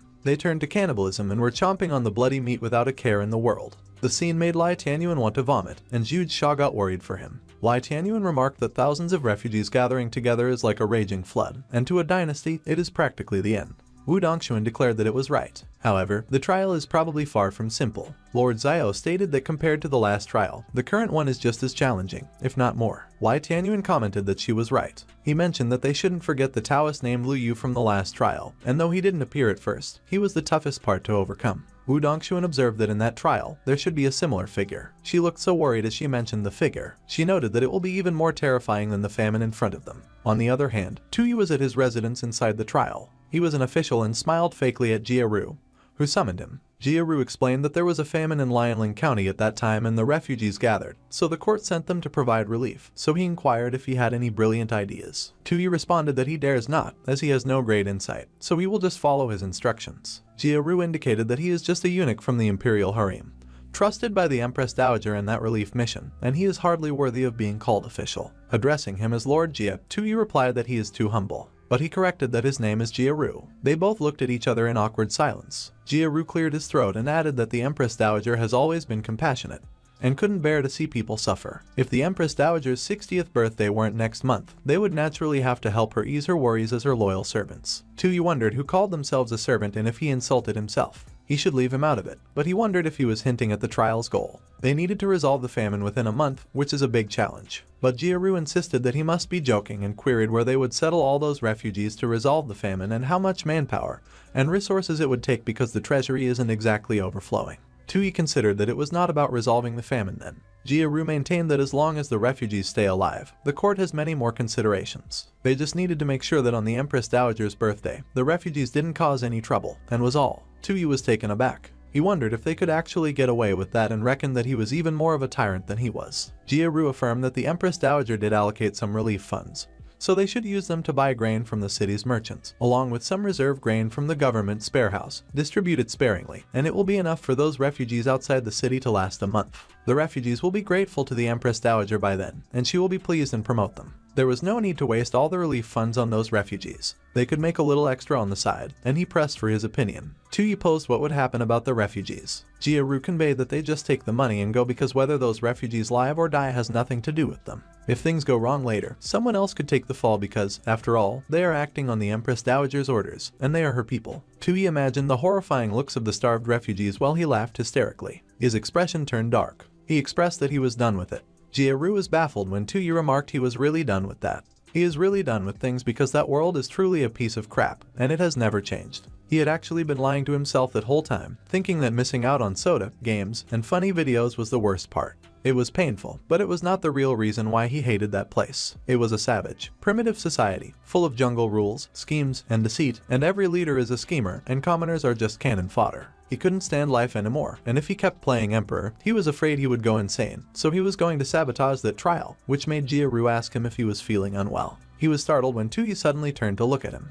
Tu Yu stated that as an NPC, he sure talks too much. He grabbed his arm that was wrapped over his shoulder. He threw him on the floor. Jia Ru hit the floor face first. Tu Yu declared that he was raising the grain prices and would tell the refugees directly that the court didn't care about them, so if they wanted food, they could go and steal it. If the refugees were going to starve anyway, they might as well stop clinging to false hope. Jia Ru groaned in pain as he picked himself up off the floor. He wondered if he was crazy. Tu Yu had that evil look on his face as he smiled at Jia Ru. Jia Ru commented that taking a little profit is one thing, but if he stirs up a rebellion during the Empress Dowager's birthday, he is going down, and he shouldn't drag him with him. He was surprised when he stepped on his face. Tu Yu insisted that he didn't care if he stirred up a rebellion. He will deal with that later, but at the moment, he is the one in charge. Jia Ru was speechless. Suddenly, guards noted that they heard some noise and pressed what happened. Tuyi mentioned that Jia suddenly went mad, so they should take him to rest. He looked at him ominously. Jia was horrified when he realized the situation. He indicated that Tuyi was the one who was mad and his whole family was mad, and as he screamed while the guards dragged him away, Tuyi revealed that his condition was severe, so they should watch him closely and not let him leave no matter what he uttered.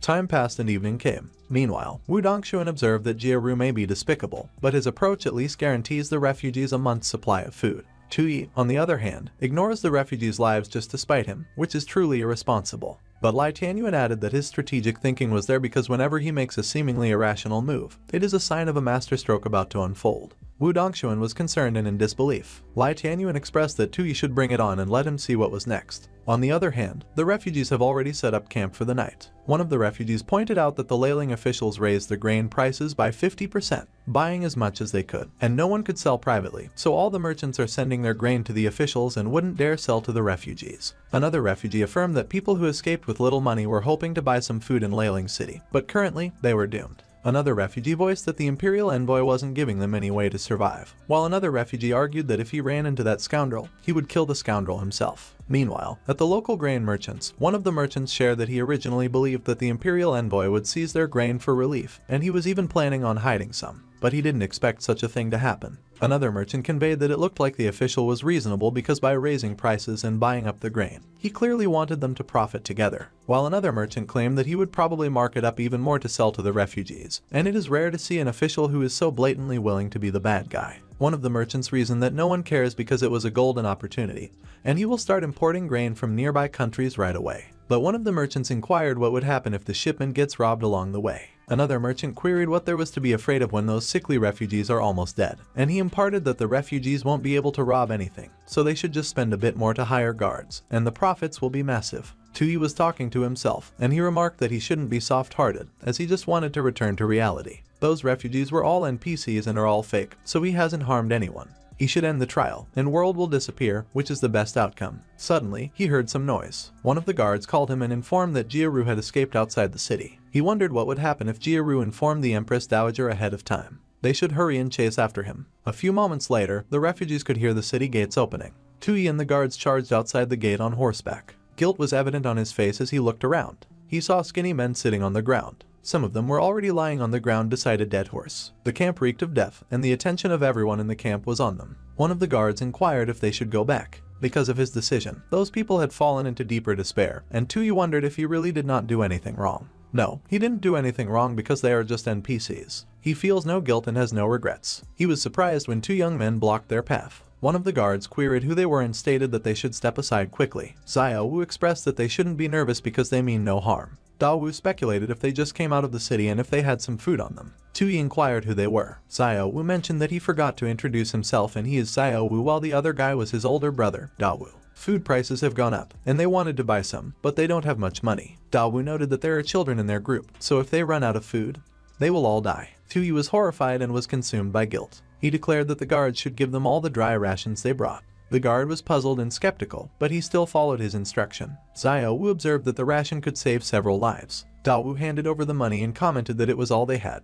Tuyi affirmed that there was no need and they should just consider it a loan from him. Xiao Wu thanked him, and as he uttered that he was truly kind-hearted, he probed how they will repay him later. Tuyi hesitated to answer his question. Suddenly, one of the guards called him and pointed behind them. He was pointing at Jia, who looked suspicious in a cloak. Jia quickly saw that the guards noticed him. Tuyi advised that they should get off their horse and chase him because he is in the crowd. Jia quickly ran for his life. Tuyi and the guards chased after him. Jia ran in the middle of the crowd while they were chasing behind him. Tuyi was running with all his might to catch him. Jia got nervous as he got closer to him. He screamed that the one on the horseback is the imperial envoy sent for disaster relief and he is the one who ordered the price hike on grain. All the refugees quickly looked at Tuyi with menacing eyes, and he could feel it. Jia stated that the refugees should hurry up and deal with the corrupt official. Tuyi was stunned as he looked at the refugees behind him. One of the refugees remarked that it was him. He indicated that he was a corrupt official and inquired if he wanted to starve them all to death. Another refugee observed that grain prices were already ridiculously high. Another mentioned that currently, during a famine, they have gone even higher. Another added that his grandson was only 3 years old.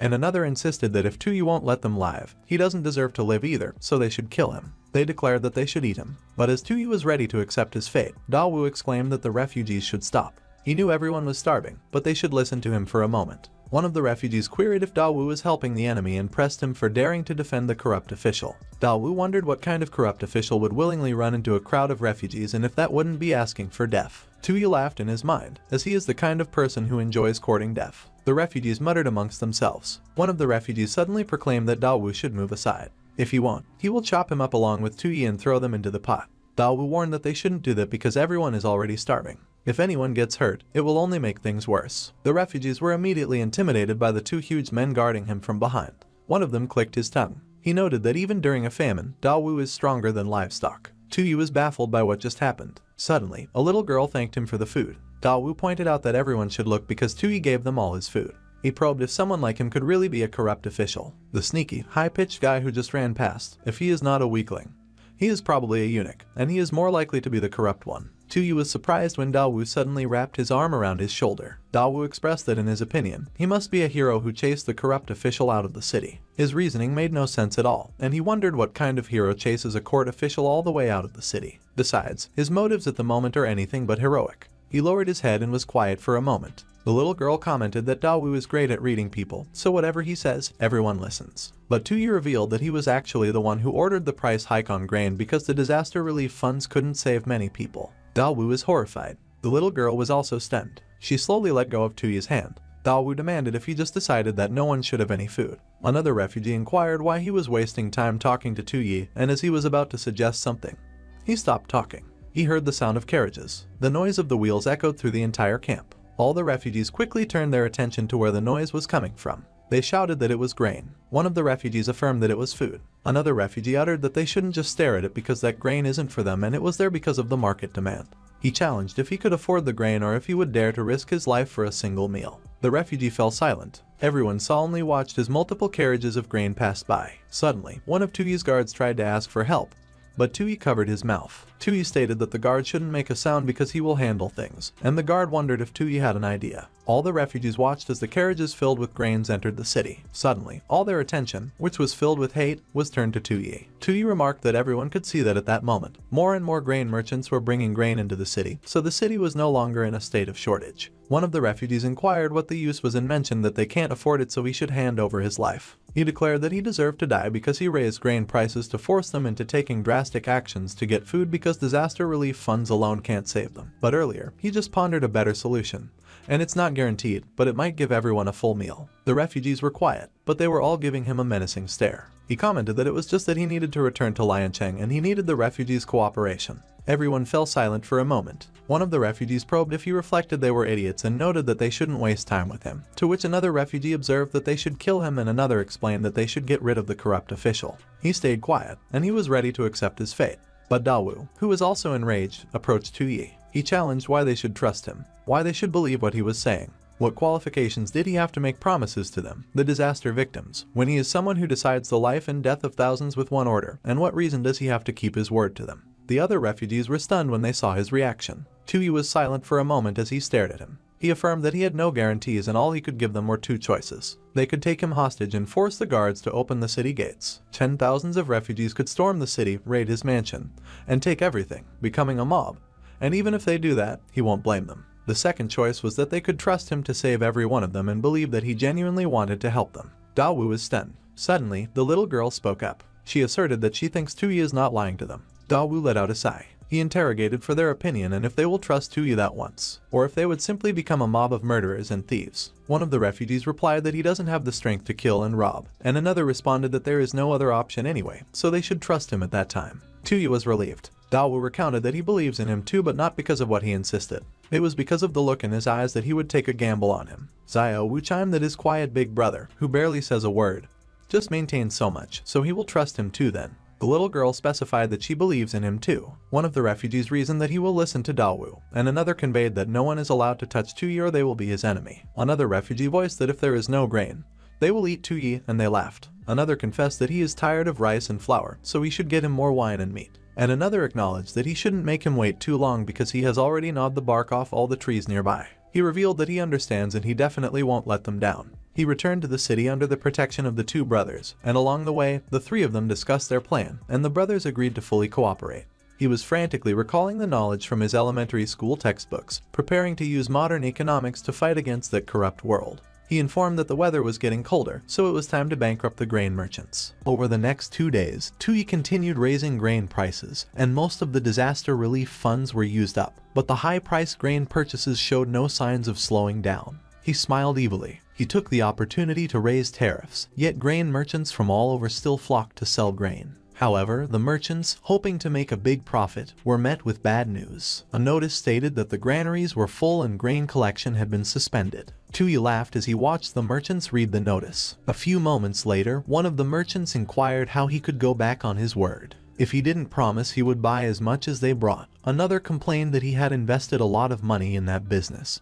so if he stopped collecting grain, the transport costs and the fees for the escort service would ruin them. Tui apologized and clarified that he had planned to build more granaries while continuing to collect grain. He didn't expect the grain to arrive so quickly, because with famine happening, he assumed there wasn't much grain in the surrounding areas. But everyone shouldn't worry because he has already ordered the construction of new granaries, and one of the merchants queried when they will be finished. He replied that the workers are working hard on it, but it seems like it is going to rain soon, so the construction might be delayed a little. The merchants imagined the rain. One of them mentioned that if it rains, the grain will mold, and another remarked that if they still need to figure out storage, they will lose everything, even their underwear. Tui agreed and wondered aloud what they were supposed to do, unless they sell it directly to the disaster victims. The merchants were horrified. A few days later, rain fell from the sky. One of the merchants observed that there is still no movement with the granaries and speculated if they were scammed.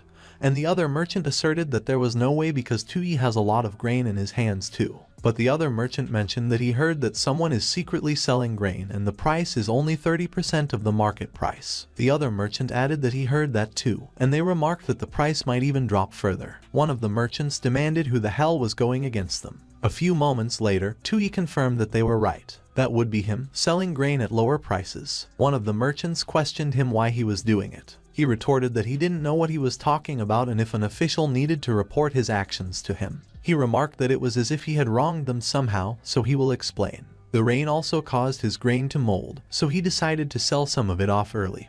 But they all held back from buying, forcing him to lower the prices. The merchant looked doubtful as he listened to him. He added that he could sell it to them at 30% of the original price too, and if they do the math, they are still making a profit. The merchant explained that they only had grain at the moment and not money. Even if they bought it, it would just rot in their hands. Tui concluded that there was nothing left to discuss and everyone could fend for themselves. One of the merchants informed them that he would take his leave. The other merchant responded by bidding him farewell. Suddenly, Xiao Wu and Da Wu arrived. Tui remarked that they were panicking. Over the past few days, Tui secretly gave the Wu brothers some grain, and they claimed the grain was purchased from inside the city and prices were still dropping. And by buying grain at low prices from the city, the two brothers gradually gained the trust of the disaster victims. They assured the victims that if they were patient, grain prices would continue to fall, and the victims managed to get by with the grain Tui secretly provided, putting constant pressure on the grain merchants. The merchants, though aware someone was secretly transporting grain out, were helpless and gradually began to lose their composure. Xiao Wu observed that Tui was something else because he had been toying with all those grain merchants single-handedly. He replied that it was nothing and he had just taken over enough bad stock in the market before,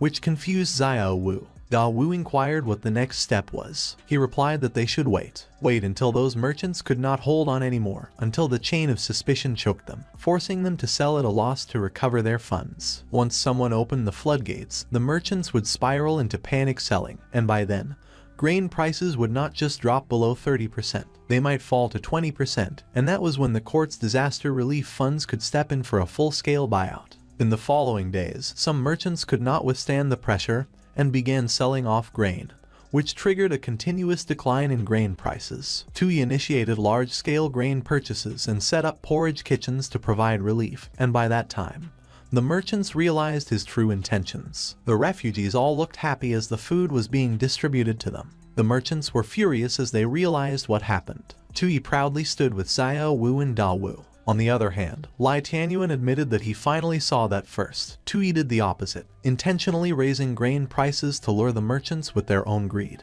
Then, taking advantage of timing and location, He trapped them with heavy stock and isolation. Finally, he leveraged human nature, forcing them to willingly lower their prices. Wu Dongxuan declared that grain was never scarce. It was simply hoarded by those beasts, and Tuyi's moves were masterful, so it was no wonder he was the man she had her eye on. However, that only resolved the short-term issue, and the root cause of the disaster victims' plight remained unsolved. Lai Tianyuan froze and coughed vigorously. Lord Xiao requested information about the root cause. Wu Dongxuan looked dejected. Meanwhile, the refugees were still enjoying their food. One of the men let out a sigh of satisfaction after his meal. Suddenly, he stared off into the distance. He was looking at the city ahead. An evil grin appeared on his face as his eyes lit up with desire. Lai Tianyuan stated that once tens of thousands of disaster victims had full stomachs, they would have the strength to swallow something even bigger. The children laughed as they ran around the camp. Tuyi monitored the camp from the city walls. Jia Ru remarked that the Lord truly possessed extraordinary wisdom, a divine being capable of turning the tide in a hopeless situation. It had been a long time since they last met. Tuyi glared at him. He inquired what was wrong and whether he didn't miss him. Tuyi demanded if he dared to return and whether he wasn't afraid he would cut him down.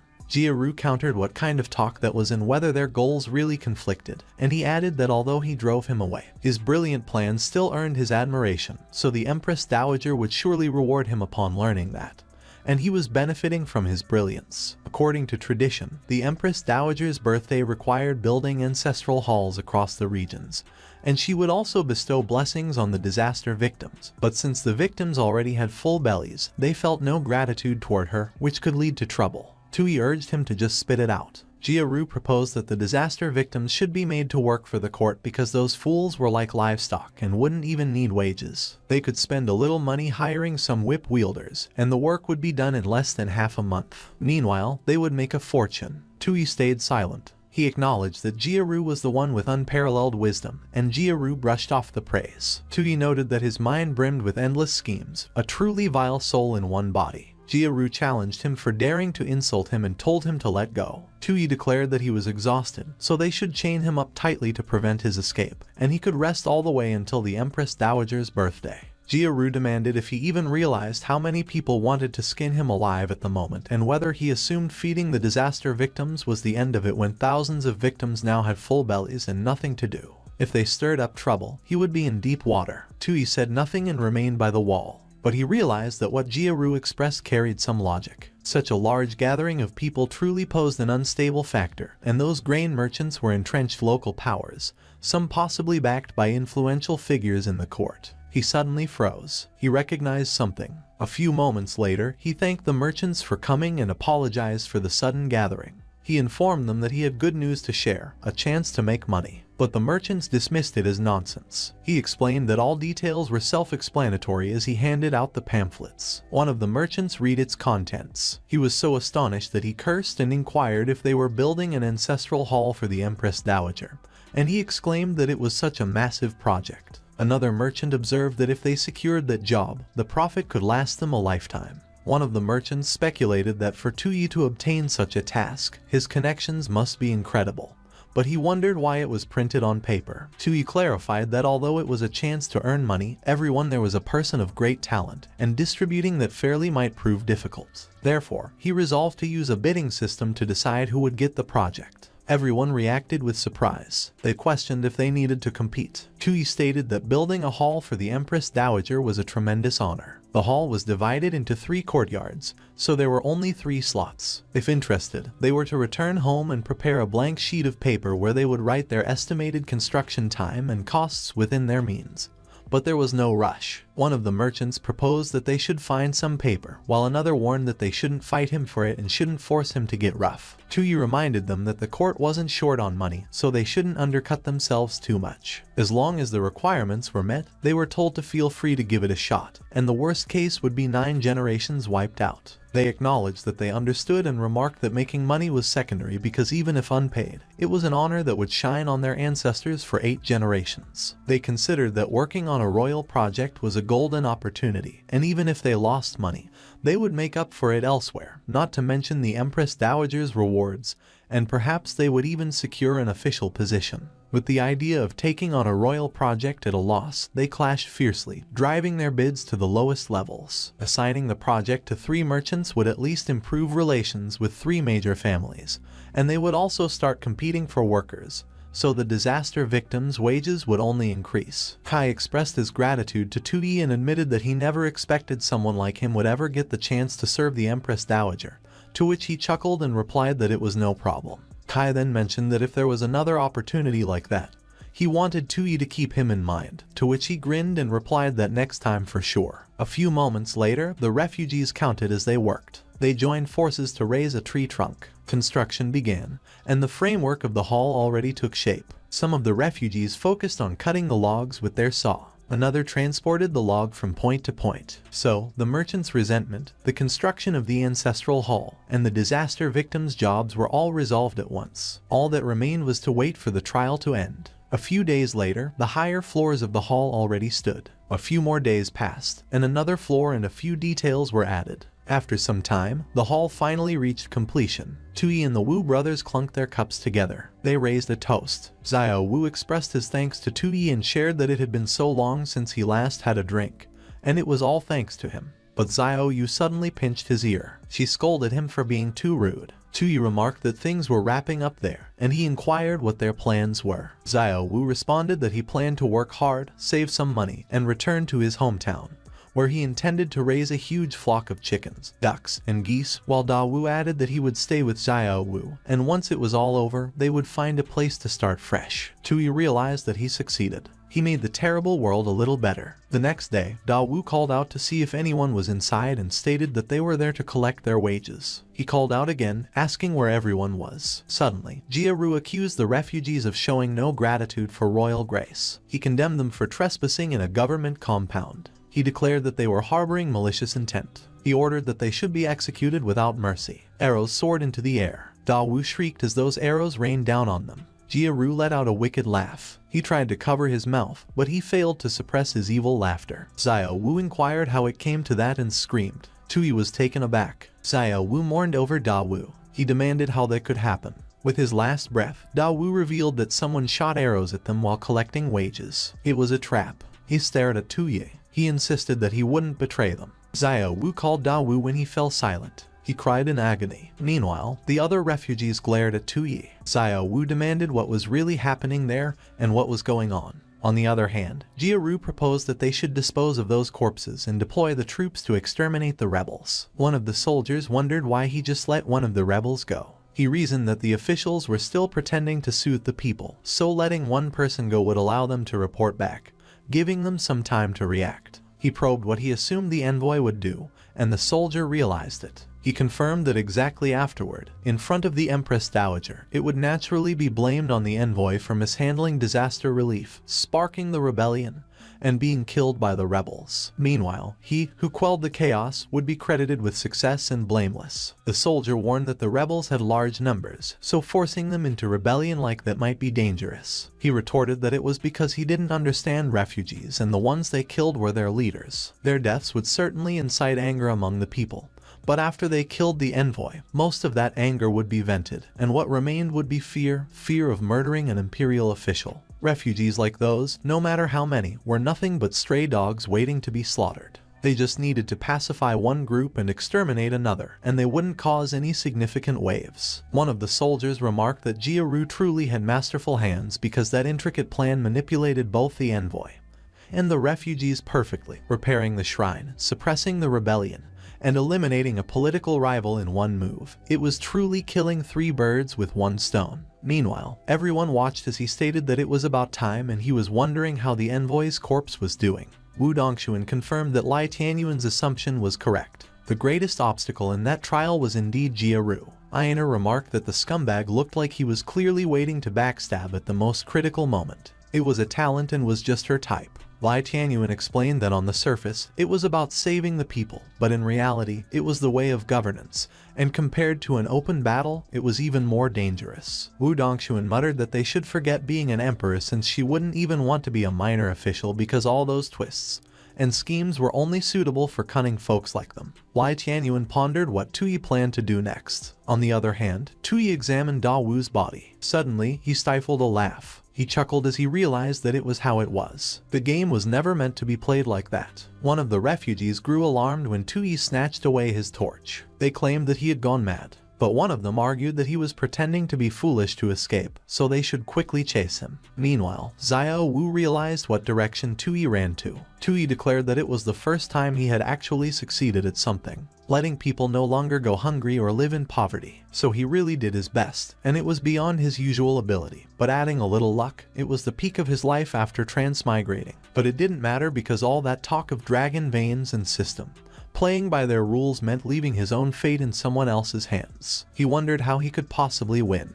However, he admitted that he was really bad at playing chess but amazing at flipping the board. To hell with their Empress Dowager's birthday. One of the refugees grumbled that he just polished the hall 2 days ago with tung oil, but the torch already reached the hall. In an instant, it was set ablaze. Xiao Wu stood stunned. Tui mentioned that at that time, he had something to say to all of them. Tui inquired of the refugees whether they knew why they were still so poor, unable to afford food, and living as disaster victims despite so many rich people and so much food in Leicheng.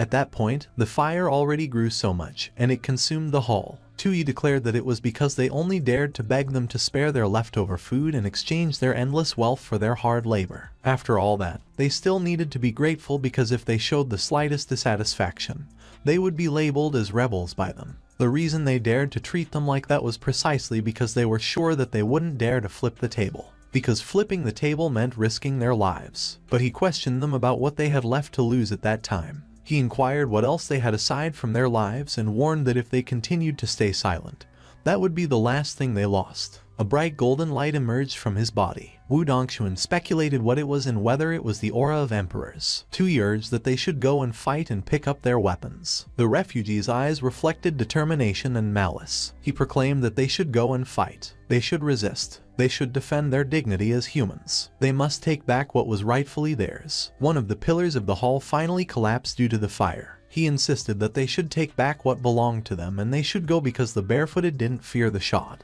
They should rise up and rid the people of that scourge. On the other hand, Jiaru remained speechless and one of the soldiers indicated the shrine. He confirmed that he saw it. He wondered whether killing the envoy wasn't enough to vent the anger of those damned Lolifs and reasoned that they were not only losing money at that point, but cleaning up that mess would also be troublesome, so he wouldn't let them get away with it. He demanded why the soldiers were still dawdling. He ordered that they should leave the city and suppress the bandits immediately. But the soldiers froze when they opened the gates. They witnessed the evil stares of the refugees waiting for them outside. The refugees lunged forward at the soldiers with their pitchforks and makeshift weapons. Jiaru demanded if they had all gone mad and if they weren't afraid of being sentenced to death by the court for gathering a crowd to rebel. But he appeared horrified. He noticed that Tui was with the refugees. He inquired why he wasn't dead yet. But he convinced himself that he should wait and calm down because they were just disaster victims who ate a few full meals and were still skin and bones. So there was no need to panic. As long as they killed Tui, the credit for quelling the rebellion would still be theirs. He ordered that the archers should aim at the traitorous envoy. They were instructed to shoot to kill. But he became horrified when he realized that instead of soldiers, the refugees were the ones behind him. He demanded where the soldiers were. He backed up as the refugees walked towards him. He gritted his teeth. He declared that Tui was a treacherous rebel who gathered a crowd to rebel and deceive innocent commoners, and he, as a court official, used deceitful words to stir unrest, embezzled relief supplies, and exploited the good people. But Tui remained silent and simply glared at him. He insisted that everyone must not trust that kind of scoundrel. He questioned the refugees if they believed him, but the refugees continued to walk towards him. Da Wu was one of them. He looked horrified and demanded if he wasn't shot full of arrows. Tui simply watched quietly as he screamed. The refugees picked Jiaru up and raised him in the air. They threw him over the wall. Meanwhile, Lai Tianyuan reflected that his whole life, he was fixated on schemes and calculations, playing within the game, challenging the heavens, only to be no different from a eunuch. And yet, even if he could summon storms within the game, he was still trapped within it. His vision remained limited to the confines of the court, while the realm of flipping the board lay beyond heaven and earth. Jiaru wept while falling down the wall. Lai Tianyuan concluded that for those chess pieces on the board who fancied themselves exceptional, their fate was only to fall. Everyone was stunned, and they looked at Tui. Tui suddenly sat down. The voice declared that the governance trial failed. Tui was horrified. He recalled how the soldiers fought with the refugees. He assumed that it looked like the trial would end soon. He was alarmed. he saw Xiao Wu get injured. He mentioned that they got the grain and the wages, so it was all over. So they should go because he would lose his life if he stayed. But Xiao Wu was not listening to him. He reminded him that he should think about Xiao Yu. As he inquired who would take care of those orphans when he dies, he remarked that there was still a long road ahead. He could only have a chance if he survives. Xiao Wu remembered Xiao Yu. He turned his back, and one of the soldiers took that chance to lunge at him. Tuyi warned that he should watch out. He pulled Xiao Wu away, and he was the one who got slashed by the soldier. Back in the present, he considered that it was scary that he actually did something like that. If he went through another trial like that, he really wouldn't be able to tell fantasy from reality, but at least he finally lost once. Suddenly, Wu Dongxuan urged that he should get up. She demanded how long he was planning to sit there spacing out. He realized that he failed the trial, and at that moment he needed to explain himself to that woman. He attempted to explain when she interrupted him and remarked that he did great. He was puzzled. She added that although he didn't pass the trial, she really liked his performance. Everyone was surprised. He suspected that he was being streamed live. She explained that his choices were exactly her style, though a bit too cautious, because if it were her, she would have killed the eunuch the moment she saw him, and he assumed that it was a governance trial. But she reasoned that considering his background, he had already far exceeded her expectations. She addressed him as Tuyi. Tuyi realized that Wu Dongxuan recognized his identity. Suddenly, Lord Xiao lunged at Wu Dongxuan to rescue him.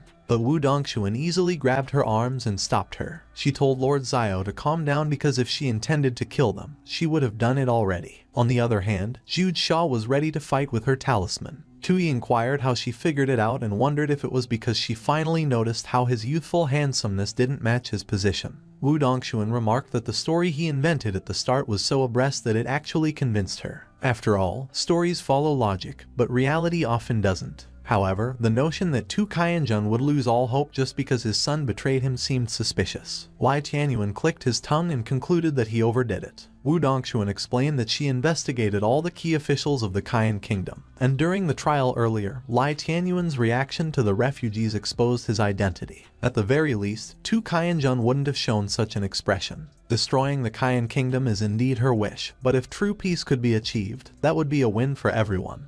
And Tuyi wondered if she even had principles. She admitted that in reality, achieving that is as hard as climbing to the heavens. So if Tuyi ended up exhausting his nation's resources, getting betrayed by everyone, and dying with his country in ruins, she would be happy to witness that too. After all, she wouldn't lose anything. For the time being, she will stabilize the rebel forces and won't cause him any trouble. But if he deviates from her expectations, she will dig out his heart and poison it. Tuyi was terrified. She concluded that was all, and she would see him around. Lai Tianyuan suddenly called Tuyi and confessed that he was guilty. Tuyi was surprised when he saw his stats. His disloyalty became 0, and he was determined to follow him to the end, and he requested that he punish him. Tuyi questioned what crimes his loyal minister had committed. Lai Tianyuan admitted that he was ashamed because, being obsessed with power games, he failed to see the bigger picture, and his actions along the way left him in awe, so he would benefit from his example for the rest of his life. Tuyi assured him that not at all and that he should remain true to himself. He shouldn't let him influence him because being brave and staying true to himself is what matters. Suddenly, Aina praised that her fellow traveler was impressive. He urged her to be out with it. She confessed that she believed he was just a loser who made it that far purely by luck, but after watching his actions,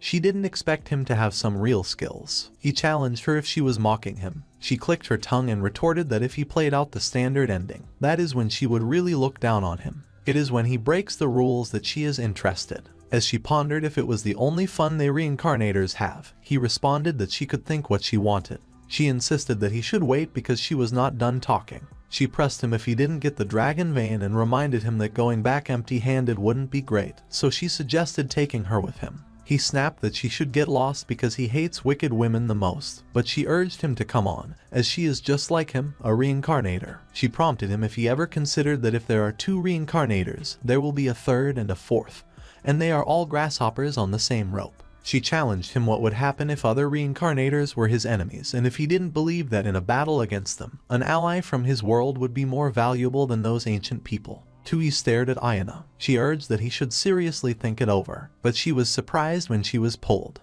He slammed her into the floor. She felt flustered and endured pain. He retorted that it was her again and questioned if she just used her ability on him again. Haya quickly lunged at him. She pleaded that he shouldn't. He would consider it, and he only needed time. Tui was indeed reflecting on it because at that time, Lai Tianyuan was completely ruined, so if he wanted to bring down the kingdom, someone had to fill the power vacuum. He exhaled a long sigh. He admitted that he did have that intention, but she should let him remind her of one thing. She listened intently. He warned that if she planned to stab him in the back, she better take everything from him, including his throne, or else he would make her wish she was dead. Evening came, and everyone set up camp. Tui slept soundly with Lai Tianyuan. Suddenly, the downfall bracelet lit up. He felt puzzled when he woke up. He questioned what was going on and if the trial wasn't over. He reacted with surprise when he looked below him. He witnessed a funeral being held. He recognized the refugees and realized that the world was still running even after the trial ended. He recognized himself. He muttered that it was his funeral. Everyone solemnly walked as paper money rained on them. They offered cups of wine for the ceremony. They threw it on the ground and created a line. Tui pondered if that world was still running. It meant that someone named Dawu really died. It was because of him. Suddenly, Dawu took a step forward. Tui noticed him. He remarked that Dawu was still alive, but he saw the system data. He was Emperor Wu Zhai, the founding emperor of Da Zhai. Tui wondered how Dawu possessed a data panel and whether that world truly existed. Downey explained that they were the former rulers of that land, the emperors of Da Zhai, and influenced by him, they became the conclusion of the old dynasty. After his death, they relocated north and initiated a wave of rebellion, and along the way, they gained widespread support, and their forces continued to grow. After years of war, the Wu brothers eventually triumphed, and inspired by him, they prioritized commerce, bringing centuries of peace to that world. In the capital of Da Zhai, there stood a magnificent and vast ancestral hall. It didn't worship gods, ancient figures, or nobility. Instead, it honored the officials of the former dynasty whose names remained unknown. He was revered as a symbol of commerce, wisdom, courage, and resistance. He was regarded by the Da Zhai emperor as the founding ancestor. Tui remarked that the two of them actually made him feel like the Statue of Liberty. He wept. Downey stated that the trial of governance successfully created the opportunity for the Wu brothers to establish Da Zhai, resulting in a judgment of excellence. So he passed the Dragon Vein trial, gaining 20,000 national power points, with a current total of 30,900 national power points. He felt horrified. It offered congratulations, but he responded angrily. He inquired what the relationship was between it and the Dragon Vein, if it wanted him to destroy the country or what, and if it was trying to send him to his doom. It responded that there were insufficient permissions and no further information. But it congratulated him because the system unlocked the country destruction lottery, and he questioned what it was. It clarified that it was a literal lottery where he could draw related items, but unfortunately, each draw cost 500 points. He muttered that there was such a thing and wondered if that meant he could get everything he needed by just continuing to draw, but it denied it. He was allowed to do 10 consecutive draws at a time, and he couldn't draw again until the items were used. He realized that it was clear they wouldn't make it easy for him to find a loophole, but he insisted on forgetting it and requested it deduct 5,000 points and let him do a 10 draw. It confirmed that the country destruction 10 draw began, so his current national power points were 25,900. He affirmed that it was there. It truly existed. He received the Spirit Awakening pills, which increased energy when reviewing memorials. The Vermilion Ink Seal, which was a must-have for the Imperial study and worked better when used with the Imperial Jade Seal. Finally, he acquired I Was Forced by the System to Become a Villain, which was a tale of a legendary villain, a best-selling suspense manhwa. He demanded what that junk was and complained that the country destruction 10 draw didn't assist with the destruction of the country at all. It didn't matter, and he resolved to just use up those trash items and exhaust his points. But he wondered how such a thing could exist. One of the rewards was a guidebook. Tui read that it was a must-read book for time travelers and questioned if it was an essential book. He read about agriculture, industrial construction, medical emergency aid, civil engineering, storage, and building an airplane. He remarked that they were giving him that while claiming that it would destroy the country.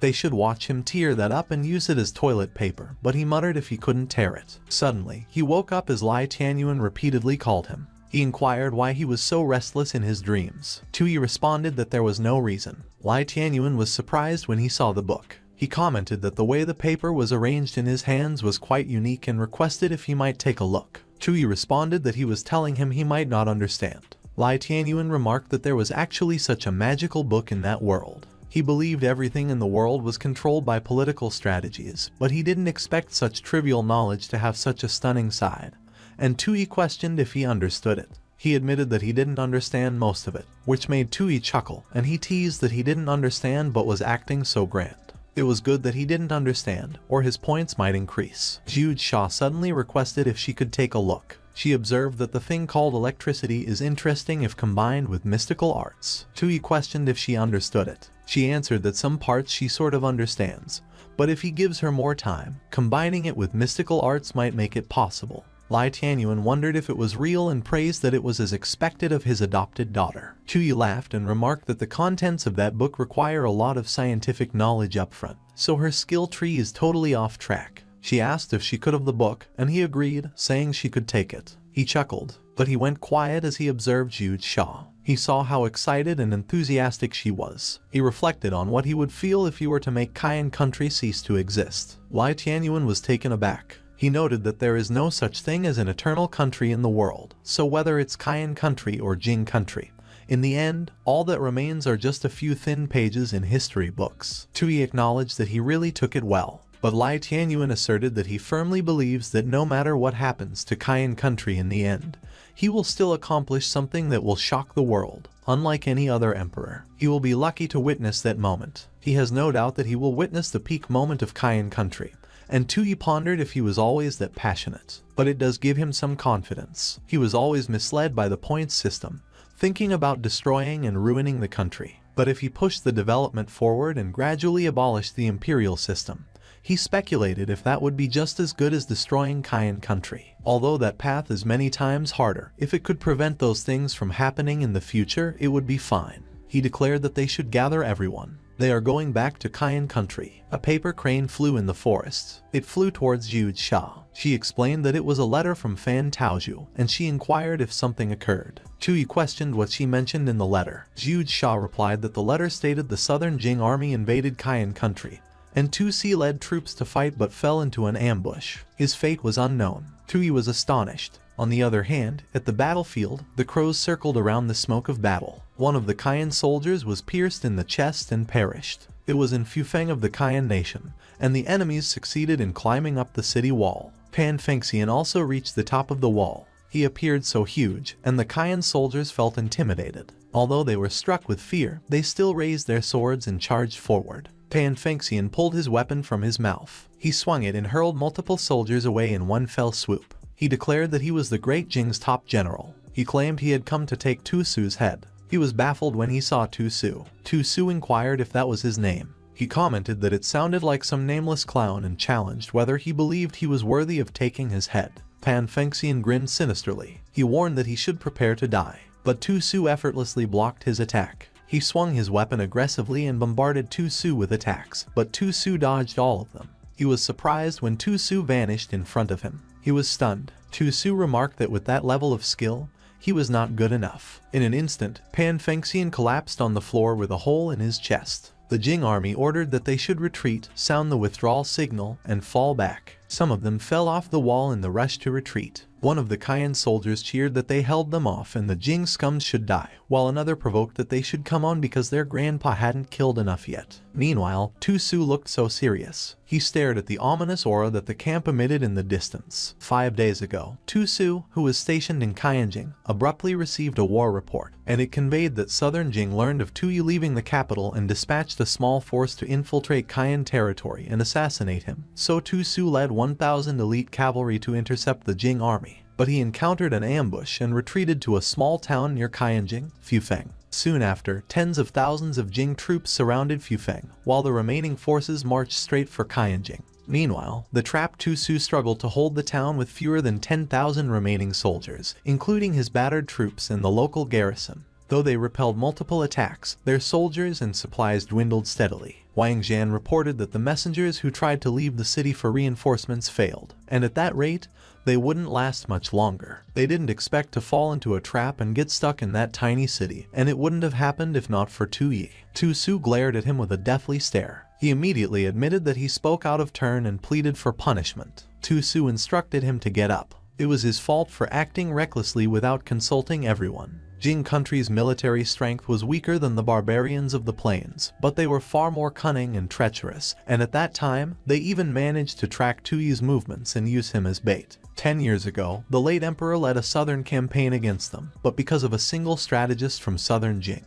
he was forced to retreat empty-handed. He recalled that he was young at that time, but still knew that Qian's southern nobles colluded with the Jing strategist, preventing the unification of the empire. And that man, Grand Overseer Han Being, known as the Fox Strategist, only needed words to manipulate those people into dividing the land at a crucial moment. They purged a batch back then, but currently a new group surfaced, cooperating with Jing and allowing them to invade that deeply. Otherwise, he refused to believe that hundreds of thousands of troops could have slipped under Qian Jing's nose. It must be Han Being toying with people's hearts again, deceiving those spineless traitors. He realized it with surprise. He muttered that for playing with people's hearts, the brat would call him an old scheming bastard, but at least that brat was safe for the time being, and that was Qian's only fortune. He always respected strength and despised underhanded schemes. Yet he actually assumed, even for a moment, that his clever little brother could fall into an ambush. Wang Zhan concluded that his only weakness was Tuyi. He informed that Lord Xiao was still by his side so she could still send messages from the army. Tu Su agreed that it could work, but in the message, he should not mention that he was trapped in Fufeng and just inform him that the Jing troops were invading and he should return to Qianjing to take command. He inquired where his dignity was in asking his little brother to come save him and declared that he would defend Fufeng himself. A few moments later, Wang Zhan proposed that they should let those Jing dogs see the blood and resolve of Qian's men. Tu Su promised that he would hold Fufeng with his own hands, and Wang Zhan concluded that his old habit of getting fired up for battle returned again. Tu Su guessed if he must be assuming that he was acting on his own again and was about to lose his mind. Wang Zhan insisted that he wouldn't dare. Tu Su assured him not to worry because it wasn't like it was the first time. But at that time, his reason was truly different from before. Wang Zhan remained speechless. Tu Su reminisced that the night before the brat left Qianjing, he drank alone with him. He recalled the night when Tuyi drank to his heart's content. Tuyi wondered if he was insane and if he was the war god of Qian. He claimed that he stole his throne and took away his surname. Yet instead of rebelling, he played the role of a loyal subject. Tu Su expressed regret and acknowledged that the promise they made all those years ago, he assumed it was just a joke between them. He never expected him to actually go through with it. He always knew what his true ambitions and interests were, and if he were forced to sit on that throne,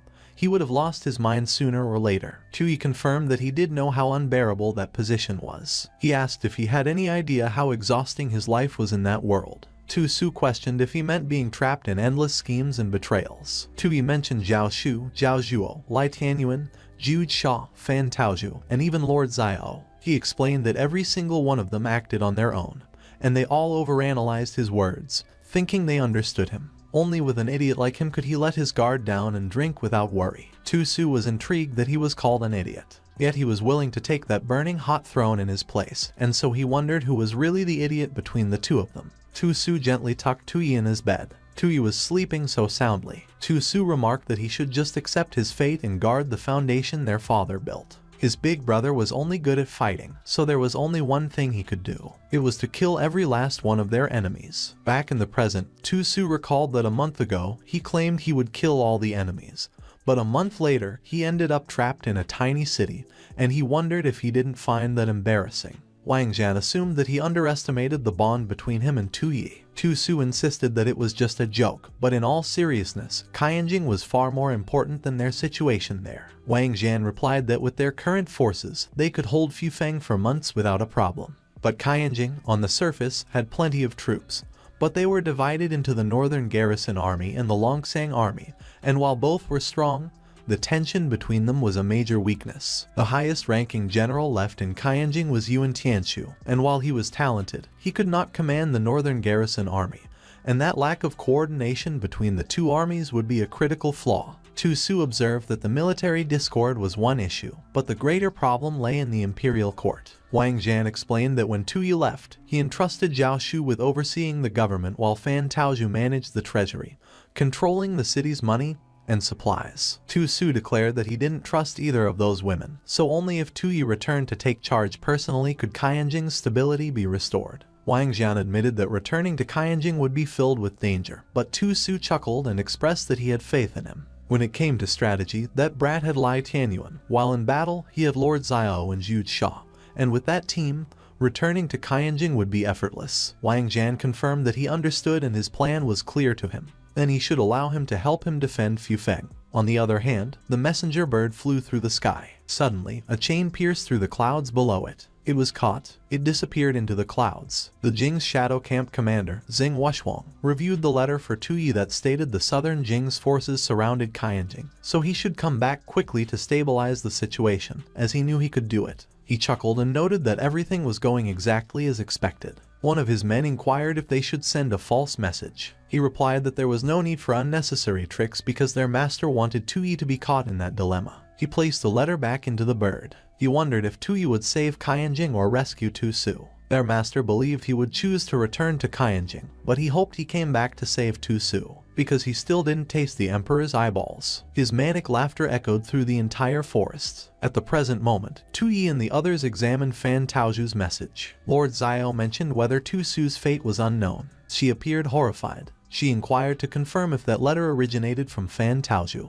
if she was one of their people. Lai Tianyuan admitted that he once entertained rebellious thoughts in the past but no longer did. But he acknowledged that it was true he and Zhu Sha were already fully loyal to him, though Fan Taoju's intentions remained unclear. Tuyi remarked that it was enough, as he had been aware of all that nonsense for a long time. At that time, he only cared about one thing. He questioned whether Tu Su was safe or not. Suddenly, the bird flew above him. Lord Xiao explained that it was the message she left for Tu Su, and Tuyi assumed that it was another one. She confirmed that it was indeed his handwriting and seal, so he was still alive. Lai Tianyuan reasoned that if he were guarding Qianjing himself, he wouldn't have requested urgent reinforcements, so most likely, he was trapped somewhere. Tuyi concluded that he was alive, but he was also in grave danger, so the question became whether to rescue Tu Su or to return to Qianjing. Meanwhile, the Jing army cooked their dinner in their camp. They set up their camp outside Qianjing City. Fan Taoju stood by the wall and observed them. She reflected on how things turned out like that. Just 5 days ago, Tu Su led 1,000 northern garrison cavalrymen and departed Qianjing in haste,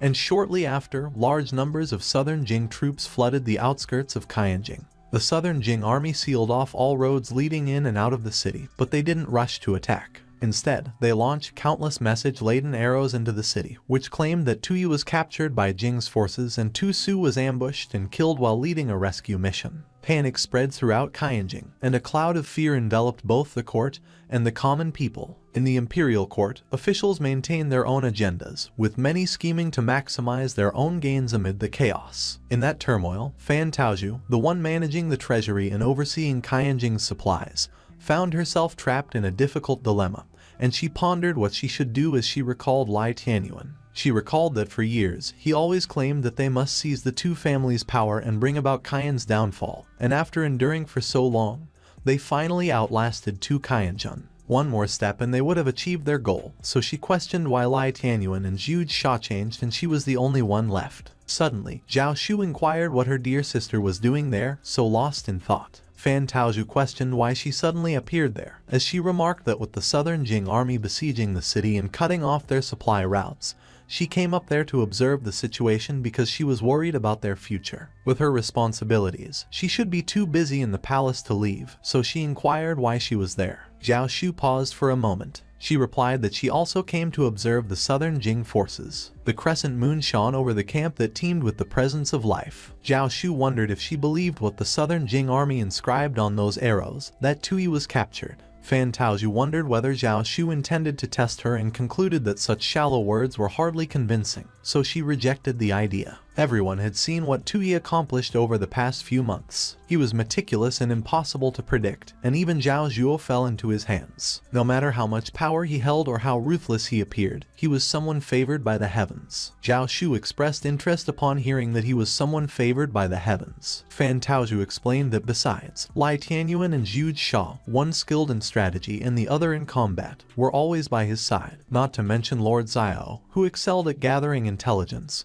so she didn't believe he could be captured so easily. Zhao Shu acknowledged that their thoughts aligned. Similarly, she didn't believe Tu Su would fall into an ambush and perish. He was known as a victorious warrior, and that reputation was well earned, so a man like him wouldn't die so easily on the battlefield, and if they truly killed him, they would have displayed his severed head outside the city. The Qianjing defenders would lose all morale and surrender without a fight, so she inquired why they would go through all that trouble. Fan Taozhu believed that she always assumed Zhao Shu was just a pretty face, valued by Tui only for her charm, but it seemed that her cunning and analytical skills were not to be underestimated. Zhao Shu revealed that Tui and Tu Su were both safe, but they were cut off by enemy forces, and whether Qianjing, the foundation of the Qian dynasty, could endure depended on those of them left behind. Then she posed a question whether she truly desired to defend it. Fan Taozhu was caught off guard. Suddenly, Feng Tao laughed and remarked that there was no need for the two of them to continue testing each other because they were all in the same boat. He was the deputy minister of Qian's civil office, and he revealed that the one who secretly sent letters to invite them both there to discuss an important matter was himself. On behalf of Jing, he offered them both a chance to surrender. Zhao Shu retorted that he was a nobody in the imperial court, descended from traders who once served Jing.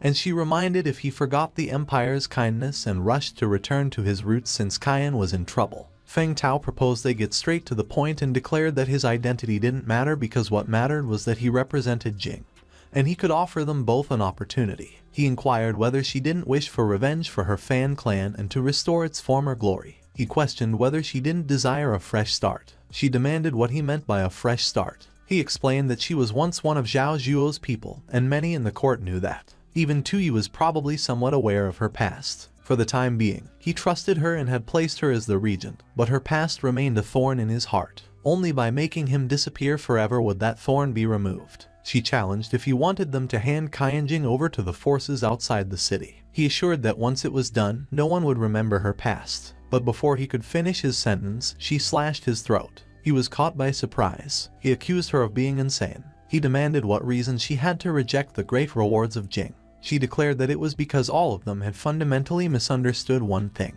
Tui was not just any man to her. He was her king, her one and only man. Zhao Shu recalled her past, where her teacher slapped a wooden stick into the palm of her hand. She felt terrified. She recalled that the teacher kept doing that to intimidate her while she played the guitar. Suddenly, one of her strings broke. The teacher immediately struck her face with the stick. The teacher claimed that she was a useless, lowly wench. She said that she couldn't even pluck the strings properly and questioned the point of keeping her around. But she became taken aback when Zhao Zhuo appeared. The teacher explained that she was just disciplining those worthless maids. He noticed Zhao Shu's injured face. He reminded that he had already told her not to hit their faces. Zhao Shu observed as the teacher received punishment. The teacher begged to be spared and pleaded for him to have mercy, but he insisted that they were worth far more than her. Zhao Shu became alarmed when he patted her head. He assured her that it was fine as long as she was not hurt. She struggled to hold back a sinister smile. She observed as he walked away. He left the room and closed the door behind him. Aru inquired if it hurt and mentioned that they were practicing every day yet still getting beaten, so she had had enough. Zhao Shu said that she should be grateful because if it were not for their foster father, they would be dead already. Almayo summoned the two of them and said that she had something to tell them. She mentioned that she would be leaving that wretched place soon, as their foster father was sending her to serve a young marquis. And she believed that once there, she would no longer have to suffer and would be able to send gifts to both of them. Zhao Shu appeared worried but could not help smiling. 3 months later, Zhao Shu walked alone in the hallway. Suddenly, Aru called her and said that she had been looking everywhere for her. Tears streamed down her face as she spoke of Almayo. Zhao Shu became stunned. Almayo's body was covered with bruises. She lay on the ground with only hay as her cushion. One of the ladies mentioned that she had heard the young Marquis Almayo was sent to as a madman, and that no woman who served him had lasted more than 3 months. Her whole body was covered in wounds, and it was tragic. Zhao Shu clenched her fist. Meanwhile, another official summoned Zhao Zhuo and said that they should dispose of the body quickly. But he questioned the rush and suggested letting them see what happens when a tool is no longer useful. He challenged what he was afraid of and wondered if he thought they could ever rise against them, adding that without him, they were nothing. On the other hand, Zhao Shu became filled with rage. Aru slammed her fist on the wall. She inquired if Almayo had just died like that and if they endured all that training for that. Zhao Shu remarked that at least they were still alive, but Aru denied it, stating she could not accept that. She declared she would find her own way, a way out. 3 years later, Zhao Zhuo presented Aru's corpse to the other ladies. Zhao Shu became terrified. She stared at Aru's body that was covered in fabric. Zhao Zhuo questioned if they knew why he called them there. Everyone bowed their heads to the floor. He explained that the wench Aru, he had sent her to Minister Qian a year ago, and she dared to betray him. Fortunately, Lord Qian understood how things worked. He offered to send her back. He instructed him to keep her and questioned why he should have to discipline his own woman, but he feared that he would suppress him in court. Even the one beside one's pillow was not as reliable as they thought. He laughed maniacally. Zhao Shu felt rage as he laughed, but she restrained it. He stated that she was the one he valued the most. He questioned if she would not betray him too. She expressed that she only felt gratitude and would never dare betray him. He laughed and affirmed that it was good, and as much as he hated to part with her, it was finally her turn to leave the estate. He revealed he was sending her to the most infamous wastrel in all of Qian Nation and asked if she was satisfied. Everything shattered when Tuyi punched Zhao Zhuo in the face. He kicked him in the groin as well. His face became swollen as he was beaten up. He knelt in front of him. In the end, he was hanged on a pole. She declared that she was very satisfied with him. Feng Tao inquired if she was crazy. He questioned if she was the only man for her and if she would reject the Lord's offer for some wastrel. He remarked that she refused a toast. Then he stated she should drink the penalty wine. He choked her and pushed her on the floor. He warned that she shouldn't forget that he had other options. He mentioned that Fan Taoju should help him get rid of that wench. He noted she was the descendant of a shrewd merchant, so she wouldn't be as foolish as her. But to his surprise, Fan Taoju placed a talisman on his head. His hair immediately ignited in flames. Zhao Shu expressed surprise. Flames burst out of his body. Fan Taoju appeared stunned as well. A few moments later, black smoke rose up in the air. Feng Tao's body was completely burnt. The two ladies sat side by the corpse. Fan Taoju explained that the talisman Zhu Sha gave her, she believed was just to freeze someone in place. Suddenly, Zhao Shu revealed that the two clan wiped out the Fan clan, and if she had sided with him and defected to Qian Jing, she would have had the perfect chance for revenge. She questioned why she chose to save her instead. She wondered what she was really after. Fan Taoju challenged if that was how she treated her savior. Zhao Shu apologized and revealed that her past made her habitually suspicious, and besides, she was still a fan. Fan Taoju clicked her tongue and noted that the traitor actually ratted her out, so it was fine. But even if she told her, she might not believe her. Zhao Shu just looked at her and listened intently. She explained that it was because that would be a losing deal. At its peak, the Fan family controlled 30% of Qian's currency minting. Back then, 1 out of every 3 river ingots bore the Fan name. But it all turned to ashes because of the old thief Tu Qianzheng. She stood up, but she stated that even so, the trade system built by the Fan family was still in place. It was the root they planted in Qian, so there was no way she would hand over that land, where Fan's roots remained, to outsiders. She asked if she finally understood. She explained that avenging a dead man might bring her some satisfaction, but in the end, nothing of the Fan family would be left. As a merchant, what she wanted was for silver engraved with the Fan name to multiply. Her grandfather once expressed that a merchant should control their emotions, not fight for the moment, but foresee the grand scheme. She asked if she didn't think that such a description fit someone perfectly. She said that she didn't like Tuyi, but he shared similarities with the Fan family, so he could help her restore their legacy and make Qian value commerce again, which was why she was willing to bet on his future and defend that city. Zhao Shu mentioned that Tuyi always expresses things others don't understand. She noted it was just one side of the story,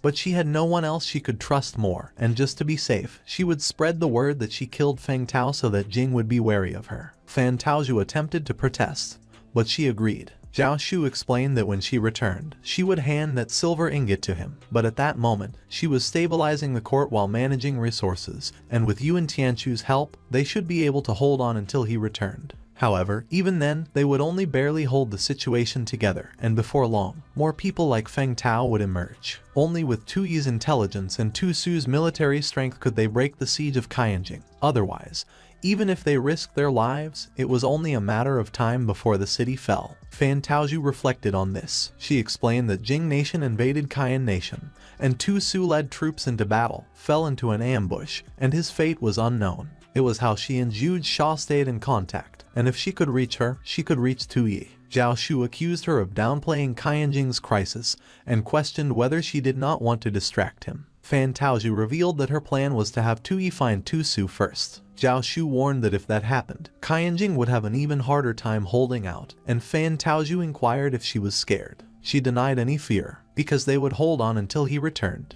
Meanwhile, the camp of the Jing forces remained quiet. Han Being was inside his tent, guarded by soldiers. He read a letter. He inquired if they sent a pawn to gather intel, but he died before he could do anything.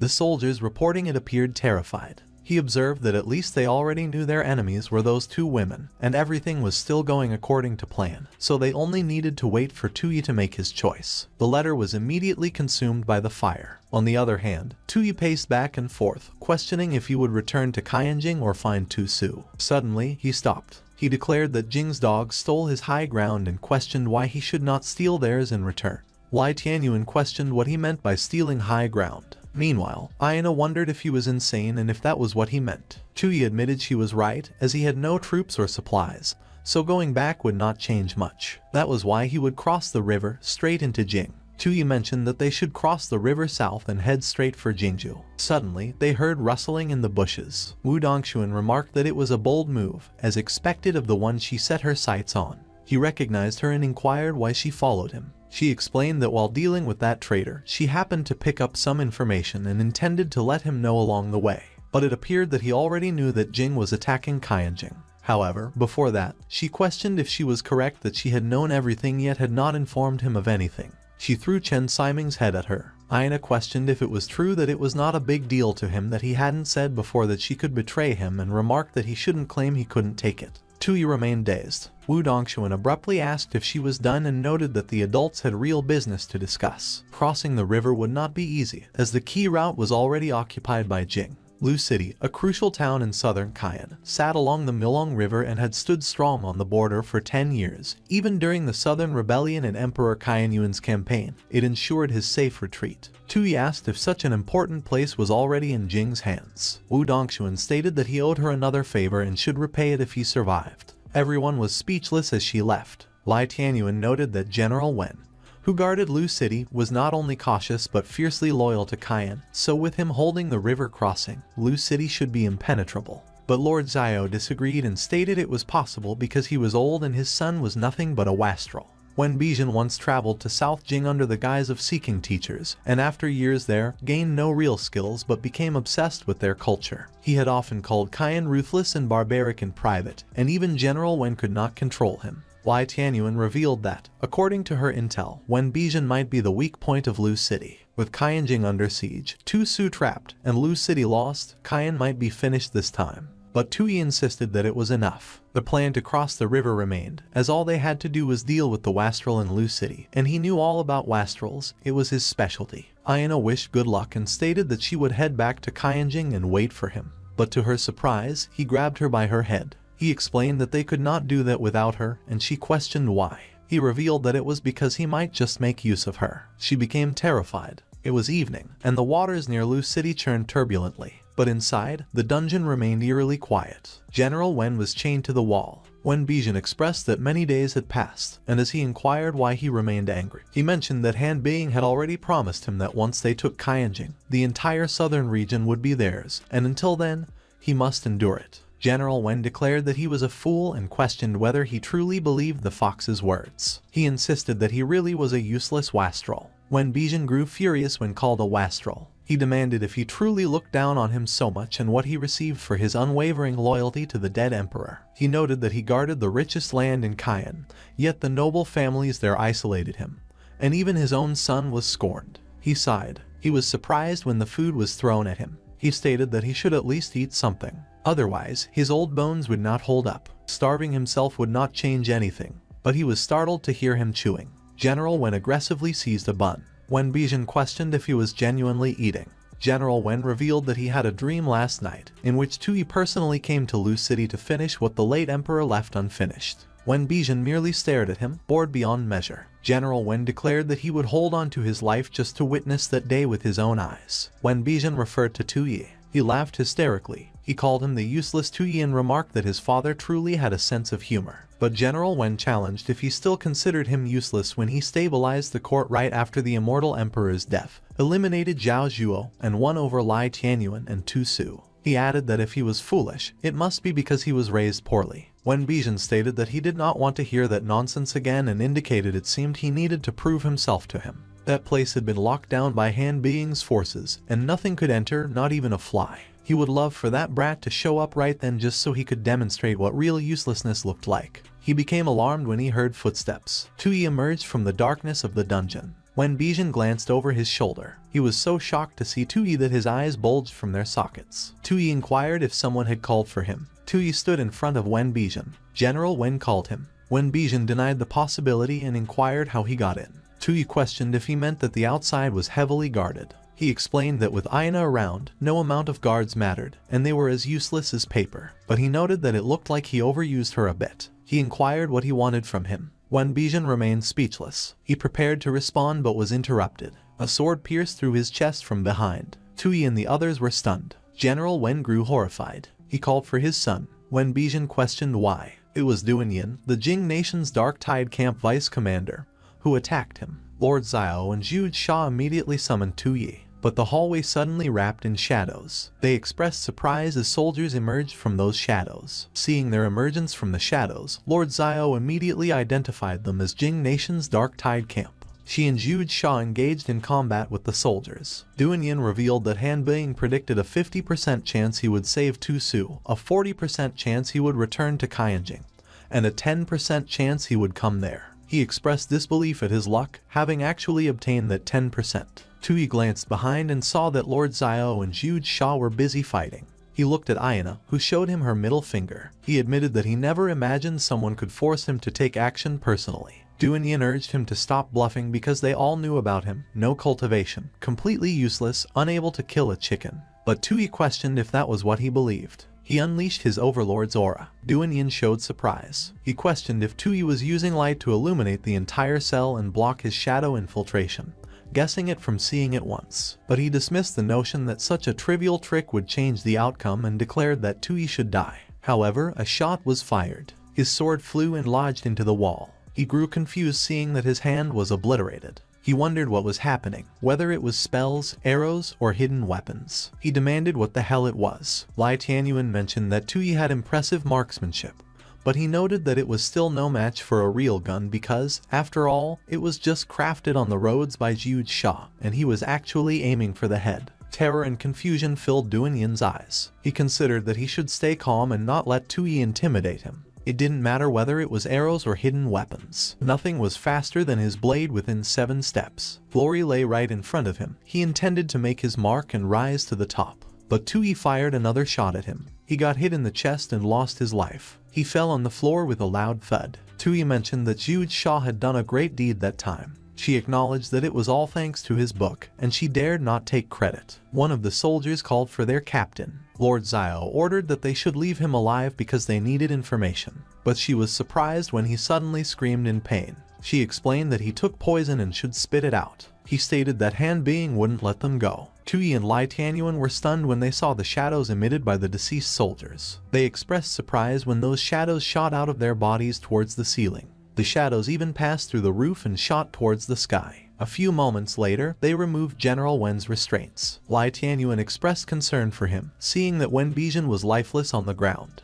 But General Wen declared that there was no need to say more because even if the Jing people hadn't acted, he would have dealt with that traitor himself. He inquired what he would do next. Tui questioned how many troops in Lujiang City could still be mobilized by him. General Wen explained that after he was placed under house arrest, those loyal to him were slaughtered. But there was one unruly captain who refused to obey orders, and after the incident, he led about 1,000 men and escaped outside the city. Tui asked if the unruly one was a rogue captain. General Wen answered that they were likely hiding in Longtu Mountain nearby, and had no regard for military discipline, so the Jing forces didn't see them as a threat, which was why they should still be alive. Tui expressed that it wasn't just perfect and added that they would be his bargaining chip to enter Jing Nation. General Wen led Tui and his group toward Longtu Mountain. He called Tui and mentioned that he had something to share but hesitated whether to speak, and Tui encouraged him to speak. General Wen explained that Hu Luguang was originally a refugee from across the river and was exceptionally skilled in combat, especially archery on horseback, holding great influence among the soldiers. He acknowledged Hu Luguang's strength and recruited him under his command, but later realized that he was unreliable for major tasks. When the mutiny broke out in the city, Hu Luguang barely resisted before escaping outside, likely intending to establish himself as a bandit king.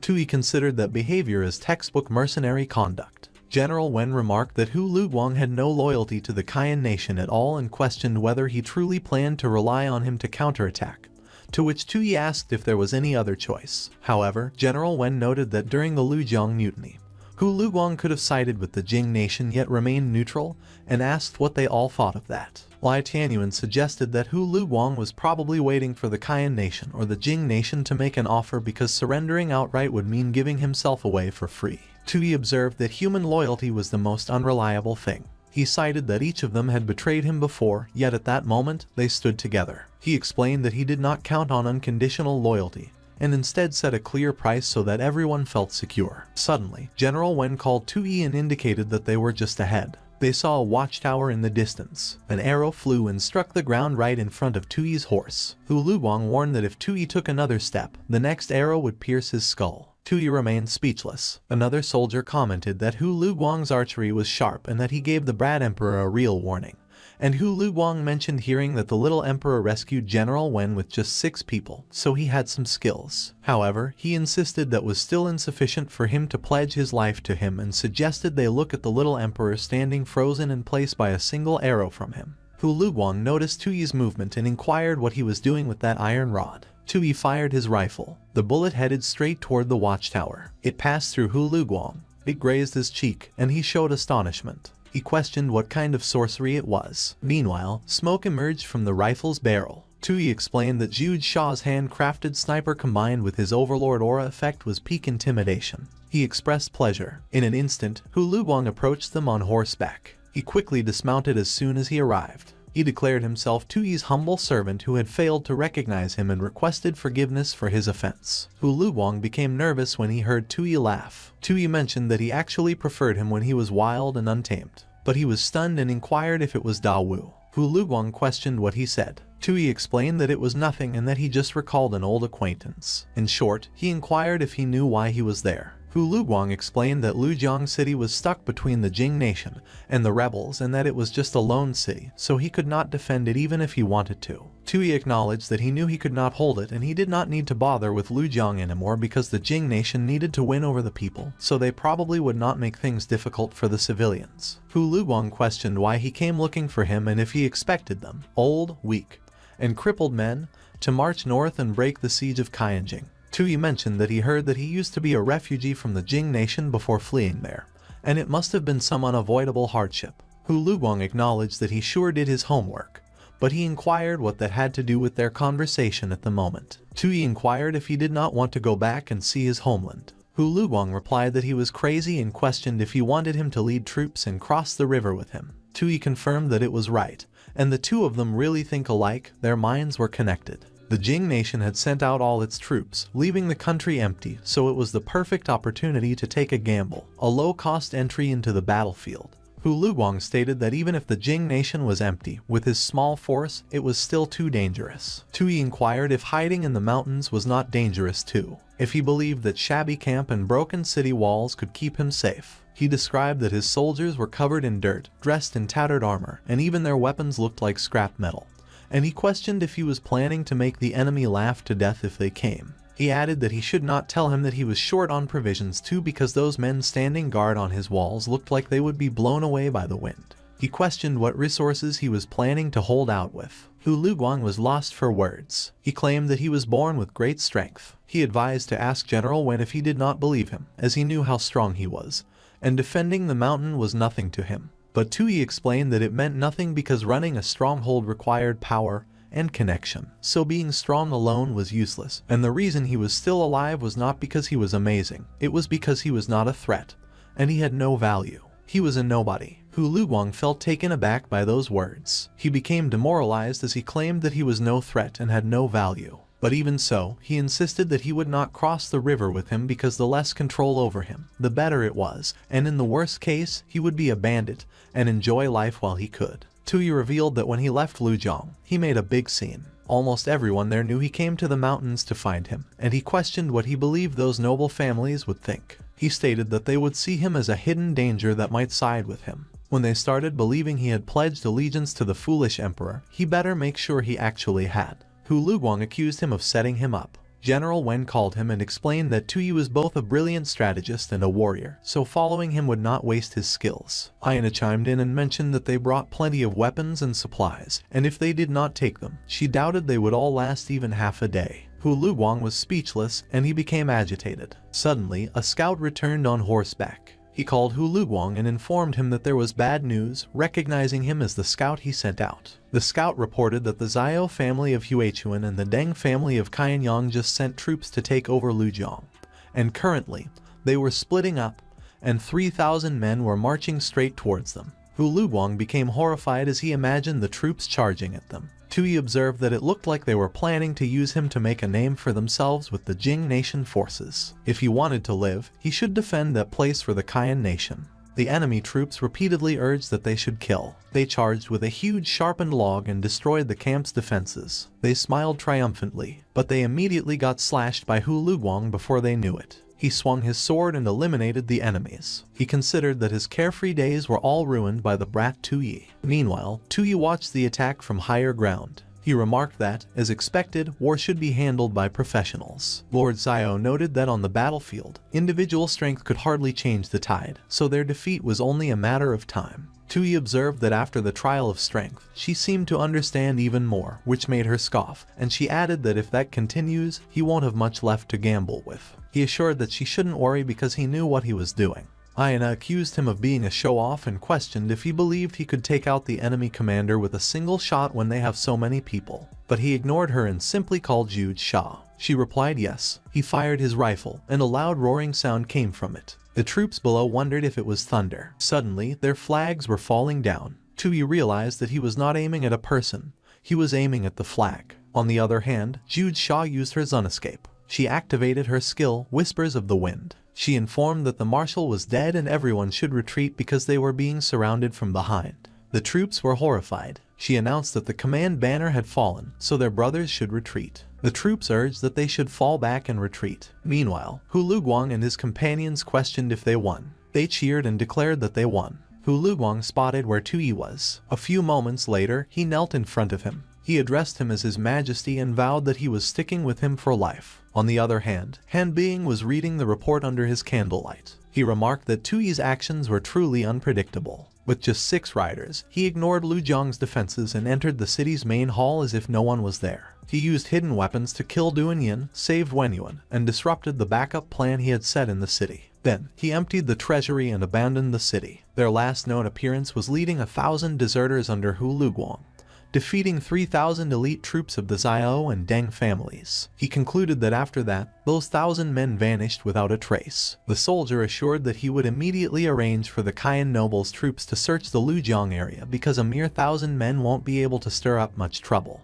But Han Bing argued that even if the Qian nobles have sided with them, they are still Qian people, so he should split half of the forces besieging Qianjing and Fufeng and send them south to annihilate them. The soldier questioned if he would do that just for Tu Yi and if that wasn't too much. Han Bing explained that for an empire, capturing the king meant controlling the whole situation, so Qianjing and Tu Su were nothing to worry about. Also, they should have Jing's main forces heavily guard the crossing at Nulong River. The soldier showed surprise. Han Bing claimed that if his guess was correct, Tu Yi was most likely trying to cross the river. Meanwhile, the siege at Fufeng became quiet. Tu Su inquired what was going on. If the Jing dogs outside were fewer than before, Wang Zhan suddenly urged Tu Su to look. That was the duet from a marching army. Tu Su observed that they have withdrawn at least half their forces. Wang Zhan questioned why the enemy would retreat and if they were trying to lure them out, and Tu Su denied it. It must be his dear brother causing trouble again. There is no need to overthink things they couldn't figure out because at that moment,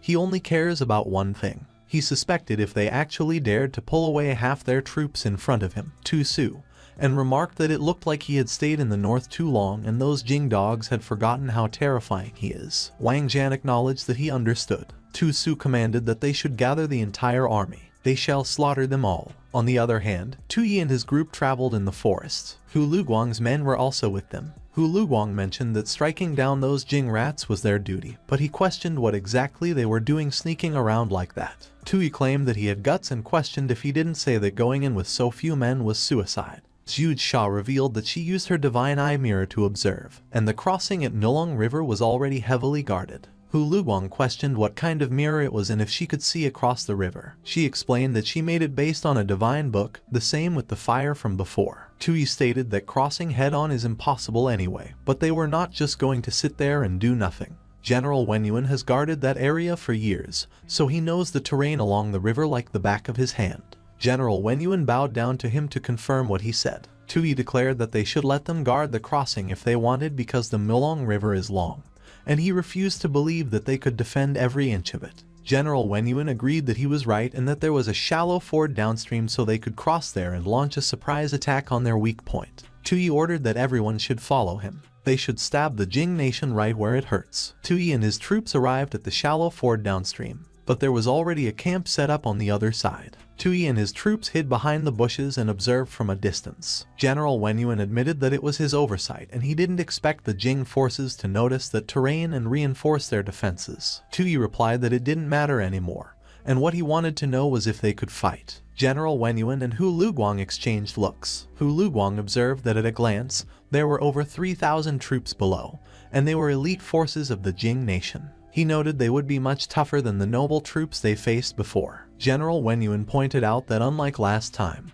they were going to attack while they defended, and if they charged recklessly, even with his brilliant tactics, it would be a costly victory. Lai Tianyuan added that they only had 1,000 men, and once they entered the Jing nation, they would face even tougher battles, so they couldn't afford to waste their forces there. Tui inquired what they were suggesting. Lai Tianyuan explained that his appearance in Lucheng and the crushing defeat of the noble coalition must have drawn attention. And if his guess was right, the troops besieging Prince Tu Su and Qianjing would be split to hunt him down. General Wenyuan suggested that if they eased their siege on Prince Tu Su, if they turned back at that time, they could take them by surprise and rendezvous with his forces. But Tui insisted that he should stop and that he went through all that trouble to gather 1,000 men. But since they had met a strong enemy, he questioned if they wanted him to run back to his brother. General Wenyuan emphasized that it was a matter of life and death, so they must not act on impulse. But Lord Xiao suddenly intervened and stated that the decision wasn't just about emotions. She declared that Zhuge Xia should go on, and Zhuge Xia revealed that while traveling those past 2 days, they had been scouting the surroundings. At that moment, 3 forces were closing in on them from the north. Judging by their banners, 2 were South Jing's main forces, and the 3rd was a mixed army of rebel nobles, and their total number exceeded 50,000. Tui questioned if they were sending that many troops just to deal with them and noted that with the forces blocking their path ahead, they were basically surrounded on all sides. Lai Tianyuan observed that compared to the pressure from behind, crossing the river seemed like the lesser problem. And Tui admitted that there was no way out, and if they couldn't even take down those small fires in front of them, they might as well surrender to Jing and become their slaves. Hu Luguang declared that like hell he would be a dog for the Jing. Everyone fell silent. Tui concluded that it looked like they were all on the same page. He added that the biggest issue at the moment was how to take them down with minimal losses. Ayana asked why they were all looking at her, and she explained that there were 3,000 men, so even if they drained her dry, she couldn't make that happen. Tui dismissed her as useless. Speaking of which, he noted they set up camp in such a low-lying area, and he doubted if they weren't afraid of getting flooded. General Wenyuan explained that the area cuts through the mountains, and to raise the water level, they would need to block the river with large rocks from the mountain. But the stones there were extremely tough. Tui speculated if it wasn't the perfect job for Zhuge Xia. He mentioned that she could make a gun out of scrap, so blowing up rocks should be easy. She revealed that she had almost fully deciphered that divine book, and if they wanted to collapse the mountain rocks, she would need at least a day to prepare. Tui became excited. Zhuge Xia led the troops in the mountain. They buried explosives on the ground. She instructed to place the last pack 50 steps northwest. They planted the explosive in the place she instructed. Lord Xiao suddenly remarked that it was a huge mountain, and questioned if they could really bring it down with just 10 packs of explosives. Zhuge Xia explained that the book calls it controlled demolition, and as long as they blast the right spots, they could weaken the mountain's structural integrity. One of the troops confirmed that everything was set, and she responded that it was good, so they should move out. They moved away from the mountain. Zhuge Xia nervously prepared her talisman. She activated it. The explosives triggered. A huge explosion occurred.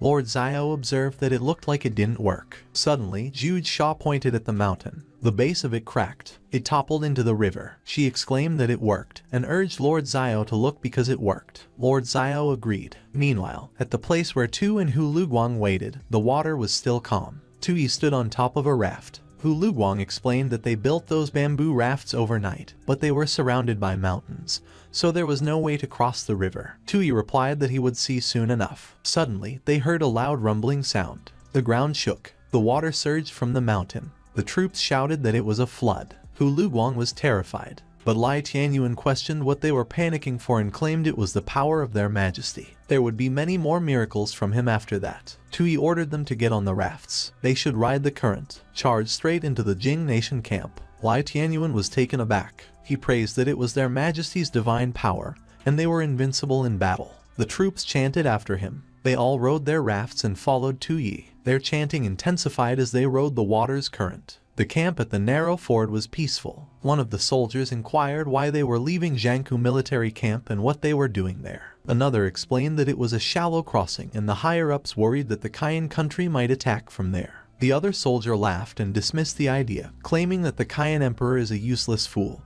and they had already fought their way to their doorstep, so if they could counterattack, that would be a miracle. Another remarked that they were just there to put on a show, and he was getting so bored. Suddenly, the other soldier questioned if he heard something. Another reassured that it was water. The other urged him to look over there. Another speculated if it was a massive wave. Everyone screamed as they got submerged in the water. Their camp was devoured in an instant. One of them pleaded for help, but he lost his breath as he got pulled underwater. Many soldiers died by drowning in an instant. A few moments later, the waters slightly calmed down. One of the soldiers survived, and he was coughing as he climbed on top of a rock. He wondered why it was happening. He looked so defeated and clueless. He was horrified when he saw Tu Yi. Tu Yi and his 1,000 men arrived on their rafts. He smiled confidently. He raised his sword. He commanded that they should attack. The archers immediately released their arrows. The Jing soldiers urged that they should retreat. They ordered to fall back immediately. But the swordsmen also advanced and killed those who survived the arrow attacks. The Jing soldiers were terrified, and they all tried to run for their lives. Hu Luguang fired his arrow and killed one of the Jing soldiers. He complained that they were not even fighting back and it was too boring. He became alarmed when he saw Tu Yi staring at him. He insisted that boring was good and that their brothers didn't have to take casualties. Suddenly, the system congratulated Tu Yi. He cleverly employed water tactics to defeat the Jing army with a smaller force and triggered the drowning of 7 armies historical event. In history, Guan Yu used floodwaters to crush 7 armies during the Battle of Xiangfen, and he captured Yu Jin, beheaded Pang De, and shocked all of China. Drowning of 7 armies increased his national power points by 10,000, and his current total reached 35,900. He concluded that it didn't matter because losing points was harder than earning them anyway. He resolved to just make sure that those guys survived. The corpses of the Jing army at Fufeng lay on top of their destroyed camp. Tu Su pierced one of the soldiers with his spear and lifted his body off the ground. He suspected if it was all they had gotten and remarked that they had had an interesting commander before. Wang Zhan responded that he must be referring to Jing country's Enying battalion led by Xing Wushuang. He and half his troops were transferred to the south. Tu Su commented that he was a lucky bastard. Wang Zhan revealed that they had also uncovered important intel that Tu Yi somehow gathered 1,000 troops, and not only crossed the Muling River, but also won a battle with fewer soldiers and captured Jiangku military camp. Tu Su wondered if the withdrawn troops were sent to encircle him and noted that his little brother sure knows how to stir things up. Wang Zhan questioned if they should march south to support Tu Yi since Qianfeng was no longer under siege. Tu Su confirmed that they would, but not yet. He promised Tu Yi that he would protect their homeland, so at that time, their priority was to retake Qianjing. Wang Zhan agreed and added that once Qianjing is secured, they would have plenty of troops to mobilize. Tu Su affirmed that it was exactly that, and it didn't matter how many forces tried to surround Tu Yi. His brother would find a way to handle it. Meanwhile, Xing Wushuang arrived at the destroyed camp at Muling River. He hissed as he looked at his reflection in the water. He questioned if it was the work of that wastrel. He extended his arm. It stretched so long, and he grabbed a rock from the water. He remarked that it smelled like gunpowder, but something was different, so Tu Yi was becoming more and more interesting. One of his men wondered if he planned to make a move on Tu Yi at that time. He speculated that he must be short on troops, which is why he resorted to those unorthodox tactics. Another one of his men explained that Han Being's orders were for them to investigate and wait for the main force. Xing Wushuang questioned if that wouldn't be his perfect opportunity if Tu Yi's 1,000-man army was just a bluff. He expressed that he wanted to savor his eyeballs on the tip of his tongue. The man reminded that Han Bing explicitly gave them orders. In an instant, Xing Wuxuang dug his sharp claws through his face. He pulled it out, and his blood was all over the place. Xing Wuxuang demanded when Han Bing got to order him around. He hysterically inquired when he had ever taken orders. His other men were terrified. Blood splattered on the ground. The man's body was tattered into pieces. Xing Wuxuang questioned if anyone else had an opinion. He stepped off the riverbank. He submerged himself in the water. He declared that if there were no objections, they should follow him. On the other hand, Tui and his troops set up their camp just ahead. Their camp was lively. Tui complimented Zhu Xia and Lord Xiao for doing a great job, so he would reward them handsomely that night. But Lord Xiao insisted that he should get his hands off. Hu Luguang noted that they wiped out the enemy without a single casualty, and the camp was stocked with provisions, so it was a huge win. But Lai Tianyuan warned that the battle also exposed their location, and since they were deep in southern Jing, not only would they face resistance ahead, but enemy troops behind them would chase them relentlessly. Lord Xiao revealed that the assassin who died in Lucheng claimed to be from Anying Battalion, an elite unit like the Kun Guards. Their leader, Xing Wuxuang, was even more troublesome, and from what she knew of him, he wouldn't be able to resist making a move against Tui. Tui reassured that they didn't need to worry about that because he had already come up with a countermeasure. Tui revealed that he already had a plan to deal with it. Once everyone had rested, they should prepare to march immediately. They crossed the river and retreated back into the Qian nation. Hu Luguang was so surprised that he spit his drink. General Wenyuan expressed that he didn't understand why they were retreating. Tui questioned what there was to not understand and noted that they all said it themselves, that they only had 1,000 men, and they were deep in Jing territory with enemy troops chasing them, so staying there was suicide. General Wenyuan protested and mentioned that they won both of their last battles with overwhelming victories. Tui insisted that it was just because of their technological advantage and a bit of luck, and he doubted if he really considered himself some unstoppable warlord who could cut through all of southern Jing. Lai Tianyuan explained that he got it because back during the trials, he once faked a retreat across the river to lure the enemy and then boost troop morale, and he questioned if it was the same tactic. Tui advised that he should stop overthinking it because back then, he actually intended to lose. At that time, he truly retreated to the eastern bank, and speaking of which, there was once a hero who faced a similar predicament. Lai Tianyuan wondered what kind of person could earn such admiration from him. But Lord Xiao intervened and inquired how they could possibly evade the enemy's pursuit. She warned that Jing Nation's Xing Wuxuang was reckless and greedy for credit, so he would definitely bring the Anying Battalion to attack them soon, and if they ran into them on the way back, they would be annihilated. Tui showed interest in Xing Wuxuang. He mentioned that he just so happened to have some ideas he would like to test out. The retreat plan remained unchanged, but before they left, they were going to leave them a little gift. He called Ayana. She refused, and suspecting he wanted to use her abilities again, she asserted that she allied with him to stab him in the back, not to be his tool. But he insisted that she should quit pretending because after spending so many days together, he had already figured her out. He suspected she loved excitement and claimed that deep down, she was just a thrill-seeking masochist. She claimed she wanted to betray him, but if she really did, that dog of hers would have already caused chaos in the army. She declared that she didn't and that she would kill him the moment she got the chance, and she was just waiting until he suffered a little more. But he insisted that she was teasing him again. She was always teasing him, tempting him to punish her. She recalled that before and after she transmigrated, no man had ever treated her like that, only him, and while wondering what she was doing, she admitted that her mind was a mess, but she was so excited. She was surprised when he showed her some chains. He promised that as long as she behaved and obeyed him, he would make sure to satisfy her, and if she understood, she should nod her head. Ayana bowed down her head while the leash was attached to her neck. When she looked up, she appeared extremely flustered, and she agreed enthusiastically. A few moments later, moans of pleasure echoed through the camp. Xing Wuxuang hissed. He remarked that Tui really knows how to play tricks, and even at that time, he acted like he was just having fun. He walked towards the camp in his shadow form. He believed that pretending to be careless while actually setting traps only proved how weak he was. Only an army of the old, weak, and sick relied on such fake bravado. At the watchtower, there were two moving shadows. Xing Wuxuang observed that wobbling like that, it was obvious those were just dummies, so they should tear them down.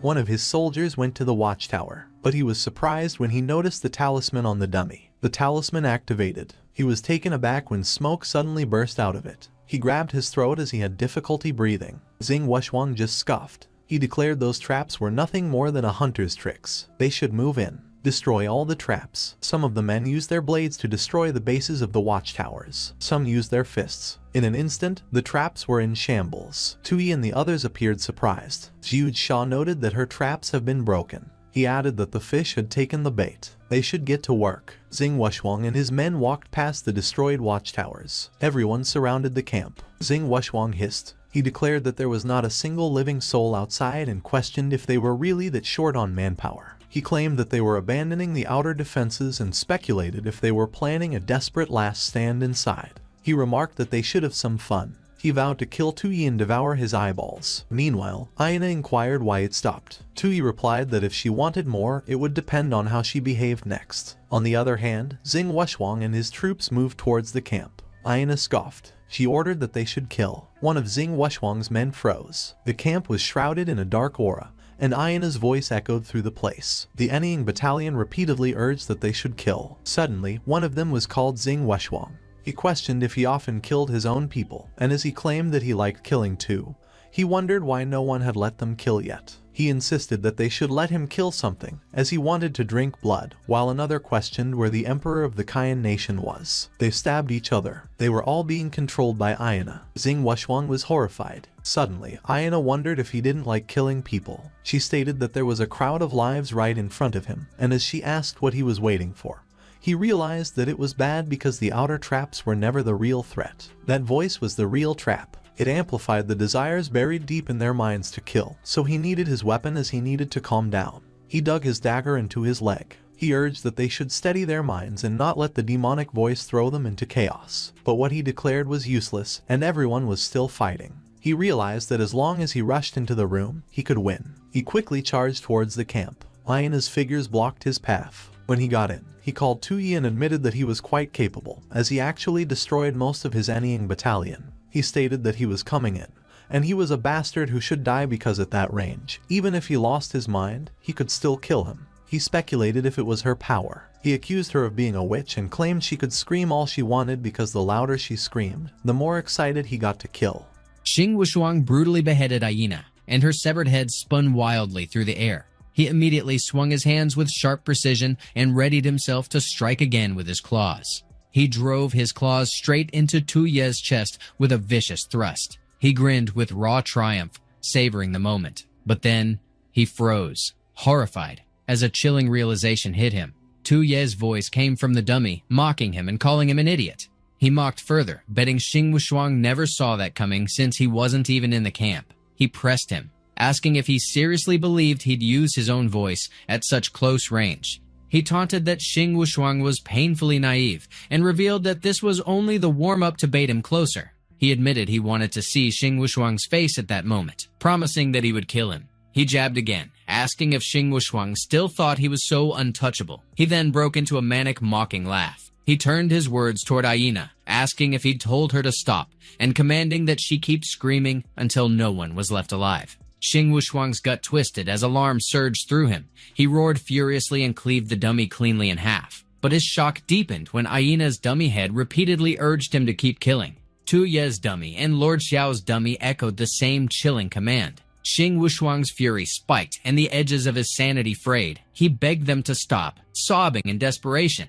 Meanwhile, his own men's voices rose, chanting the same relentless call to kill. He finally snapped completely and slaughtered everyone around him in a frenzy. He erupted into a maniacal, unhinged laugh. Tu Ye concluded that even from this distance, the sound transmission technique worked flawlessly, and Aina's masochistic tendencies were clearly tied to her power, something he'd have to examine later. But for now, they needed to test the talisman-powered remote explosive. Back at the camp, the Anying battalion remained tangled in brutal infighting. Suddenly, the explosive hidden inside the tent detonated, unleashing a blinding light. Tu Ye watched with cold satisfaction as the camp erupted into chaos and fire. He looked utterly pleased, the talisman burning down to ash in his hand. The camp lay burned to ashes, and a heavy column of thick smoke coiled upward from its ruins. Suddenly, one of the bodies sprawled across the ground, twitched violently. Xing Wuxuang rose unsteadily from the heap of corpses beneath him. Blood splattered from his lips as he let out a ragged snicker. His shoulders hitched and his entire frame trembled, while the choked snickering refused to stop. Then, with a raw edge in his voice, he screamed, Tu Ye's name. He snarled that Tu Ye better not let him catch him. Meanwhile, General Wenyuan observed the wrecked camp from afar, with Hu Luguang and Li Tianyuan beside him. Hu Luguang pressed if the Anying battalion was completely gone. He remarked that back when he was in Jing Nation, they were feared everywhere, yet now they'd been wiped out so effortlessly, but Li Tianyuan challenged him for calling it easy. He explained that Tu Ye's strategy back then calculated every possible mindset, which made it ingenious, and the sharper the opponent, the faster they fell for it. But not someone as simple-minded as him. Hu Luguang muttered that he heard that and pressed if Li Tianyuan was straight up calling him stupid, while General Wenyuan admitted he didn't really understand either and urged him to clarify. Li Tianyuan explained that 1,300 years ago, there was a dynasty named Dazi that rose during chaos and unified the entire land. Its founding emperor was a master strategist, remembered as the Martial Emperor. Hu Luguang scoffed, asking who didn't know the Martial Emperor, and snapped at him to just cut to the point. Li Tianyuan revealed what they didn't know. Before becoming emperor, he was trapped in a tiny city during a battle, with fewer than 500 defenders inside and tens of thousands of enemies surrounding them. Yet the Martial Emperor boldly flung the gates wide open and drank wine on the walls as though no threat existed, and the enemy commander, suspecting a trap, didn't dare to advance. Thanks to that gamble, he stalled long enough for reinforcements to arrive and utterly annihilate the invaders. General Wenyuan acknowledged reading about that battle in the war records too, but argued that Tu Ye's setup seemed different. Li Tianyuan countered that this was exactly what made Tu Ye's plan brilliant, because it was one step above the Martial Emperor's. The signs matched: empty defenses, loud feasting. But Tu Ye twisted it, making the enemy believe he was using the empty city ruse. The smarter the opponent, the more certain they'd think they'd uncovered the trick, only to charge straight into his trap. And Hu Luguang blurted if Tu Ye had tricked him into believing he'd used a trick, and that belief itself was part of the real trap. Meanwhile, Tu Ye cursed inwardly, realizing Li Tianyuan had fully pieced it together already. He grumbled that if he'd had more troops, he wouldn't have needed to think so hard in the first place. Suddenly, the system pinged him, notifying that he'd used a fire-based strategy at Jiangku military camp and wiped out the Southern Jing's Anying camp, triggering the Fallen Nation event. In his original world's history, Lu Xun burned enemy camps during the Battle of Yiling, crushing Liu Bei's army and marking Shu Han's decline, and burning of Yiling granted him 10,000 national power points, putting the current balance at 45,900. He scoffed inwardly that he'd used bombs, not fire, so this achievement logic was stretching it. It had been flooding 7 armies last time, now burning Yiling this time. And he grumbled if the system was trying to shove a full 3 Kingdoms achievement set on him.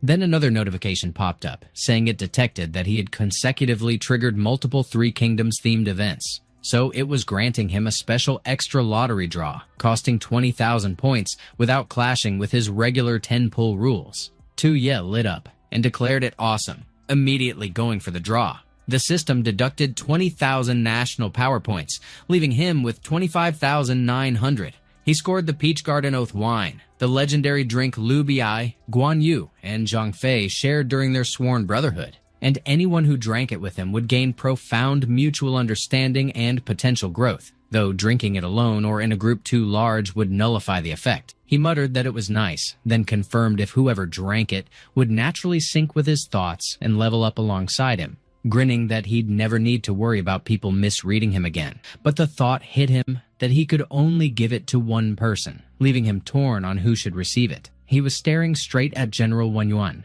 Hu Luguang, and Li Tianyuan with a lingering weight in his gaze. He then grimaced inwardly, thinking that sharing a mental connection with a guy felt uncomfortably gross. He shifted his focus toward the ladies behind him, scanning their faces one by one. He figured Zhuge Xia was the most obedient and low maintenance of the bunch, so she probably didn't even need something like that. If Aina got that though, with her sly tricks and sharp instincts, she might play him to death without lifting a finger. He chewed on the thought for a moment, letting it swirl in his head. Suddenly, Lord Xiao caught him staring, and she tilted her head with puzzled confusion. He cleared his throat and told her to come over to him for a second. She frowned, demanding what it was and warning him not to tell her he came up with another one of his dumb ideas again. Before she could brace herself, Tu Ye shoved the wine straight into her mouth. She floundered, flustered, and unprepared, unable to react properly. Not long after, the burn kicked in, and she ended up drunk before she even realized it. Tu remarked that it was just as expected of a 20,000 point item,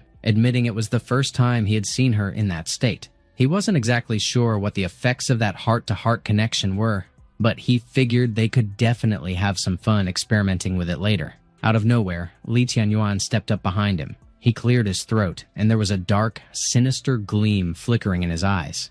He addressed Tu directly, pressing why they shouldn't strike Jing Nation head-on now that they had secured that victory. Tu cursed under his breath, grumbling that Li Tianyuan had startled him, and reminding him they only had a few thousand men, so pulling off even a handful of victories was already lucky. He challenged him, asking if he seriously believed he was some kind of unstoppable war god. He pointed out that Jing Nation had managed to pull off something that massive after all. But deep down, he insisted, the real culprits were still those treacherous southern noble families, so their focus should be on the Qian kingdom instead. General Wenyuan declared that those powerful clans were the very ones who led his son astray, driving him to betray their nation. Tu suddenly tapped his shoulder, steady and deliberate. He promised that he would clean house personally. General Wenyuan reminded him that back then, Tu Tianjun had marched south for the same reason, only for it to end in utter failure.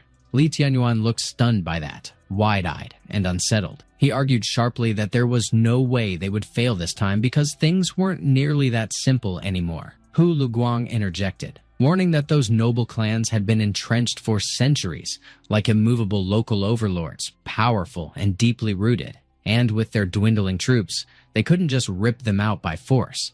Tu conceded that manpower was tight for now, but once they crossed back over the river, the situation could flip because before he came south, he had made a dangerous bet with Wu Dongshuan. His mind flashed back to that night when two frogs were noisily mating in the forest. Wu Dongshuan had been inside his tent, and she was moaning in raw pleasure. Tu remarked that Wu Dongshuan strutted off all cool and carefree under the glaring daylight and pressed her on why she came back again. She retorted that he dared to head straight for Lucheng with so few people, so she figured he probably wouldn't even make it back alive. She admitted it would be a damn shame if he just keeled over like that, so she came to scoop up some memories while she could. He challenged her, demanding if she knew he was walking into danger but still refused to lift a finger. She shot back, asking how many of her people he thought would die if they smashed head-on against the Jing Nation's forces.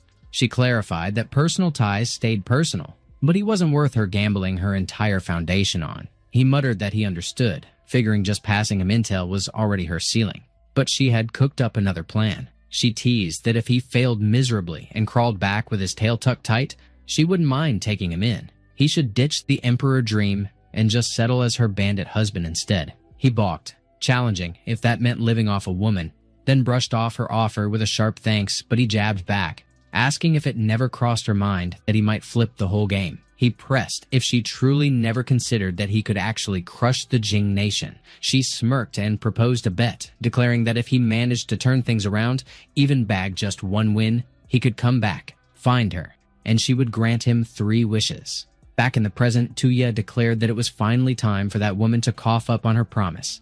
It doubled as a perfect chance to test that item's effects, so he roped Lord Xiao into tagging along when they went to collect that debt. She drifted half-dazed, giving a weak nod of agreement. Meanwhile, a brutal clash raged at the Qian Nation capital. A Jing Nation soldier carved open the throat of a Qian Nation defender. Some Jing Nation troops scrambled up the city walls, swiftly wiping out the soldiers guarding the top. Amid the chaos, one soldier rushed to the general and proclaimed that Qian Nation was already theirs for the taking. The general roared that once they seized Qian Nation, he would stand as Jing Nation's top war hero. He ordered every troop to listen and ready themselves for the final crushing assault. But just then, his gaze snapped to the rear. Tu Su's forces were storming in from behind. The nerves in his eyes bulged out violently when he realized who it was. He blurted that it was Tu Su, like the name itself carried doom. The enemy surged closer from the rear with relentless force. They figured they should tighten up and form ranks fast. They needed to raise their spears, bracing for impact. One of the soldiers muttered that they should get ready to look like porcupines. But Tu Su stalled, holding position before they slammed into the formation. The soldier scoffed and pressed if he was chickening out. He never finished the thought before an arrow punched straight into his eye. More arrows came tearing through the air in brutal waves. They poured down like deadly rain on the Jing Nation soldiers. The general's expression shifted, as though he recognized that tactic instantly. He barked out, asking if this was the cavalry archery technique of northern Hmong from the grasslands. He froze briefly, silent, watching his men collapse under the onslaught. Then he snapped at the infantry, ordering them to raise their shields now. The cavalry on both flanks needed to circle fast and block the assault for him. Suddenly, the Longxiang guards exploded out of the city gates like a storm. The general's chest clenched with alarm. Yuan Tianshu called out to Tu Su, promising he would cover for him. The general barked that they should hold steady and keep their composure. But his gut dropped in horror when he turned and looked behind him. Tu Su was laughing with a manic edge, unhinged and wild. He vaulted over the infantry and shattered their formation in an instant. He squared up directly against the general. The general snapped that they should hurry and send word to Han Biying right away. But Tu Su lunged and cleaved his head off in a single strike. The Jing Nation soldiers broke apart in chaos as they were slaughtered without mercy. A few moments later, Tu Su breathed out and remarked that it wasn't easy. Tu Su remarked with a casual disbelief that he couldn't believe they had managed to hold out for so many days. He grew startled when he spotted Zhao Shu, Fan Taozhu, and the officials all clustered at the city gate. Zhao Shu expressed his gratitude to him for breaking the siege on Qian capital. Tu Su admitted with a crooked grin that he never expected even he could misjudge something at times. She grew puzzled by his words. He brushed it off, saying it was nothing, and pointed out that they all must have worked even harder than him to defend that city. He then wondered with a mix of irritation and curiosity how his little brother managed to make those women so fiercely loyal to him. She invited him to enter the city to rest and mentioned they could discuss the next steps after that. But he dismissed the suggestion, insisting there was no time to waste and rest wasn't an option. He explained that he rushed back the instant he heard Qian Nation was in danger. Yet his little brother seemed to be having a good time playing games with Jing Nation. He pressed further, asking if he was right that Han Biying, the one who humiliated him, should be in Lucheng at that moment. He declared that he intended to go have some fun with them. Meanwhile, Han Biying received reports from his troops. He learned that Tu Ye's 1,000 cavalry had crossed the river and crushed 3 battles in a row. They had flooded Zhangku camp and burned Anying base. Tu Su, with just over 1,000 men, kept hammering his forces both in Fufeng and around the capital. After all the efforts he had spent persuading the southern nobles of Qian, they had been only a step away from completely destroying Qian. And now it was all shattered. What stung worse was that he didn't even know where Tu Ye was at that moment. One soldier reported that he had already mobilized troops within 100 miles of Zhangku to construct layered defenses, adding that as long as Tu Ye kept pushing deeper into their territory, he'd be marching straight into a death trap. Han Biying, his tone tight, demanded to know if Tu Ye was dead at that moment. He then pressed the soldier if he had even considered the chance that Tu Ye had already turned back and crossed north over the river after killing Xing Wushuang. The soldier pressed if that wouldn't mean Tu Ye had come back again. Han Biying remarked that he had calculated everything down to the last detail, yet he still misjudged 3 critical things. First, Zhao Shu and Fan Taozhu had turned out to be unexpectedly loyal to Tu Ye unto death. So not only did he fail to seize the capital of Qian, but he also lost the pieces he had been painstakingly setting up for years. Second, Tu Su might be brave but lacks strategy. And though he clearly fell into his trap and got besieged, he managed to hold out for an entire month without letting his morale break, even using his isolated army to try and flip the situation instead. And most crucially, there was Tu Ye, who, despite being in a nearly hopeless position, kept acting in ways no one predicted, shattering his rhythm again and again. Before that northern expedition, he had brimmed with confidence, convinced he could crush Jian in one decisive strike and present Tu Ye to his lord. But looking back, it felt like he had been slapped hard in the face. However, they were not left empty-handed. The southern part of the Qian kingdom would soon plunge into civil strife. He dragged his finger across the map and circled Mu City. One of the soldiers pressed about the civil strife. Han Biying explained that Tu Su had lifted the siege of the Qian capital, so he would certainly march his army south to hunt down Tu Ye. If the southern noble clans wanted to cling to their territories, they would have no choice but to fight a massive battle with him. And what made things more entertaining was that Wu Dongshuan was also stirring in the southern region, and given her deep, irreconcilable hatred for the Qian kingdom, there was no way she wouldn't seize this chance to cause chaos. Once those 3 forces collided, it would turn into the most chaotic battlefield imaginable. and all they had to do was sit tight in Lu City and wait, and when everyone had bled each other dry, that would be their perfect moment to strike again. One of the soldiers pressed about the so-called mutual destruction and reminded him they had a pact with the southern noble clans. Han Biying dismissed it bluntly, saying a pact existed to be broken. The only unstable factor now was Tu Ye's current whereabouts, and although he only commanded 1,000 men, if he managed to reunite with Tu Su, the outcome would spiral into unpredictability. Therefore, they had to seal off every ferry crossing on the Mulong River and every road leading north because they absolutely could not allow him that chance. The soldier affirmed the command and promised to make sure Tu Ye's 1,000 men would have nowhere to vanish. Meanwhile, Tu Ye had already reached the Red Sleeve Army's base. Wu Dongxuan remarked that rumor had it he caused an uproar in Nanjing and ran the Jing forces ragged with just 1,000 men, then pressed where those 1,000 were now and why she only saw the 3 of them, not even Li Tianyuan. She jabbed at him, asking if he hadn't fabricated all those glorious battle feats. Tu Ye replied that the Nanjing defenses had been too tight on the way back, and it was far easier to move with 3 people than 1,000. As for the rest, he claimed to have other arrangements in place. She pushed again, demanding to know what those arrangements were, but he brushed it aside for now and asked her if she still remembered the bet between them. He declared that he would count this as turning the tables against impossible odds and pressed if she wouldn't agree. She told him to go on with the 3 things and said he could demand anything. He said that in that case, they would deal with the first thing that night.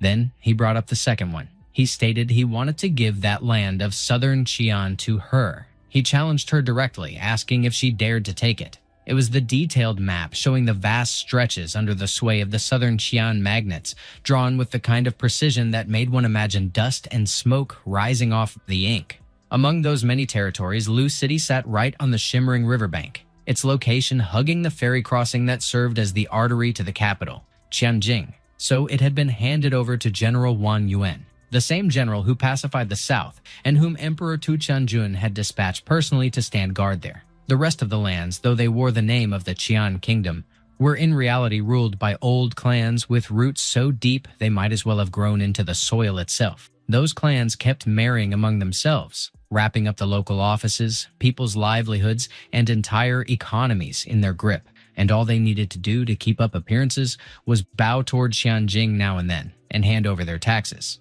Thanks to their sweet spot between Qian and Jing territory, the Southern Qian families played both sides to fatten their own pockets, raising private troops and running their lands like miniature kingdoms. And when Emperor Tu Tianjun died, throwing Tianjing and Nanjing into chaos, those southern powerhouses wasted no time stirring the pot, carving out more land with greedy hands to feed their ambitions. It wasn't until Tu Su helped Feng smash through the siege and won a thunderous victory at Tianjing that Nanjing and the great clans finally stopped their rampage, changing their tune from conquering to defending, hoping to lock their southern conquests into something permanent. Meanwhile, back at the camp, Xiao Fangxhi was laughing like he didn't have a care in the world. He and his men were drinking like the night was theirs to waste. Then out of nowhere, Lian Yi tipped her cup wrong, and the drink splashed all over him. She froze, horrified, while the room's laughter choked into silence. Xiao Fangxhi flashed her a grin that didn't reach his eyes. She stammered that it wasn't on purpose and begged him not to take her life. Her fear made her tremble as she kept pleading for mercy, her voice breaking again and again. He lifted her chin with lazy fingers, tilting her face up toward him. He remarked that he recalled her name was Lian Yi. He pressed her to confirm if she had a younger sister waiting somewhere. He declared that they might as well hand her out as a reward and summon that younger sister here. Lian Yi pleaded that he release her sister since she could still serve him herself, but he only waved it off, remarking that they should get back to the fun part. No one would have guessed that this so-called wastrel actually had a few sharp tricks, forcing Han Biying into such a humiliating loss. Now that Han Biying had pulled back to guard Lu City and rumor said Tu Su was marching south, the odds looked ugly for their side. They figured it best to let the two tear each other apart, since whoever crawled out alive would still end up owing them fealty, and they'd be the ones truly calling the shots anyway. But one of his men pointed out that since they'd helped Nanjing stab the Jing kingdom in the back, if Han Biying broke and ran across the river, they'd be the ones left to face Tianjing's fury. Xiao Fangxhi brushed it off, saying they should stay quiet for now. Wait until the dust settled, then come up with some excuse and offer a bit of tribute so everyone could save face, and that'd be that. Because if that man surnamed Tu had half a brain, he'd know that holding the South together was hopeless without their clan's backing. Then, out of the blue, a messenger came tearing through the night toward the camp. He rushed past Lian Yi, who was being dragged away, her hair half undone. He shoved his way into the feast and reported urgently to his lordship. They'd found traces of Tu Ye in Fuhu Mountain, 30 li to the north. Xiao Fangxhi demanded how Tu Ye had slipped through Nanjing's lines to reach there, and how many men were with him. The messenger replied that it looked like fewer than 50. Xiao Fangxhi laughed sharply, saying that was perfect. Tu Ye must have ditched his 1,000-strong force to sneak out by a side path, and this, he declared, was a gift straight from heaven. One of his men muttered to Xiao Fangxhi if they weren't supposed to stay quiet and avoid stirring trouble for now, his tone edging with nervous caution.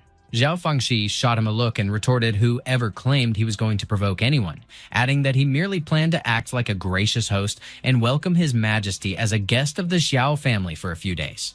Another man chuckled and remarked that he was sharp because once Tu Ye was in their grasp, they'd hold enough leverage to play both sides. And when either Tu Su or Nanjing came out on top, they could milk the situation for greater gain. But the messenger piped up, reporting that he had found out the Deng clan from Chanyang, the Yang clan from Fengyan, and the Shi clan from Shiling all seemed to have caught wind of Tu Ye's whereabouts, and they too were heading toward Fuhu Mountain.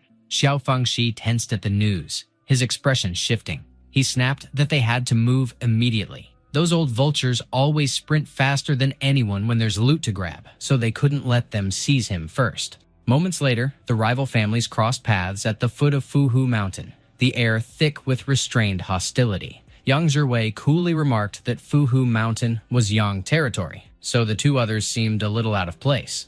Deng Tong retorted that Tu Ye had slipped through their Dong lands in the south, so there was nothing wrong with them trailing him all the way there. Shi Jineng shot back that judging by their smug tone, they seemed to be treating their majesty as their personal quarry, while his Shi clan was different, loyal to the bone, and he had come only to rescue him. But Yang Zhiwei and Deng Tong scoffed that he should spare them the act, demanding who didn't know his game, and Yang Zhiwei sneered that the fat pig was clearly taking them for fools. Shi Jineng barked that they were all sly foxes, and as he mocked them for pretending to be tame cats, he threw out that their own greed was reeking, yet they dared to smear his purity. All of a sudden, Xiao Fangxhi cut through the noise, telling everyone to drop the bickering for now. They ought to hear him out first. He reminded them that they were all powerful Chan Nan families who should stand united. There was no point shredding their alliances right there. He proposed that they first invite their majesty down together, and as for dividing the spoils, they could hash that out later. But Shi Jineng remarked that he remembered him and Deng Tong once attacking their majesty, so it might not look right for either of them to be the ones doing the inviting, considering the grudge they'd sparked. Xiao Fangxhi smirked and retorted that they were the ones crushed in defeat, and rather than calling it an attack, it'd be fair to say they gifted his majesty a victory by sacrificing a bunch of useless men for him to step over. If not for that pile of disposable soldiers he'd tossed his way, there'd be no heroic tale of few triumphing over many. So he should really be grateful. Yang Zhiwei dryly commented that his shamelessness truly broke new records, turning his loss into something worth bragging about. Xiao Fangxhi fired back that their 4 grand clans had guarded that land for ages, and it wasn't because of any overflowing sense of martial honor. It was because they could bend when needed and swallow their pride without choking on it. He tossed a glance at Yang Zhiwei and asked if he disagreed. Yang Zhiwei narrowed his eyes and demanded what he was playing at, and when Xiao Fangxhi replied that he was just fooling around, he teased if he was really that easy to rile up. He reminded them that their 4 clans had intermarried for generations and were basically one family now, so however they split the gains, it was still staying in the family. But what he truly worried about was wasting time there, because if Han Biying caught wind and brought troops, things would spiral fast. The other patriarchs went silent, trading uneasy looks. Deng Tong finally broke the pause, agreeing that they needed to seize Tu Ye first. He was their bargaining chip, and they couldn't afford any more delay. Xiao Fangxhi exhaled heavily and asked what the other 2 intended to do. Shi Jineng grunted that he was in, and Yang Zhiwei muttered that he was as well. Tu Ye insisted he did not agree. The patriarchs of the 4 families blinked in surprise. Xiao Fangxhi then grinned with a sinister curl as he acknowledged his presence. Tu Ye stood there with his men, shoulders squared and unmistakably proud. Xiao Fangxhi declared that since he had already heard, he would not beat around the bush.